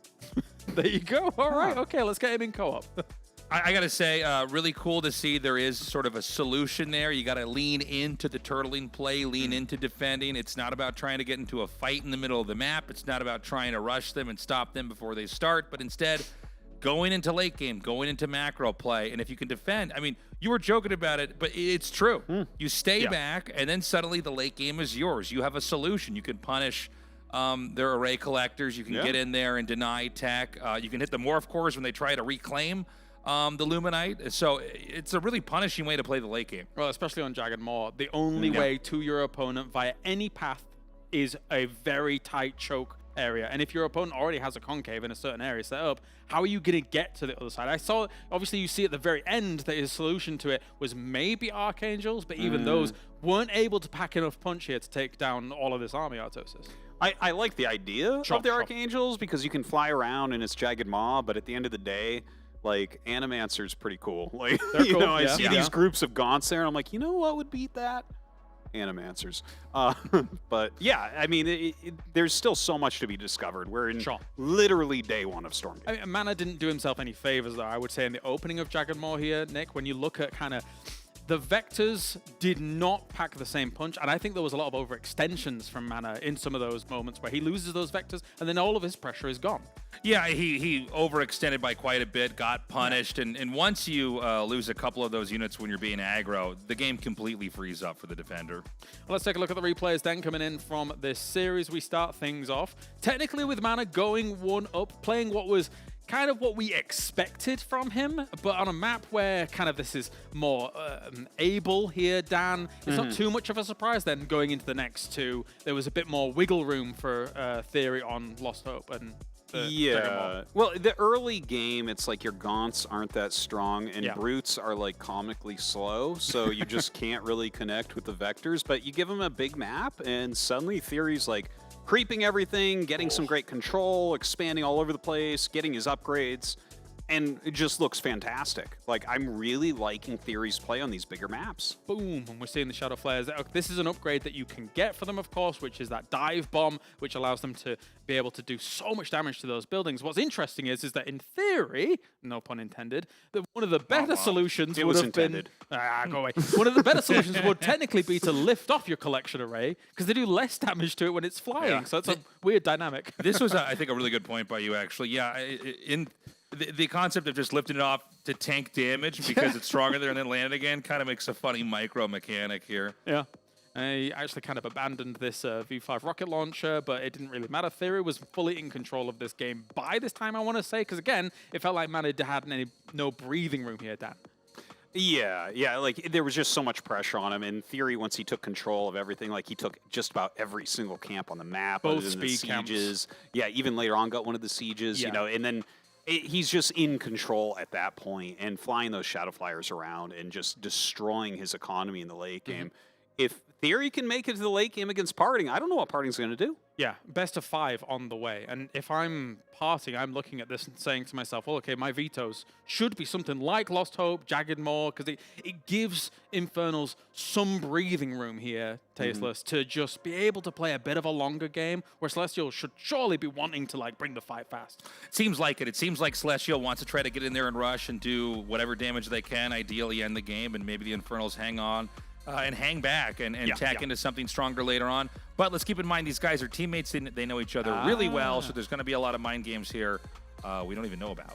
Yeah, this is slowly between these two becoming El Clasico for Stormgate, even though we're in day 1, effectively, of our early access for free-to-play. Let's take a look at that bracket here, as now we have our 2 Aftermath players making it into the grand final. They are going to be very happy as an organization. Parting playing Celestials, and Theory playing the Infernals towards the end. I know that you guys are going to be commentating this last one. You excited for an Infernal versus Celestial, Dan? This is what I was hoping for the entire time. And, you know, I think Parting tends more towards aggression than Mana. And Max said probably a little bit more aggression than that. So he's kind of in between the two. Yes. And Theory's beaten both of them. Yeah. So can he kind of zoom in on the way Parting is going to play here and counter that and be an Infernal champion on day 1? Precisely. I mean, to be honest, through past phases of the game's history, throughout the development stages, etc., where we got to play like closed beta phases, Tasteless, Parting seemed like this untouchable god in the game, regardless of what race he played. But now, here and there are chinks in the armor. There's little opportunities for people to be able to wound this man. Yeah, right. He was 100% ahead of everybody else. Yeah. He seemed to be kind of leading the front on how the game was understood, which is kind of a odd position to be in, because it wasn't just with one race, it was with all of them, right? He was pretty much mapping everything out, and people were kind of copying him and emulating him, and I'm sure that will change now that the game is out and everybody can play, and we're going to have more more brains bashing into each other, trying to figure out what are the best strategies. But if anybody knows him, it's going to be Theory. So again, I think even though he will probably be rushing a lot, probably be being really aggressive, Theory has proven to have some great defense, and again, he knows this guy really, really well. That is the toughest thing, though, for them. As much as, yes, they know each other very well, Parting has had an opportunity to watch, effectively, all of Theory's Infernal versus Celestial. So he's a smart man. He could potentially figure this out. Of course. I mean, you can't ever doubt Parting in what he's up to. Like, this guy has countless tournament wins in countless different games. Obviously, he's still the favorite here, but Theory is that underdog story that we're kind of rooting for. Yeah, definitely. Any potential predictions before you go on him? I think my heart says Theory, my mind says, my head says Parting here, but I would love to have Theory win this. That would be so cool, considering it was an entirely Celestial tournament with the exception of him. Yeah, it does feel like he kind of came in as the underdog, even though we know that Theory is extremely good when it comes to the game as a whole, Infernal as a whole. Just everyone kind of expected maybe a Celestial win, but for an Infernal to win it down, that would be special. That would be nice. I think if the games go long, then Theory starts to gain maybe a little bit of an edge with his Shadow Flyer strategy, right? Yeah, like if he's flying around and destroying all of Parting's economy, there's not a lot Parting can do there. So I'm hoping that on some of these bigger maps, Parting doesn't get a big leg up early, and we can see like some really big macro games. I'm trying to even theorize how you deal with the Shadow Flyer strategy into the mid and late game. And I'm thinking, okay, well, what if you went sides or something like that? But the Shadow Flyers just crash into those. What do you kind of? It doesn't seem like they get shot down very quickly either. No, like they kind of just get in there and get the job done. So I don't know. I mean, maybe we'll see in this game. I think I know the counter. Sure. You go vectors early and get them into their base. Okay, well, so you don't let them get there. Nice. I like that a lot. We're just waiting a few more moments before we actually go to a break and then, of course, get into that final here. But I'm just getting word that we are ready for it. So, guys, thank you very much for joining me. Stay tuned. We are ready for our grand finals in just a moment. A best of 5 Aftermath versus Aftermath, Parting going up against Theory.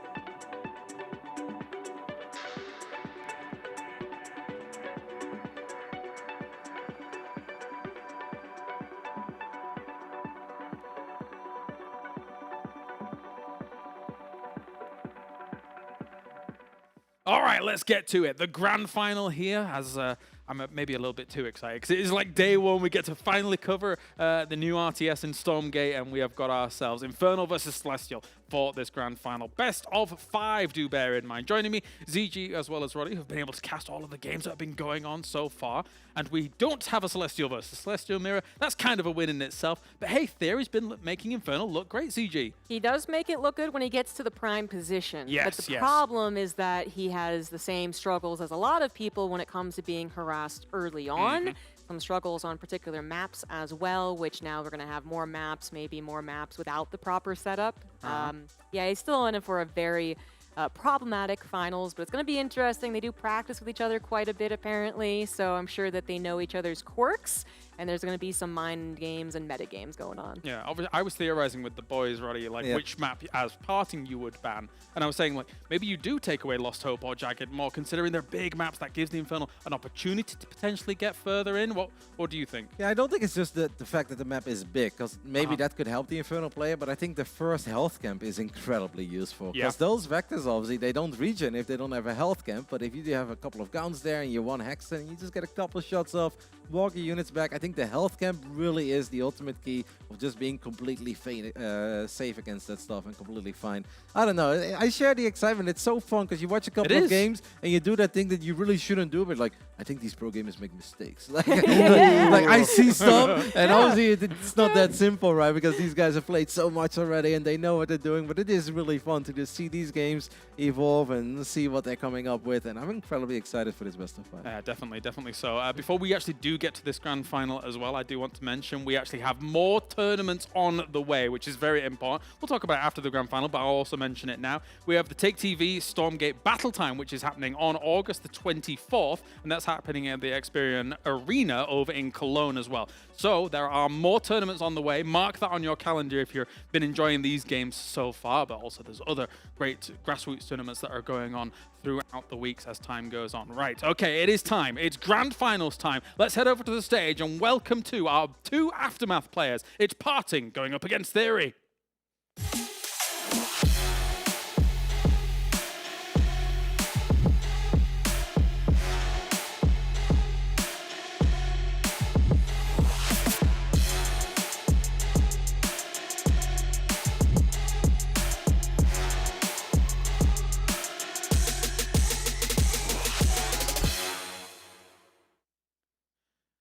The 2 Aftermath players, 2 names absolutely synonymous with RTS Excellent when it comes to this fledgling RTS scene. One of them will walk away as the champion. Time to head over to Tastosis for the best of 5. I could not be more excited for this finals, Artosis. It is Theory versus Parting. Throughout the history of Stormgate, starting with the closed beta up until now, obviously the game has just been released today. These were regarded as the 2 best players, one from the East, the other from the West. Now they are here in the first ever finals where they will fight against each other. I know. This is a perfect story, and for Theory to have already gone through a couple Celestial players. He's shown he knows how to play this matchup, but can he do it against the best? The question is going to be, you know, in a tournament like this where it has just been Celestials that he's had to fight, like you were saying, maybe that's all the only matchup he really has to have, and he's already, again, like you said, proven that. We've got Theory down here in the bottom left, and the top right is going to be Parting. All right. I'm excited to see what Parting is going to do in many ways, right? Like we just got done watching a bunch of Theory games there against Mana, and we have some ideas about the types of ways he wants to play. But is Parting going to bring something special out? Is he going to say, you know what, I want to go super aggressive here? Or is he going to try to maybe really build his economy so that he can take out Theory in that later game that it seemed like Mana had so much trouble with? On this map, we have, unsurprisingly, Parting going for a fast expand here. We've got the Hexen roaming right now. There is a lot of labyrinthian paths on this map in the upper left and then as well as in the bottom right, but the middle is generally pretty open. Infernal seems to lend itself to a kind of macro development style, especially against Celestial. It doesn't really seem like there are many, or if even any, kind of technical attacks where you can really kill the Celestial. So instead it's really kind of about balancing, developing, growing, where I do think the Celestial, at least for now, at least for this iteration of the game, does have maybe a wider range of choices. Yeah, I would definitely agree with you there. Now, taking a look at the way that Theory is wanting to open this up, I really do love to see it. He's already got some Gaunts, already got some Brutes, clearing that health camp very, very quickly. And, you know, this is something that we saw from him a little bit before as well, right? Like, if he can go around and start clearing these camps, feels like Theory really gets into a position that he's comfortable in. I do like this setup over at the creep camp where they basically build right outside of that and even use the farm and the fell hog that comes out as something to tank a little bit of damage. Yeah. It's kind of a cool opening here. And over here we see, you know, your starting structure. The Arc ship is going to be part of your creeping pattern as well here, coming from the Celestials. Yeah. And you can see just how much these guys already have it mapped out. You know, everything is changing all the time right now as the game just came out, but you can see it's like, okay, yes, if I attack here with, you know, 3 Argents and the Morph Core, I'm just barely going to kill it off without losing the Morph Core, and then I make my collection array, right? And it's just the exactitude that we're seeing on day one is very impressive. Yeah, it's kind of crazy. You know, pros now are so good at, you know, developing openings that are so technical and so perfected, and we definitely are seeing that on both sides. So in this game, we have Red slowly moving from the top all the way down to the right side and expanding and taking out creep camps and getting control of the map. And the same is true for Theory, only in the opposite direction.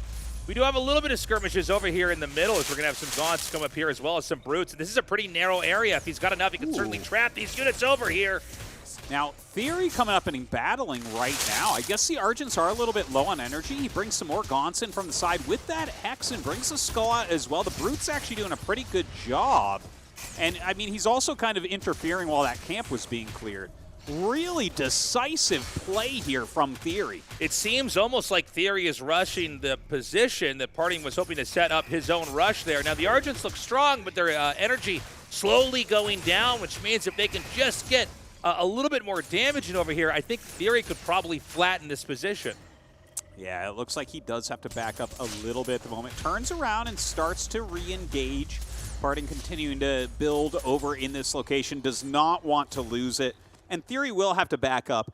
At the beginning of that, I felt like it was going pretty well for Theory, but by the end, it really, I question whether that was valuable for him. It doesn't feel like that actually put any dent into the play of Parting. It's funny because it was such a narrow, boxy area, but it seems like Parting was able to basically run around the circular area with the trees and stay alive, and now the counter push is going to come in here, and Parting has a lot of momentum. No static defense up here right now. The Gaunt's being targeted and then taken down as the Argents are going to try to dive in. Oh, man, just too much damage from this Mass Argent right now, and Parting doing a fantastic job punishing Theory. Whoa, GG is called already. Yeah, that was a pretty fast one right there. You know, I think that Theory, it did look like he was doing a good job, but he lost a few too many units. Didn't really break the Argents there in that more forward position, and Parting just hits with an instant counterattack, unable to stop it there. Yeah, you can see they definitely had a very good idea of what each other were doing, and it came down to Parting setting up down at the bottom center and getting ready to try to launch an attack from that position. In Theory, basically trying to kill that strategy in its crib, so to speak. Yeah. Well, you can't blame him for going over there and trying to take the initiative away from Parting, but did not end up working out. Maybe he should have either, you know, thought of a counterattack or maybe started to get some defenses up at home. But he'll take that all into consideration for our next map. And, you know, I'm still kind of holding out hope here. I think that Theory has potential to get onto one of these bigger maps, get his game plan really rolling, and be able to take games off Parting. Yeah, you know, if he could rewind that game back, I would imagine he would have just not tried to apply pressure into that area. Maybe expand further into the north, set up some more static defense to absorb the damage that would have been coming from Parting, but there are really two ways to play that position, and Theory went for a very aggressive one where he could pounce on that. You got to remember that the Celestials, they can attack from a lot of different positions on the map, but that means their infrastructure is also kind of hanging out there. So if you're able to punish any advances they're making on the map like that, that's a great way to kind of scoop up a lead and carry the game out from there. Well, we'll see how Theory tries to change his game plan here going forward. Is Parting going to continue for these quick kind of like timing attacks, very Argent focused? It seems to be that he's just very good at that type of play, but I think you're going to need a little bit more than just that here against Theory. Okay, we're going to go into game 2 now. It's Theory down here in the bottom left and in the top right, and the red is going to be parting. This map is made for some interesting games. There are 2 entrances into your main, and they're on opposite sides of your base. There's also 2 entrances to your natural expansion, yes. so it's just sort of a map where you're never really feeling that safe. You can't really seal yourself off like you would on a lot of other maps or in a lot of other RTS games, which tends to reward aggression. At the same time, they have this double Luminite expansion at the natural, or I guess we should say second base for beginners of RTS. And so there's a real incentive to go out and try to expand, but also a high risk that you're not able to manage defending that location as well as your main. It's a very good point. We're going to see if he's trying to expand now, or are we going to just have some pressure across the map, right? So already a power bank going down at that double Luminite mine here for parting. And yeah, meat farm going up. Looks like Theory wants to take over this speed camp pretty quickly. Now, I think the reason why they put a speed camp here is to incentivize people to try to come out and attack on the map. Seems to be a kind of experimental feature here. It also, you know, you take out your opponent's speed camp, but suddenly you can launch an attack onto them very quickly. Speed, probably one of the best buffs or boosts or upgrades you can get in an RTS game.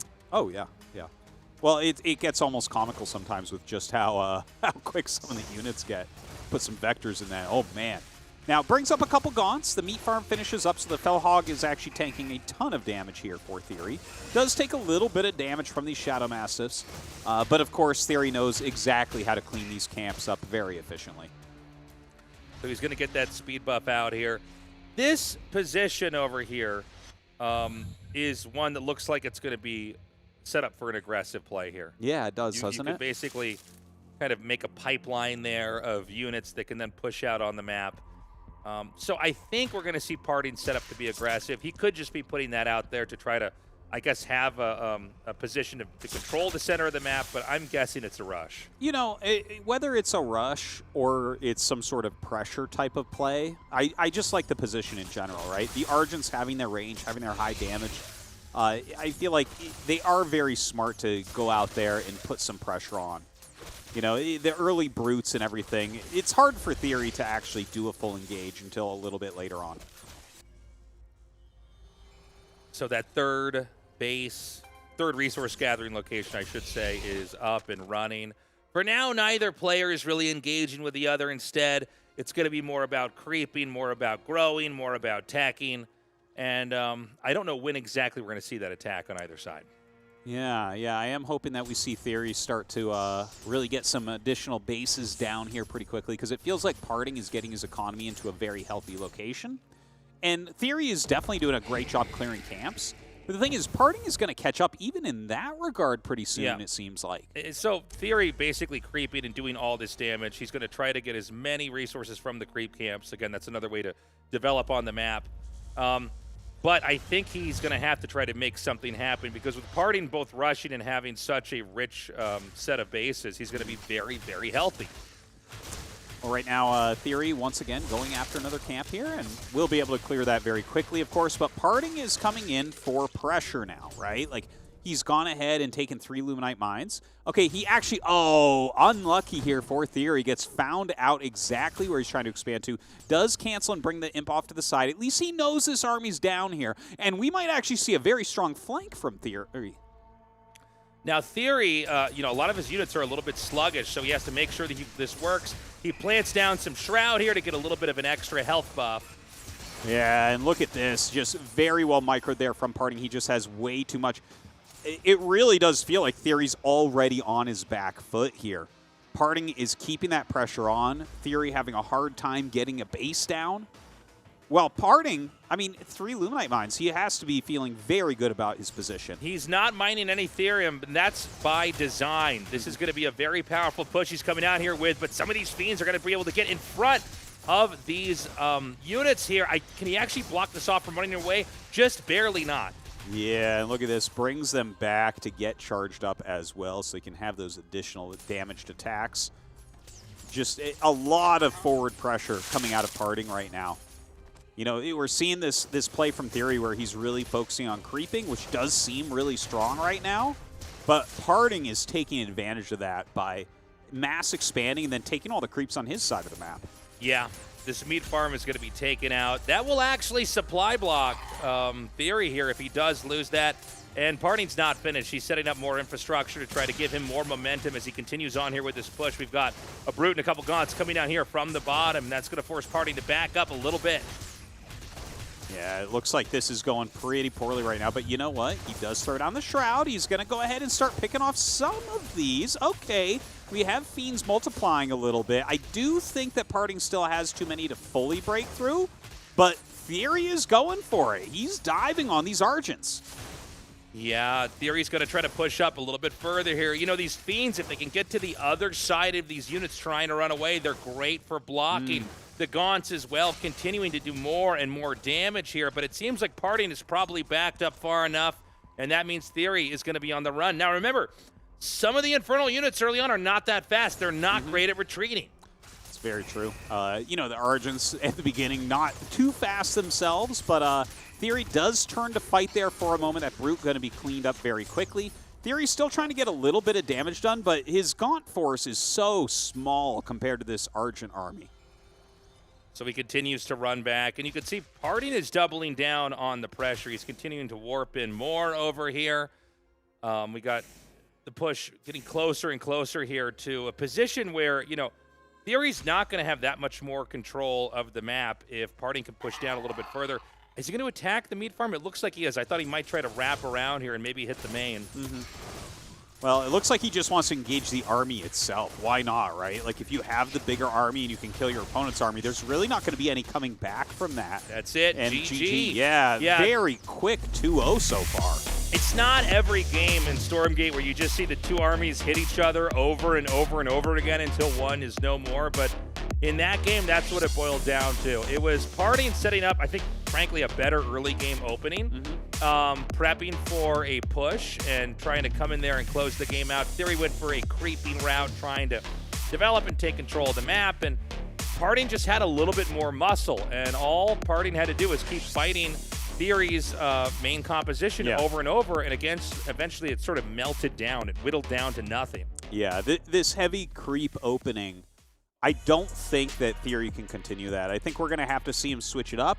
We're going to have to see maybe a faster Shrine, maybe build his economy a little bit, and play it out in that type of way. Because the way that Parting is just like, okay, instantly expand, okay, get a few Argents out, start doing some camps, expand again, and now a lot of Argents. It's just Theory doesn't have the economy to make enough units to counter that.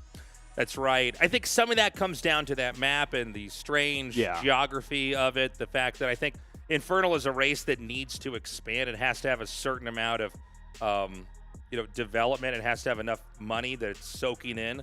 And I think Theory didn't have a lot of options other than to try a creeping path. But we all know that right now Celestials are just very strong with these rushes that look exactly like that, where they hit you, they get more energy, they run back away when the fight's uncomfortable. And it's kind of this tug of war you see in the middle of the map where eventually the Celestial wins.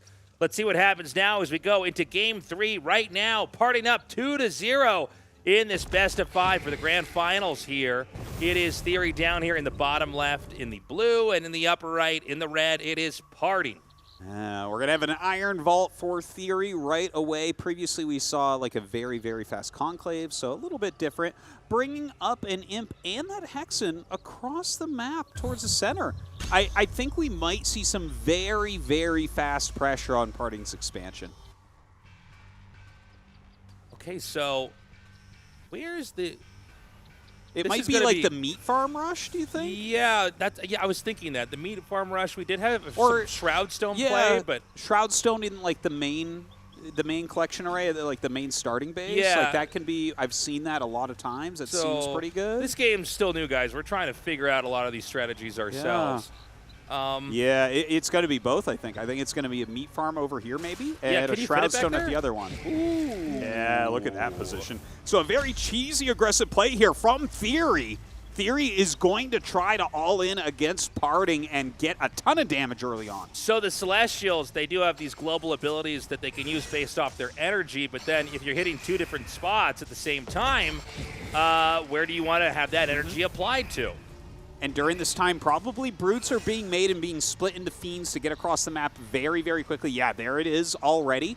So Theory going to continue to lean on him. Now, the first Argent is out. It's coming up to help out here a little bit, and you can see the Fiends already getting on top of that. So the Argent does not want to fight those Fiends right now. Look at this. Theory's actually getting some good damage. That Prism's getting pretty low. Yeah, meanwhile, back here, the Fellhogs are spawning out, and they're starting to chip away at the collection array. The Prism's being chased out. The Argent's going to come back in. It's really going to come down to some very, very specific control. One misstep on either side could cost the game. We've now got Shroud. Now remember, that's going to give the white health over here to the Rush, which gives you a lot more momentum. The collection array is going to leave. It's at about 40% HP. And it's not mining for quite some time now, right? So that's a lot of lost income. In the meantime, still down here fighting a little bit, kind of waiting for the next Fellhog to come out to help out. But he is going to clear that camp right there. And so far, this Rush is doing reasonably well, but no, like, really permanent damage yet, right? One of the issues is that, yeah, he denies the base, but you can see that only just now is Theory expanding, right? Yeah. So if you look at it only from the Celestials' perspective, it looks devastating, but the truth is that Theory also has a fairly dysfunctional economy compared to what he would want to have if it was a normal game. For sure, for sure.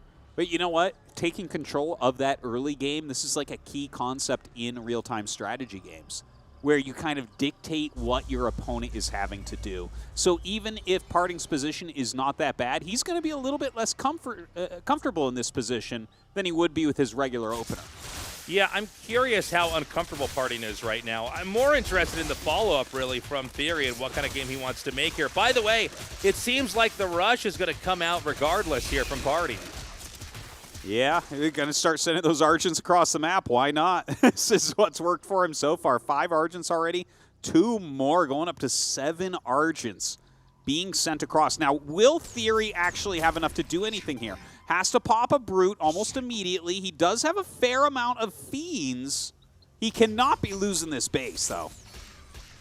He's going to move in here, but when these Argents come in, they're going to have a harder time getting out, especially with Fiends present over here. The Brutes, they're much more sluggish. They're a little bit slower and harder to get over here. He does have a couple more they're going to break in. Yeah, it looks like that does not work out so well. The Shroud cover, only half of it going up, I think, because of that ramp right there. So the Argents are actually having a pretty reasonable time here. Only 1 Brute remains, a few Fiends left over with that Hexen. But this is looking tough. The Fellhog wants to come out to help, but gets leashed back home. The Argents are going to be out here again. A lot of these are very low on HP. They're going to be right outside this, this battery over here. The power bank's going to be able to give them a lot more power. And it's another tug of war here. Right now, the Argents kind of splitting the position here between the second base and the first. You know what? Right now, oh gosh, yeah, man. Trying to get a meat farm up there to help out a little bit. He's having such a hard time because it's so easy to kite these Brutes, right? They're so big and so they're kind of tanky. But in these early parts of the game, ranged units just having their way with them.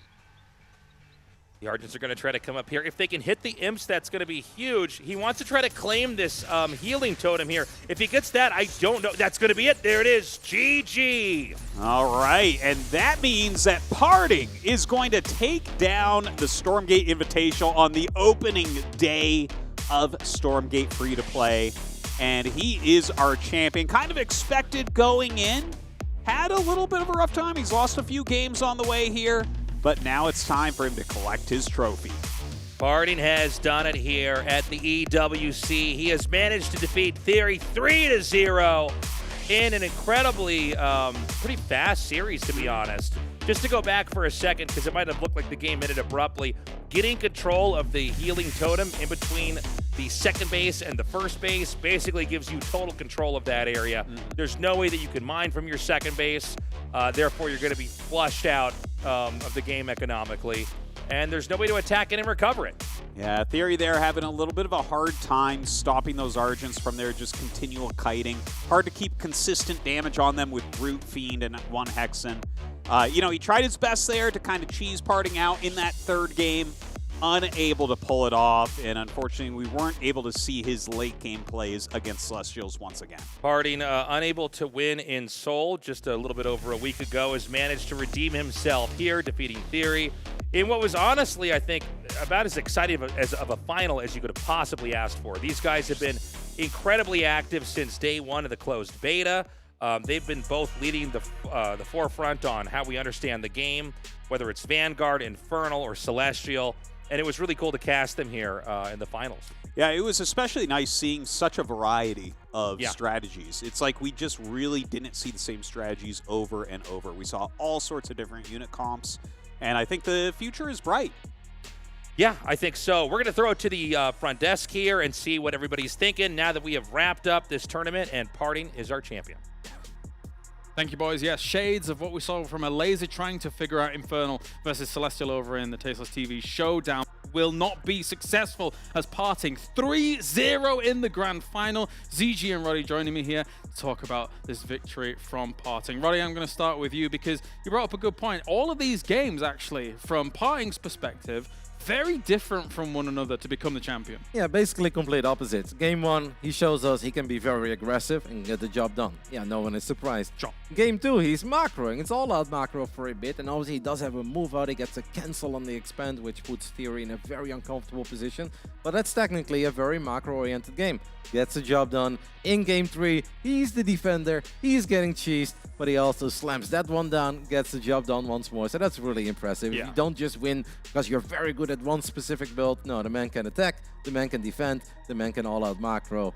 Obviously, that's stuff we already knew, but it's still very cool to see that being displayed in the grand finals. Yeah, without knowing the absolutes of how truly they know how each other's going to play, it did feel like Parting kind of had Theory's number, knowing what he was going to bring to each of these maps as we take a look at the replays, ZG. Yeah, and you pointed out even like Game 3, something that a laser had kind of shown how to do, right? And then I think because of that, Parting knew how to respond. So I think also there is just a lot of intel on what Theory does, not just in their practice games, but also on the broadcast and what Infernal can do. And Parting was clearly ready against Theory, and he was particularly ready against this particular Infernal player. So yeah, he proved to be the best, kind of just general RTS player as we might expect, but he just really understands Stormgate as well. Yeah, very terrifying to go up against these kinds of Argent numbers, and Parting knows exactly how to get away with the numbers of Argents he requires in the early game against these Infernal players, Roddy. Yeah, the man has very good micro, we know that, so he's obviously going to take some very good fights early on. And it's also perhaps a little bit by intimidation, because perhaps he saw what Theory is capable of at minute 8 or minute 10, as we really want to take a close look at his GG timing, by the way. We saw it a couple of times there. But yeah, perhaps Parting saw that semi-finals or the lower bracket finals between Theory and Mon, and he's like, whoa, if I let Theory do his thing and he becomes like 150 supply plus Infernal player with tier 3 upgrades, that could actually become incredibly scary. So let's just rely on the power of the Argents and make sure that I can either be aggressive or at least take total map control, and he did an incredibly good job with that. Yeah, the final moments coming in here from this as well, and by the time you've defended the Shroud Stone Rush, the Fellhog Rush and things like that, only having a few Brutes and a Hexen here to deal with these Argent, it's just not enough, CG. Yeah, I think you have to kill the collection array, which didn't happen. Yes. It did float away, and then it just, sits down on another mine, and there's not much else that Theory is able to do with such a dedicated opener. Roddy and I were kind of discussing, we wonder if maybe changing the Fellhog and the Stone would have been better, but ultimately it might not have mattered, because again, collection array lives, and Fellhogs would have killed it even slower. Then yeah, I think that might just be kind of the secret to surviving there. Yeah, very specific reasons you put the farm there, because sometimes there's been moments where you put the farm on a slightly different angle and then the Fellhogs can't quite reach the collectioner.